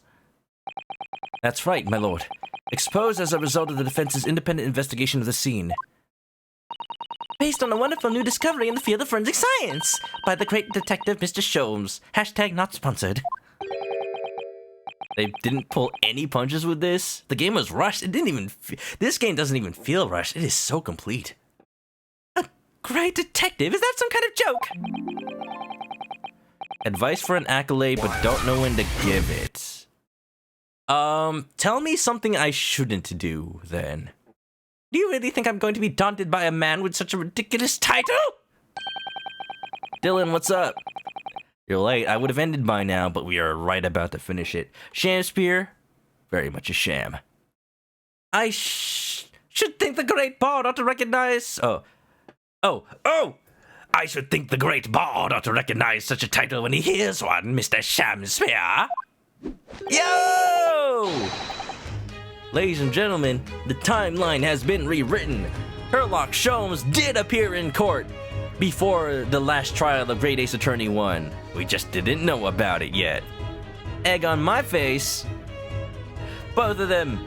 Both of them. Perhaps we should compete for the honor of most ridiculous title. Spoilers! You lose. How long is he standing there? Not too long. Ah! 'Tis Sherlock Sholmes himself! I recognize that chest anywhere. What are you doing here, great detective? Oh, he respects him. Baroque Van Zeeks respects somebody? Well, of course. He's not Japanese. Your usual haunts are the filthy back streets of the capital, are they not? Ah, Mr. Reaper, it's been too long. And I see your complexion has worsened since we last met. Sleeping in a coffin, eh? Mr. Sholmes! He does know Lorne Van Zeeks then. Well enough to say something like that in any case. Herlock! Mr. Sholmes, though you may be heralded as a great detective by the population at large, that does not give you the right to come and go in my courtroom as you see fit. I find it funny we have not looked at a single juror in how many lines of dialogue? If I may, my lord, Mr. Sholmes' newly developed scientific method has helped us to uncover vital clues in the case already. Clues, you say? I call them skin prints, my lord. My method identifies every location touched by an individual under scrutiny. It's the method by which we were able to ascertain this gentleman's gas pipe activities. The jurors melted. Oh no! Ah! You need only a small sample of something of the individual has previously touched to make an indicator solution. It's kind of like giving a dog a little sample smell of something and they can instantly find, like, anything with the same scent. In your case, sir, I used the teacup you had been holding. Elementary. He said it! He said the thing! So now, Mr. Naruhodo. Yes! Oh my god. What am I to use as a sample to make the indicator solution this time? Oh, we need something that Selden touched. Thank you for offering to help, Mr. Sholmes. When the convict was arrested, he was living in what is now Saseki-san's room. We need a sample to help locate Selden's loot that's hidden in his old room. What form will the sample take? I want to say the key, so I'm going to present Miss Green. We'll need something of Selden's in order to create the indicator solution to find his loot, and something the convict owns have to be in the possession of somebody listed in the court record. Upon my word, Mr. Naruhodo, your powers of reasoning appear to be on the up. On the up and up. So which particular person do you have in mind? From whom can we obtain a possession of the convict Sheldon, the creator? Oh, okay, hold on. No, Sherlock Sholmes is the one asking me this. So, why in heaven's name will I get a penalty if I get it wrong? He's not the judge. Take that! Oh, I have to present the wrong person. Okay, well, too late now. Miss Green! Me? What do you want to be?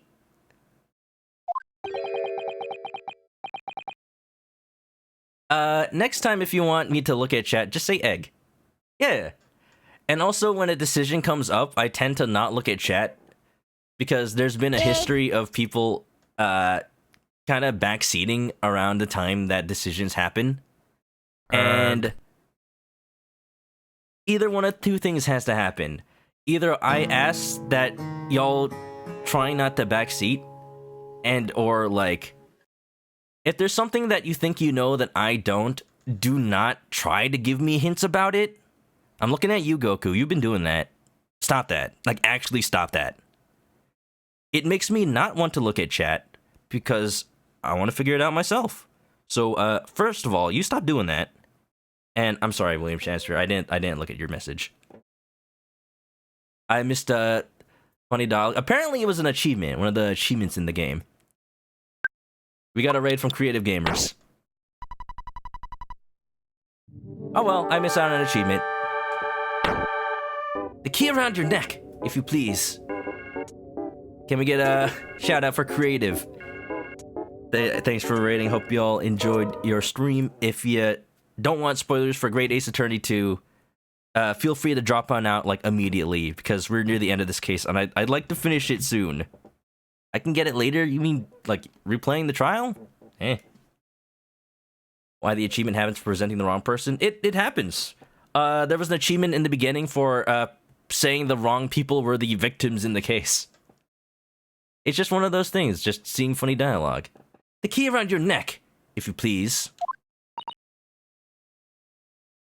Sorry? Yeah, I know I can go back to earlier parts of the game. The key belonged to Selden. There will be remnants of secretions from the man's skin, ew, on its surface that we can use. Very true. True! That is the sample we need. Using it, we can create the indicator solution required for Mr. Sholmes' skin print seeker. And find out exactly what Selden touched in the room that he used to rent. Ah! Mr. Shamspeer is one grade to another, I assure you. I just like how he just slightly turned to look at him. If the late convict's haul is hidden somewhere in his former lodgings, I shall uncover it in no more than 30 minutes. Whoa!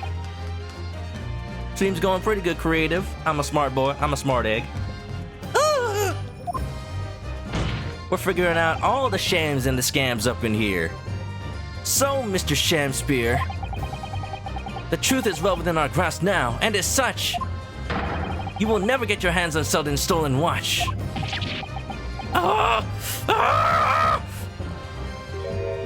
In that case...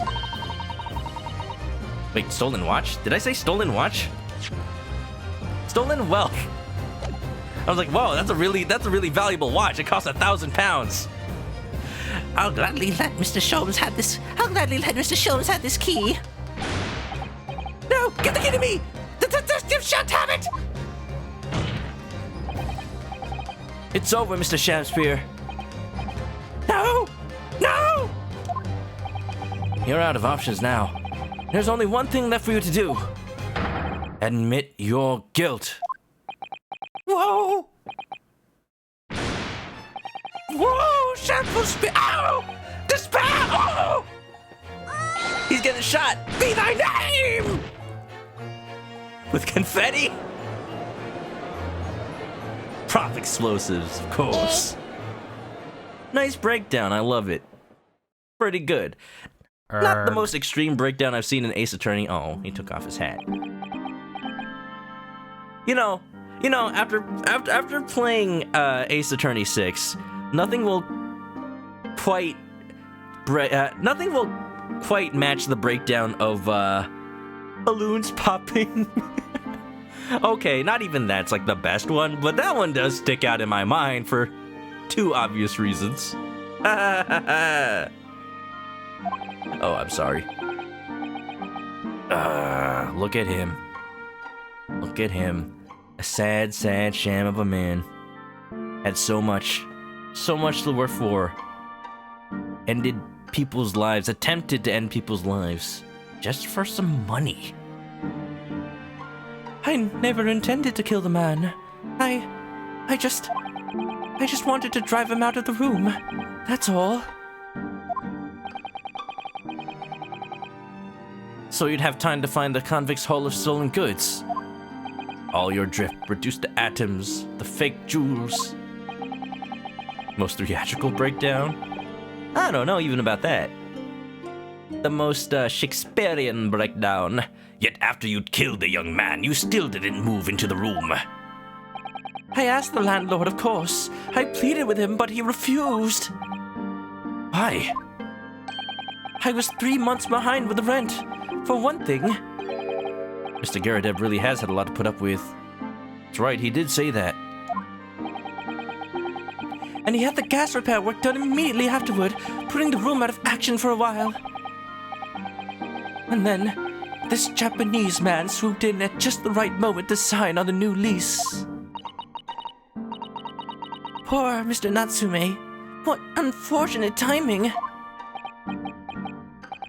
Then, 5 days ago, after the incident on Briar Road when the Japanese fellow got himself arrested, I thought I'd finally have my chance, but it wasn't to be. No. The scene was sealed off and guarded by the police night and day. And if I remember rightly, Mr. Shamspeer spent the whole day in there reading books. I couldn't even enter the room, let alone search for the loot. Here they decided to tone down breakdowns compared to traditional Ace Attorney. Definitely, I think it's partially due to the more realistic style in general, like the art style and the movements of the characters. So seeing somebody suddenly like literally explode, or like twist his scarf such that he would like turn his own face into this stressed like red tomato, that wouldn't really fly in this art style, I guess. It makes sense. This definitely goes for a different style than the other Ace Attorneys. Which is why on the day Mr. Natsume was acquitted and returned to his room, you once again tried your trick of blowing air into the gas pipe that feeds the stove in his room. Unbeknownst to you, however, that action would lead you into a deadly trap.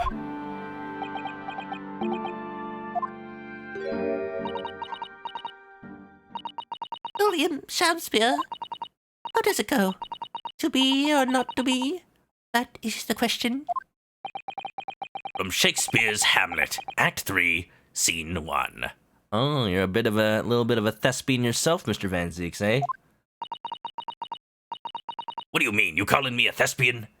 Yeah, I'm saying you're in the theater. Oh, okay. Well, let me tell you, in your case, it's not to be. That is the answer. You deserve to die for what you've done. Oh!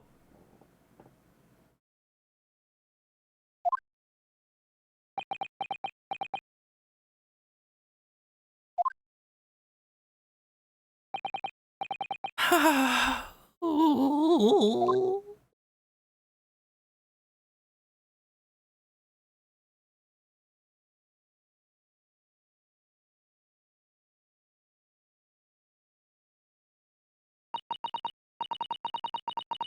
At first, I really did think it was just a terrible accident. Miss Green. So at this point, she's not hiding it anymore, huh? As long as Shamspeer goes down, eh? I'll never forget our conversation the night before Duncan died.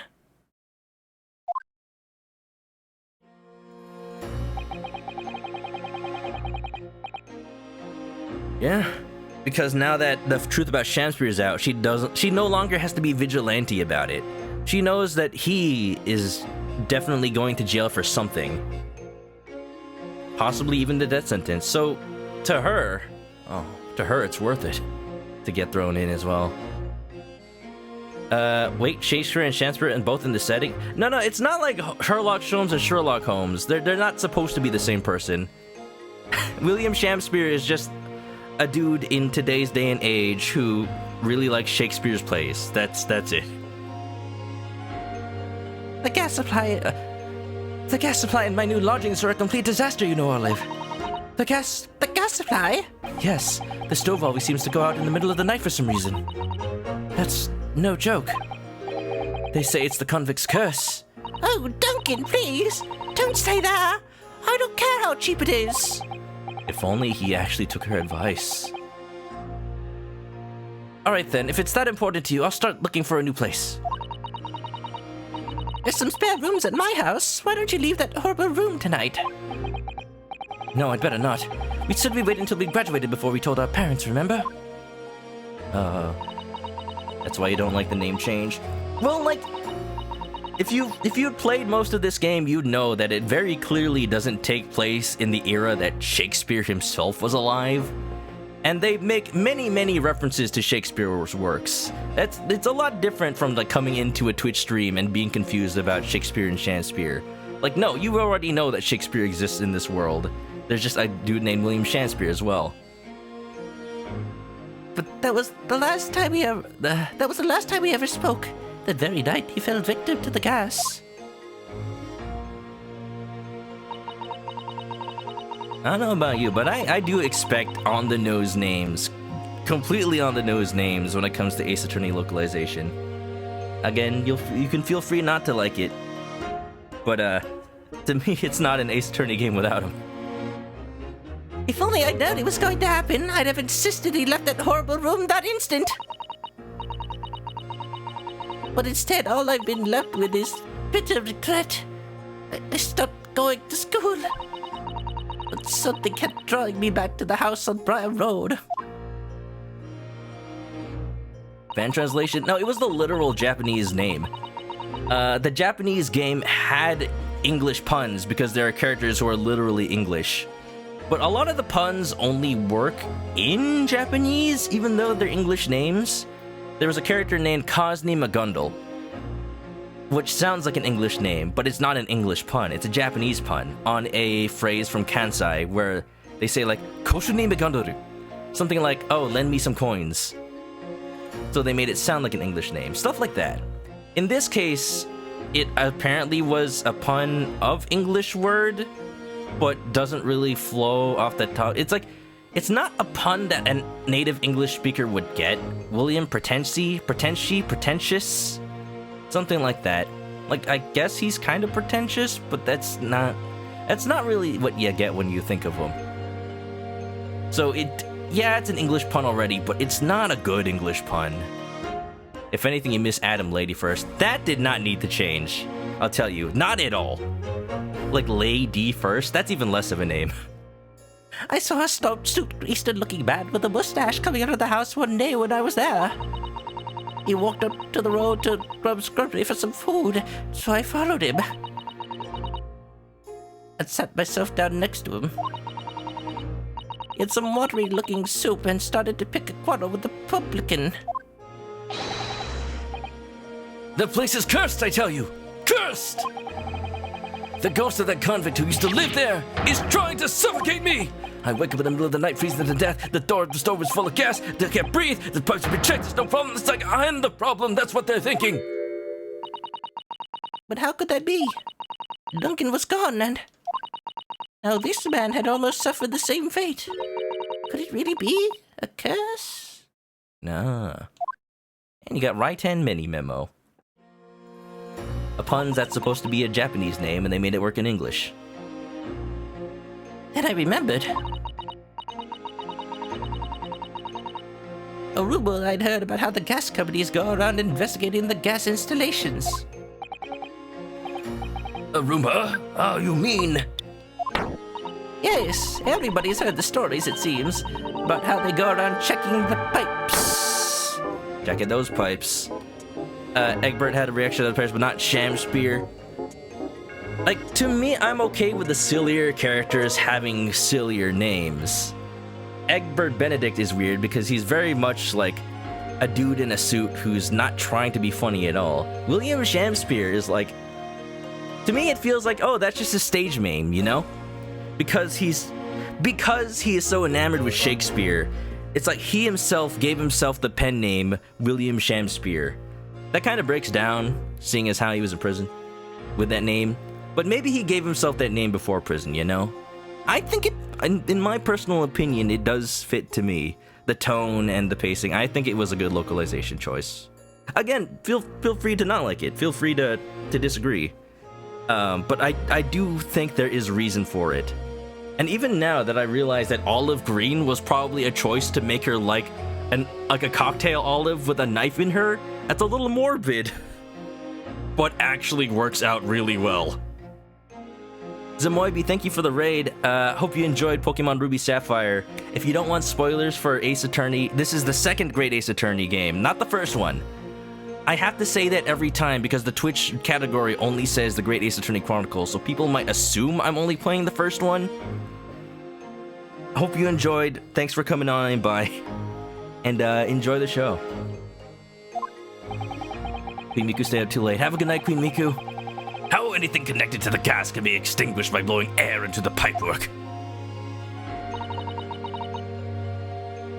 That's when it started. A little flicker of doubt in the back of my mind that just wouldn't go away. Was it really an accident, though?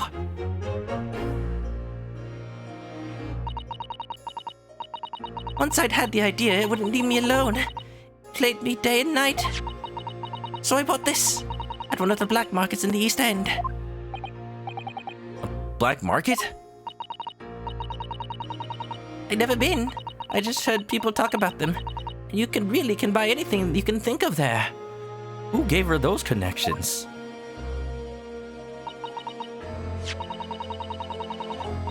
In some ways, being able to get my hands on this so easily made me even more determined. I had to find out one way or another.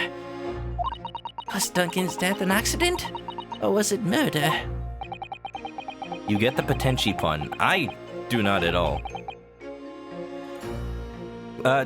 Question in the comments below. Does the name William Potenchi make sense to you? Because it just honestly really doesn't to me. I'm sorry, I just don't see it. And your chosen method for establishing the truth was simple, but highly effective.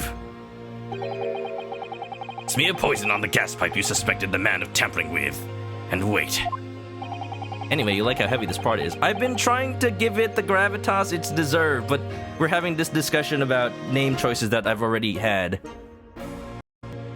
If Mr. Shamspeer was innocent, nothing would come of what you've done. But if he was guilty, he would pay for his crimes dearly.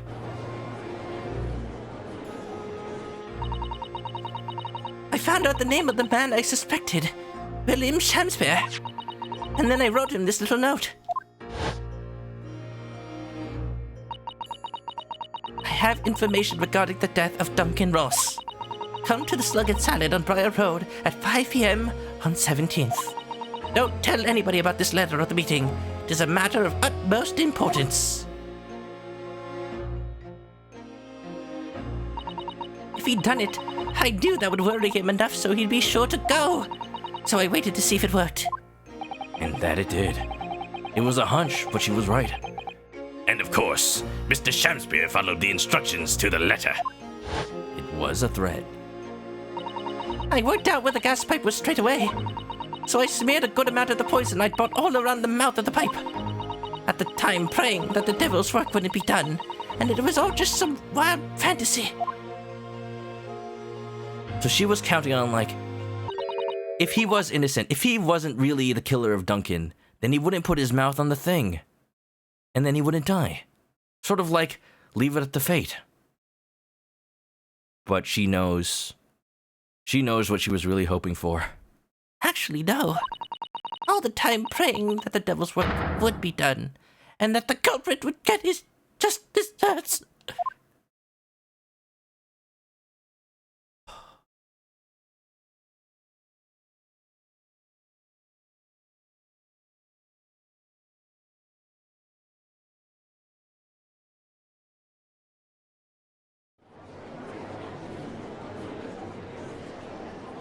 It is absolutely depressing.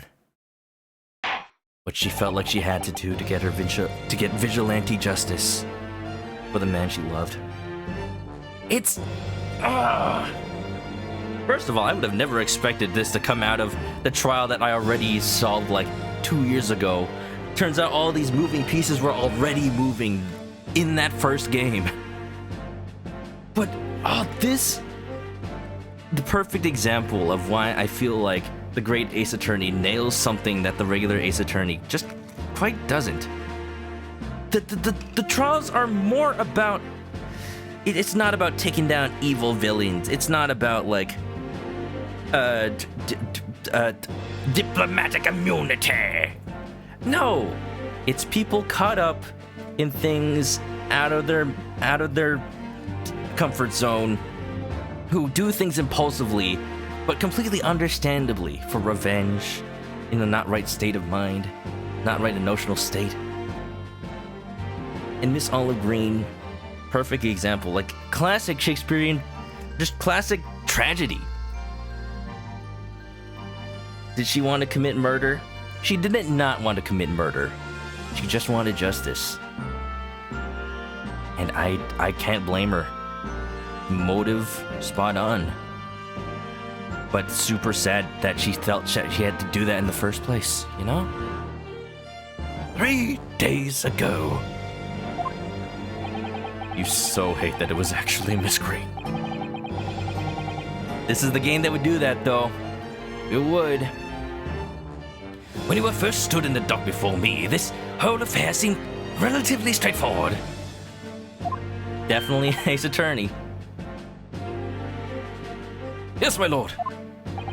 I certainly never imagined the depths of depravity that we should subsequently find lurking behind the scenes. Potentially doesn't really bring pretense or pretentious. Yeah, especially because it's petentiary, not puritency. So you think pretense, and pretense is not a word. Politician, however, surprisingly, when I read message boards for Spirit of Justice, yeah, there's a character named Politician. He's a politician. But if you're not reading the name out loud, some people don't actually notice it. Maybe in their minds they say, Paul Attition. Like his name is Paul. And he's the Attition family. Attition sounds like it could be a name. So that's something you don't notice right away until you say it out loud. Yeah. Yeah, this is the point in the trial where that heavy moment has passed. We had our time to reflect on it. Aces, great Ace Attorney. Pun not intended, but I wish it was. Absolutely peak Ace Attorney writing here, in my opinion. Just for the characters alone. I certainly never imagined the depths of depravity that would just sort of look at the scenes. It has been a long road, my Nipponese friend. Oh, yes, yes. And one I certainly didn't envisage walking with you. Pretense. Nevertheless, together we have reached the light at the end of the tunnel, as it were. Miss Green. Yes, my lord. You will henceforth be stripped of your freedom, as punishment for the attempted murder of Mr. William Shamspeer. Yes, I know. And you, Mr. Shamspeer, you will be tried for the murder of Mr. Duncan Ross in cold blood, and the subsequent attempted murder of Mr. Soseki Natsume here present. Both of them get their desserts. Are they just? Technically so. Can I feel sad about it? Yes. Mr. Naruhodo? Ah, yes! Ryunosuke, can you say anything else? Yes! Okay, what is it? Yes! Yesterday, at the hospital, when you and your friends stopped me from Ending your life by drinking what was left in the poison bottle. I wasn't myself. I can't even really remember what was going through my mind. Rex has gotta go. Have a good night, Rex, as well. To be or not to be, I suppose. That's a question that's so hard to answer, it seems. We finally have the answer. Apparently the pun is that Japanese, but it sounds like English name thing. Potentially roughly translates to crook. Okay, good. To be clear, the reason I've been talking at it at length is because I am just so dang confused how potentially has anything to do with any English word. Like, I don't want to doubt you, but I just did not believe that it had anything to do with pretense or pretentious.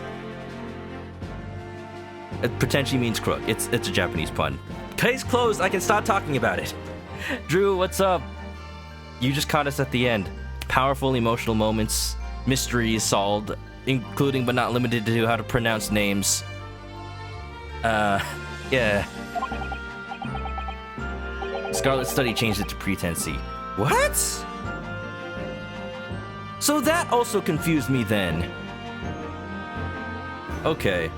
Because Scarlet Study, when they fan translated the first game, made it a point to not localize any of the puns.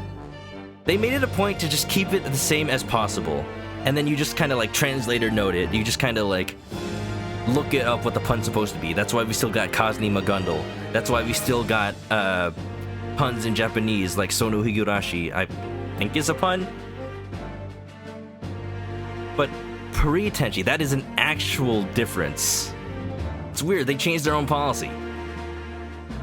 Then again, they didn't have to do that until the second game, so maybe that's why. Robert Crogley to Rupert Crogray. Well, personally, I'm glad of your being here, Miss Green. Oh! Hope you're having a nice night, Drew. By the way, and I'd like to believe that it's a blessing Mr. Shamspeer didn't die when he ingested the poison. For your sake, at the very least.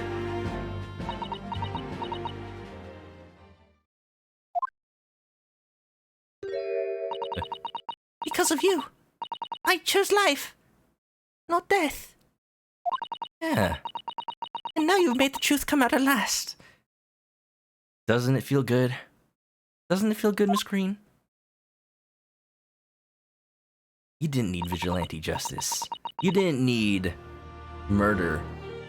You just needed the truth. Really, I just can't thank you enough. Oh, Miss Green. Wait, Giselle Bullet? Was her original? She was really named Bullet?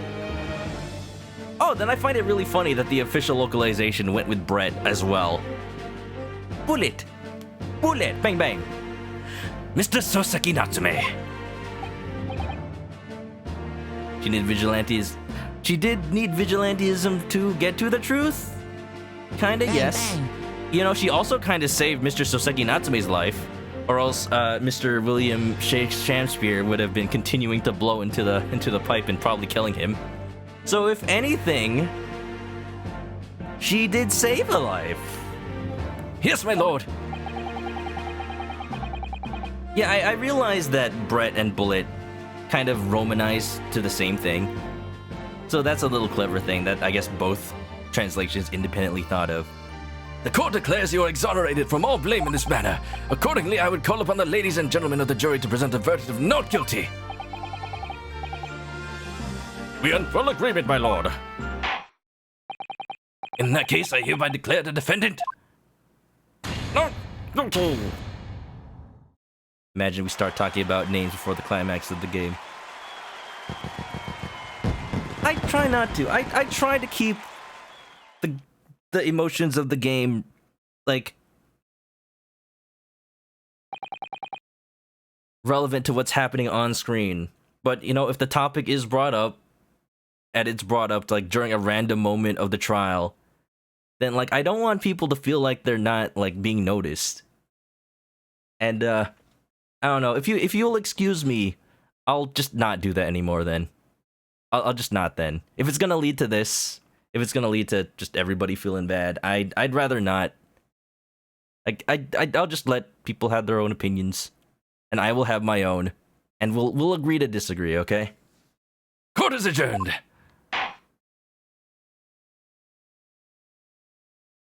They left out the not guilty juror segment. Yeah, they left out the part where they're like, not guilty, not guilty, not guilty. What's up with that? I missed that. That was like a big reward. Hello? Can you not hear me anymore? Yeah, I seem to be fine. I seem to have my OBS on. Anybody else? Waiting for an answer, just in case I'm not talking to nobody. I hear you. Okay. 23rd February, 3:24 p.m. The Old Bailey Defendant's Antechamber.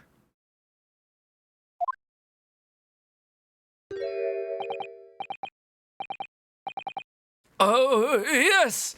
Yes! At last! Divine justice duly done! Yeah! It only took us 5 hours, but heck, we're here.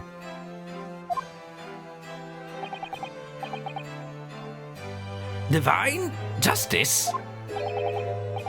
My dear fellow, if there were any divine justice in this world, you would shave that mustache. Yo, dude! I mean, now that he's been found not guilty, it is totally time to make jokes like that. Because, you know, we're being lighthearted. No, this has nothing to do with my mustache! He's just trying to make him feel better, I hope. I hope it's just not like Sholmes completely failing to read the room. I like that Sholmes is smart. He is. He's just a little odd at times. It's not that he can't read a room, it's that he deliberately picks odd options to respond to the atmosphere of the room. Some say that a luxuriant mustache is a sign of physical prowess, Mr. Sholmes. How about you grow one? Locum Stude, Mr. Naruhodo Esquire! Once again, you saved me from doom! I'm very happy to have been able to help, Mr. Natsume. Congratulations on your acquittal. You're second in almost as many days. I was first acquainted with and gained affection for English literature was in our great homeland empire. And then, by a twist of fate, I was brought to the land that bore the fruit of that literature. Only, the city of bricks and mortar became my prison. Try as I might, I never found my feet here. In the end, I confined myself to my room and lived life through friendly old books. There's just so many victims in this trial.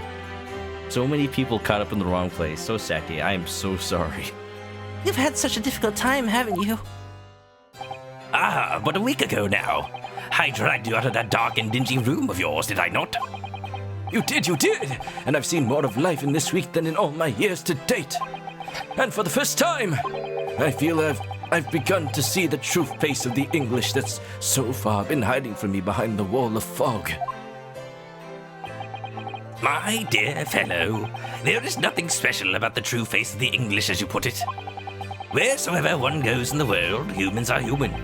There are few genuine differences. I was a little iffy on the start of his sentence there. But yeah, people are people no matter what part of the world you are at. There are good people and there are bad people.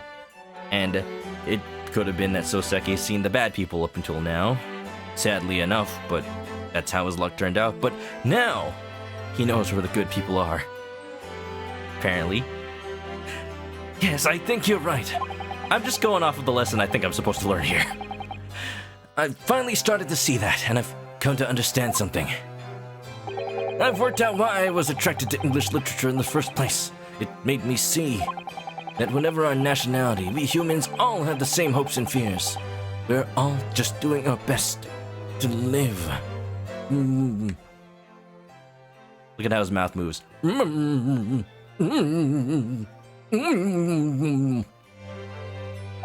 Sorry, I'm chewing some gum. Well said. I've come to feel the same way.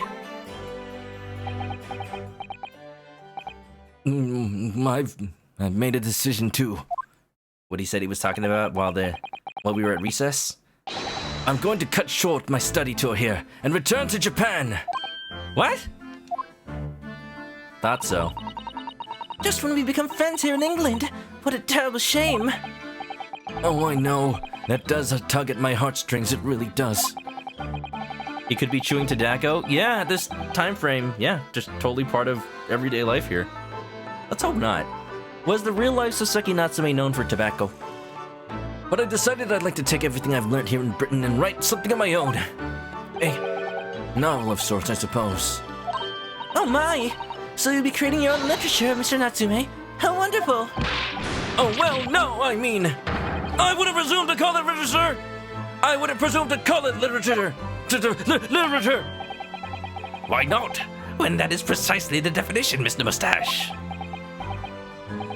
I suppose you're right, yes. It will, in a way, be literature. But as of now, all I know is that I'd like to try my hand at writing. I have no delusions of grandeur. Something tells me he's gonna make it. Waga hai, wa neko de aru. Neko de aru. I, for one, would love to read your work. Well, all things considered, it may be for the best. After all, you have once again emerged victorious from a battle with the Reaper. That's very true. Don't remind him. And there's no salvation for a person in the dock when the Reaper is the prosecutor. Suzato. The desire to return post-haste to the perceived safety of their homeland is one I quite understand. You're not doing Soseki any favors, guys. My goodness, yes. Faced with such a terrifying prospect. Nobody would consider that cowardly, I'm quite sure. But that's not why I'm leaving! I mean it! Objection! So sexy, he's Natsume. Yeah. And that was the case that we found ourselves embroiled in 6 months ago now. What a roller coaster, I will say. Although, I'm not exactly sure why Sholmes said never to speak of it. Seemed like another normal case. That's literally just to... Oh yeah, that is literally just to have an excuse why it never got brought up in the first game. So Seki-san did indeed return to Japan and submitted a report about both cases to the government. It was on reading that report that Professor ManokAdobo was prompted to visit the scholar, and barely any time later, Suzato-san was given the news that she must return to Japan as well. On the back of a telegram stating falsely that her father had fallen gravely ill. Soseki, very Soseki, but also so sexy. The only possible explanation that comes to mind is what happened after the trial on the following day. The day that we uncovered the loot hidden by the now deceased convict in his former lodgings. But what is it? What is it? Is it gonna tell me or is it gonna save? Is it gonna tell me or is it gonna save? If it saves, oh wow, how are they gonna find it in all this mess? I forgot it was like this. So many books. 24th February, 10:13 a.m. Mr. Natsume's room. Ooh. I love Sholmes' detective theme so much. It's like a little dance. Oof. Like, it's not a waltz. Because it's 1, 2, 3, 4, 2, 2. It's 4/4 time. But it feels like it should be a waltz. You know? Like you could dance a waltz to it anyway and it would still work. Oh, well done, Mr. Sholmes. How simply marvelous of you. There's a voice clip at the end after the scene. Okay, I'll try not to advance the text until I've actually read it all. To uncover the secret hiding place in just one day. Wasn't it supposed to take 30 minutes? Yeah, I thought it was supposed to be easy. As I believe I told you, my dear fellows, skin prints are extremely useful in such situations. Wouldn't you agree, Gregson?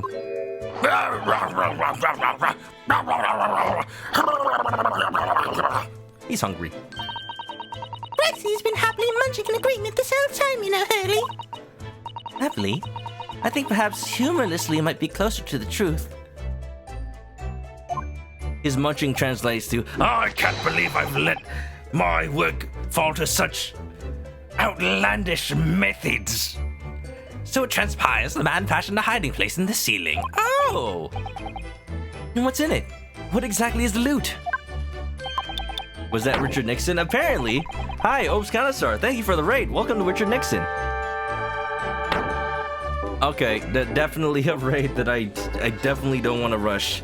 And we're at the end anyway, so it's fine. Well. What? Is it clowning time? Oh no, it's 4 a.m. for you. It's past clown time. Womp, womp, womp, womp. Haru, thanks for shouting out Obes Connoisseur. Guys, go check out Obes Connoisseur. Now one of my longtime friends at Twitch. I've known him for about the same time as Drewby. Met him. I think I met Drewby through Obes Connoisseur actually, and I met Obes Connoisseur through Brad. But he's a cool dude that loves Nintendo games as well. He's played the first Ace Attorney once. I understand if you don't want to stream the others, Obes, but if you want to play the rest, at the very least off stream, they are so good, really. Olivia Rose Goldilocks, Kawaii Peaches, welcome on in. Jedi Aurora Drexon, welcome. Dudes, welcome. Pie Jamming, how you doing? Obes, thank you for the resub. Welcome back to the Chicken Coop Grab Nest and get comfy. I rushed that. Yeah. What will murder Gregson first? A heart attack from the fish and chips or a heart attack from Holmes? You didn't say heart attack, but I'm implying both of them. Yeah, welcome on in, Raiders. Quick warning for everybody, because I warned everybody raiding. If you don't want spoilers for the second Great Ace Attorney, this is the second one. I'm playing the second one, because I already played the first one. Then you may jump out. Thank you for coming in on the raid. But I understand, I totally do. So that's the warning. If you don't jump out after this sentence, then that's on you. Thanks for the raid, Obes. Guys, go check him out. Big Nintendo fan, plays a lot of Animal Crossing. He's played Animal Crossing New Horizons this whole time, no time traveling, very honest man. And you know, he's got the cutest town. He's got Pietro, he's got who else do I need? He's got Marshall, he's got the Genji, he's got Olivia. He's got all the good ones, you know, all the good villagers. Oh, you're bringing small. It's okay. It's okay. That's why chat's here to help, you know. I will say, at this game, they added this thing called story mode, where the game plays for you, so you can just read it like a visual novel if you want. So that's cool. I wish they would add it back to the first 3 games. But yeah, hope you're having a good one, and thank you so much, O's. Yeah, I guess I have gone a little late, haven't I? Olivia, best villager, says Olivia. Uh-huh. True, though? True, though. So, thank you all. If you don't know me, I play Nintendo games, I play RPGs, I play Ace Attorney, and I do the voices. Here's an example. Let us look then, if you're ready. Let's examine the late burglar's hole. So here's the scene. We just found out that inside Soseki Natsume's apartment, the Soseki Natsume, the famous Japanese author, he lived in Britain for a little bit. In his apartment, there's a hidden stash of gold, and somebody tried to kill him for it. And that all made its way through. That all got figured out. We figured out the mystery, the crime, the attempted murderer. Well, it's complicated. There's a murderer, there's an attempted murderer, and there's a person who attempted to attempt murder on that person. Don't worry about it. And now we've got Sherlock Sholmes himself. You know, Sherlock Sholmes, famous detective. Sherlock Sholmes. That's his name, Sherlock Sholmes. Let us examine the late burglar's hole. What the? What is that? Ooh, it's a belt. Why did it say B? Like Baroque Van Zieks? Oh no, it's a choker. Oh my. Oh my, I didn't know Baroque Van Zieks was into that. It looks to be some sort of neckband or collar. At least it's not Himlock Sholmes. Himlock! A collar? It's huge though. And look at all the gemstones set in it. This is Iris Watson. You know, Sherlock Sholmes' partner in crime. I can see why he was claimed to be worth £1,000. Perhaps I could have it as a belt. Not John Watson, that's her dad. And he's dead, don't worry about it. Oh, have you noticed on the inside there? There are some dark stains. Blood? What does this mean? All this for a dog collar? No. A fancy dog collar. Look at all the gemstones. You don't think they could be blood, do you? I mean, there's quite a lot of it. Sorry, it's the stains from my Jellyfield donuts. Brock, I told you not to eat around the evidence. Now it's all ruined. Sorry. On second thoughts, perhaps I won't have it as a belt. I can't even look at the people list. Wonderful. Then of course there's this emblem here. A large letter B and a small crown. My money's on Baroque Van Zieks. I just feel it somehow, you know? Here's Iris, she's adorable. Here's my assistant Suzato Mikotoba. She's adorable.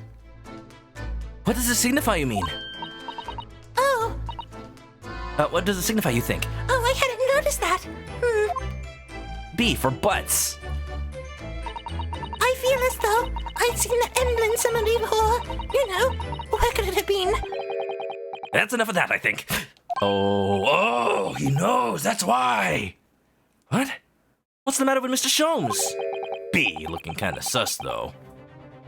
Oh, the color has drained from his face. Sholmes knows. It's Borok's emblem. Sorry, it's late. I got 1 a.m. brain right now.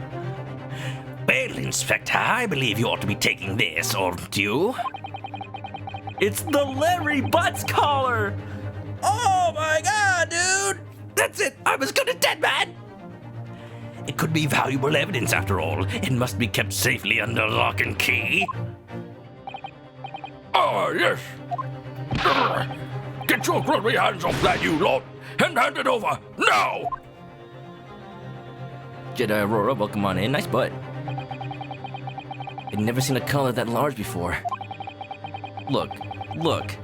Sholmes is just trying to protect them from Sholmes knows that that's a type of article of clothing that it was bought at a more adult store, you know.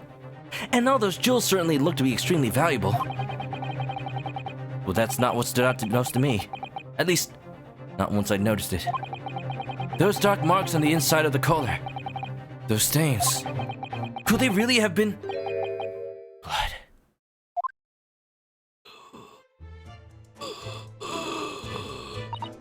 Larry's family. Imagine he's a descendant of Zeke's. You just threw it all away, huh? Well, that was a funny case, wasn't it? But it's all buttoned up now. You look very pleased, Iris. I am, because I was starting to wonder what I could use as the basis of this month's story in the magazine. If you don't know, in universe, this 10-year-old girl right here, is canonically Arthur Conan Doyle. She is the author of the Sherlock Holmes novels. She just uses the Doyle pen name.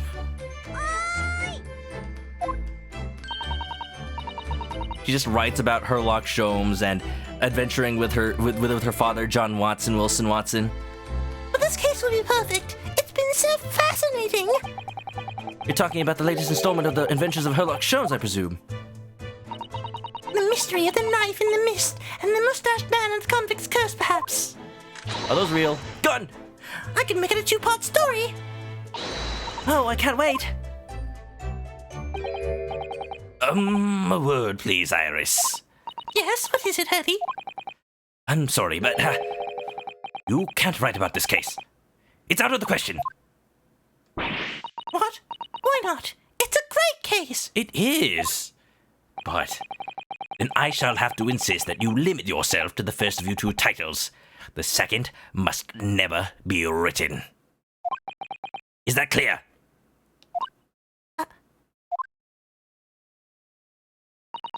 Yes.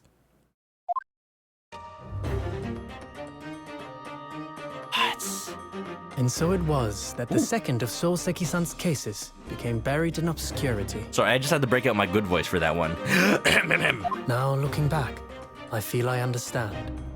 I can see why Mr. Sholmes forbade Iris from publishing the story. See what kind of It would voice? take a little longer before I saw the link between everything that had happened and would happen. Ooh, it just brings a big old smile to my face. You see the voice I was kind of going for? His canonical voice. He is a Japanese student who studied English in college, in university. So, because he studied British English, his accent's got like... It's a Japanese accent, but speaking British English. So, what I'm doing is I'm combining my British accent with a little bit of Samurai Jack. Honestly, a little bit. Something like that. But then raising it up a little bit, making it less of a samurai and more of a student, and then adding a little bit of an English accent. It would take a little longer before I saw the link between everything that happened, eh? For it wasn't until 2 months after the arrival of Susato-san's letter that events began to unfurl again. An incident that took place at the very heart of the eagerly awaited Great Exhibition of London. Yo, really? We've been hearing about it so long in these both games. Oh, this next one's gonna be good. Oh, it's gonna be good. There's been all this lead up to it. It better be. It's only gonna be the 3rd case of the game. This game does not disappoint at all. I love it so much. This has been everything I could have dreamed of. Official localization and everything. Yeah! Sorry, guys. I'm a big Ace Attorney fan. I don't have the best memory, mind you. I don't remember everything that's happened in the past. But that means all the more to enjoy replays of it, playing games like this, and just, talking about it with y'all. These games have excellent writing, excellent characters. Caricatures are not. They just don't fail to make me smile. You'll see it's your favorite. Oh, yeah, I'm excited. Unfortunately, if you came in on a raid, we gotta end. Unfortunately, if you've been here, I won't be playing this game again until next week. That's why I wanted to make sure I finished this case tonight. But it was dang worth it. Thank you all for being here. But I must retire. Yay, verily!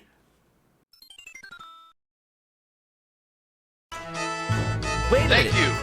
Wait a minute. Did somebody do bang bang like right now? Oh my gosh. What is that timing? What is that timing? I was gonna play some pretty music for y'all, but I guess we're getting assaulted by chicken bombs. Wait a minute. I was so confused. It happened as soon as I clicked over. Dang, nice timing, Wiki. Anyway, here's the music I was going to use.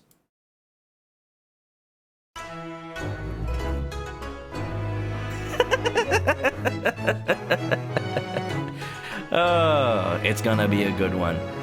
So, tomorrow's stream, more Skyward Sword. Today's stream. Yeah, later today's stream, because it's already 1 a.m. for me. More Skyward Sword. Tomorrow. Wait, what am I saying? It's 5 a.m. It's 1 a.m. It's been 5 hours. Forgive me. Hold on, give me a second. Let me pause and think. Gotta go. Have a good one, Weedy. Thanks for hanging out. And that goes for everybody. If you gotta go to sleep, please, by no means, feel like you have to stay. It's just great that y'all made it to the end, This is the unused version of Susato Mikotoba's theme, and I love it a lot, actually. To be fair, the version they went with is even better, especially, with her personality and how it's used in the game. What I like about this one is it's very reminiscent of Turnabout Sisters. Maya and Mia's phase themes from regular Ace Attorney. It's kind of that a da da da da da da da da da da da da da. Yeah, you hear it now? But, they probably just didn't want her to be another Maya Fey. It's good. I like it. What was I talking about? Oh, yeah, Skyward Sword tomorrow. More Greatest Attorney next week. And thank y'all. Thank y'all for being here. I've said my piece about the trial. I've said everything I want to. But maybe not everything. We'll talk about it later. For now, I gotta go. Let's see if there's any art. If you ever have any art for the stream, post it to the stream art section of the Discord or tweet it at me, and I'll put it up. Yeah, I don't got no art today, but there doesn't always have to be art, but if there is, you know where to put it. Yeah, here's a link if you want it. And thank you all coming in on the raids, all of them. I greatly appreciate you, whether you're just hanging out and listening to the lurk. It still warms my heart that you decided to stay on by, Yeah. Looks like your room. Cleaner than your room? Yeah, I have less chickens in it. I mean, you have less chickens in it. I have got chickens, but they can always move around. Yeah. Worst company as well. Have a good night. Yeah, so many feels, so many twisted turns. I just love the series, man. What can I say? But, yeah, if you haven't already, you can give me a follow on Twitch to catch me live next time I play this or any other game. Next time you play. Yes, I'm watching you. If you happen to be on the YouTube video and stuck it out, thank you so much. If you're on Twitch, we're gonna raid in a second, but you can also follow me on YouTube if you don't know I have a YouTube. Discord, Twitter, links in the chat, all that good stuff. If you're going to sleep, I'll let you. Have a good night. I'll see you next time, hopefully. And stay clucky, y'all.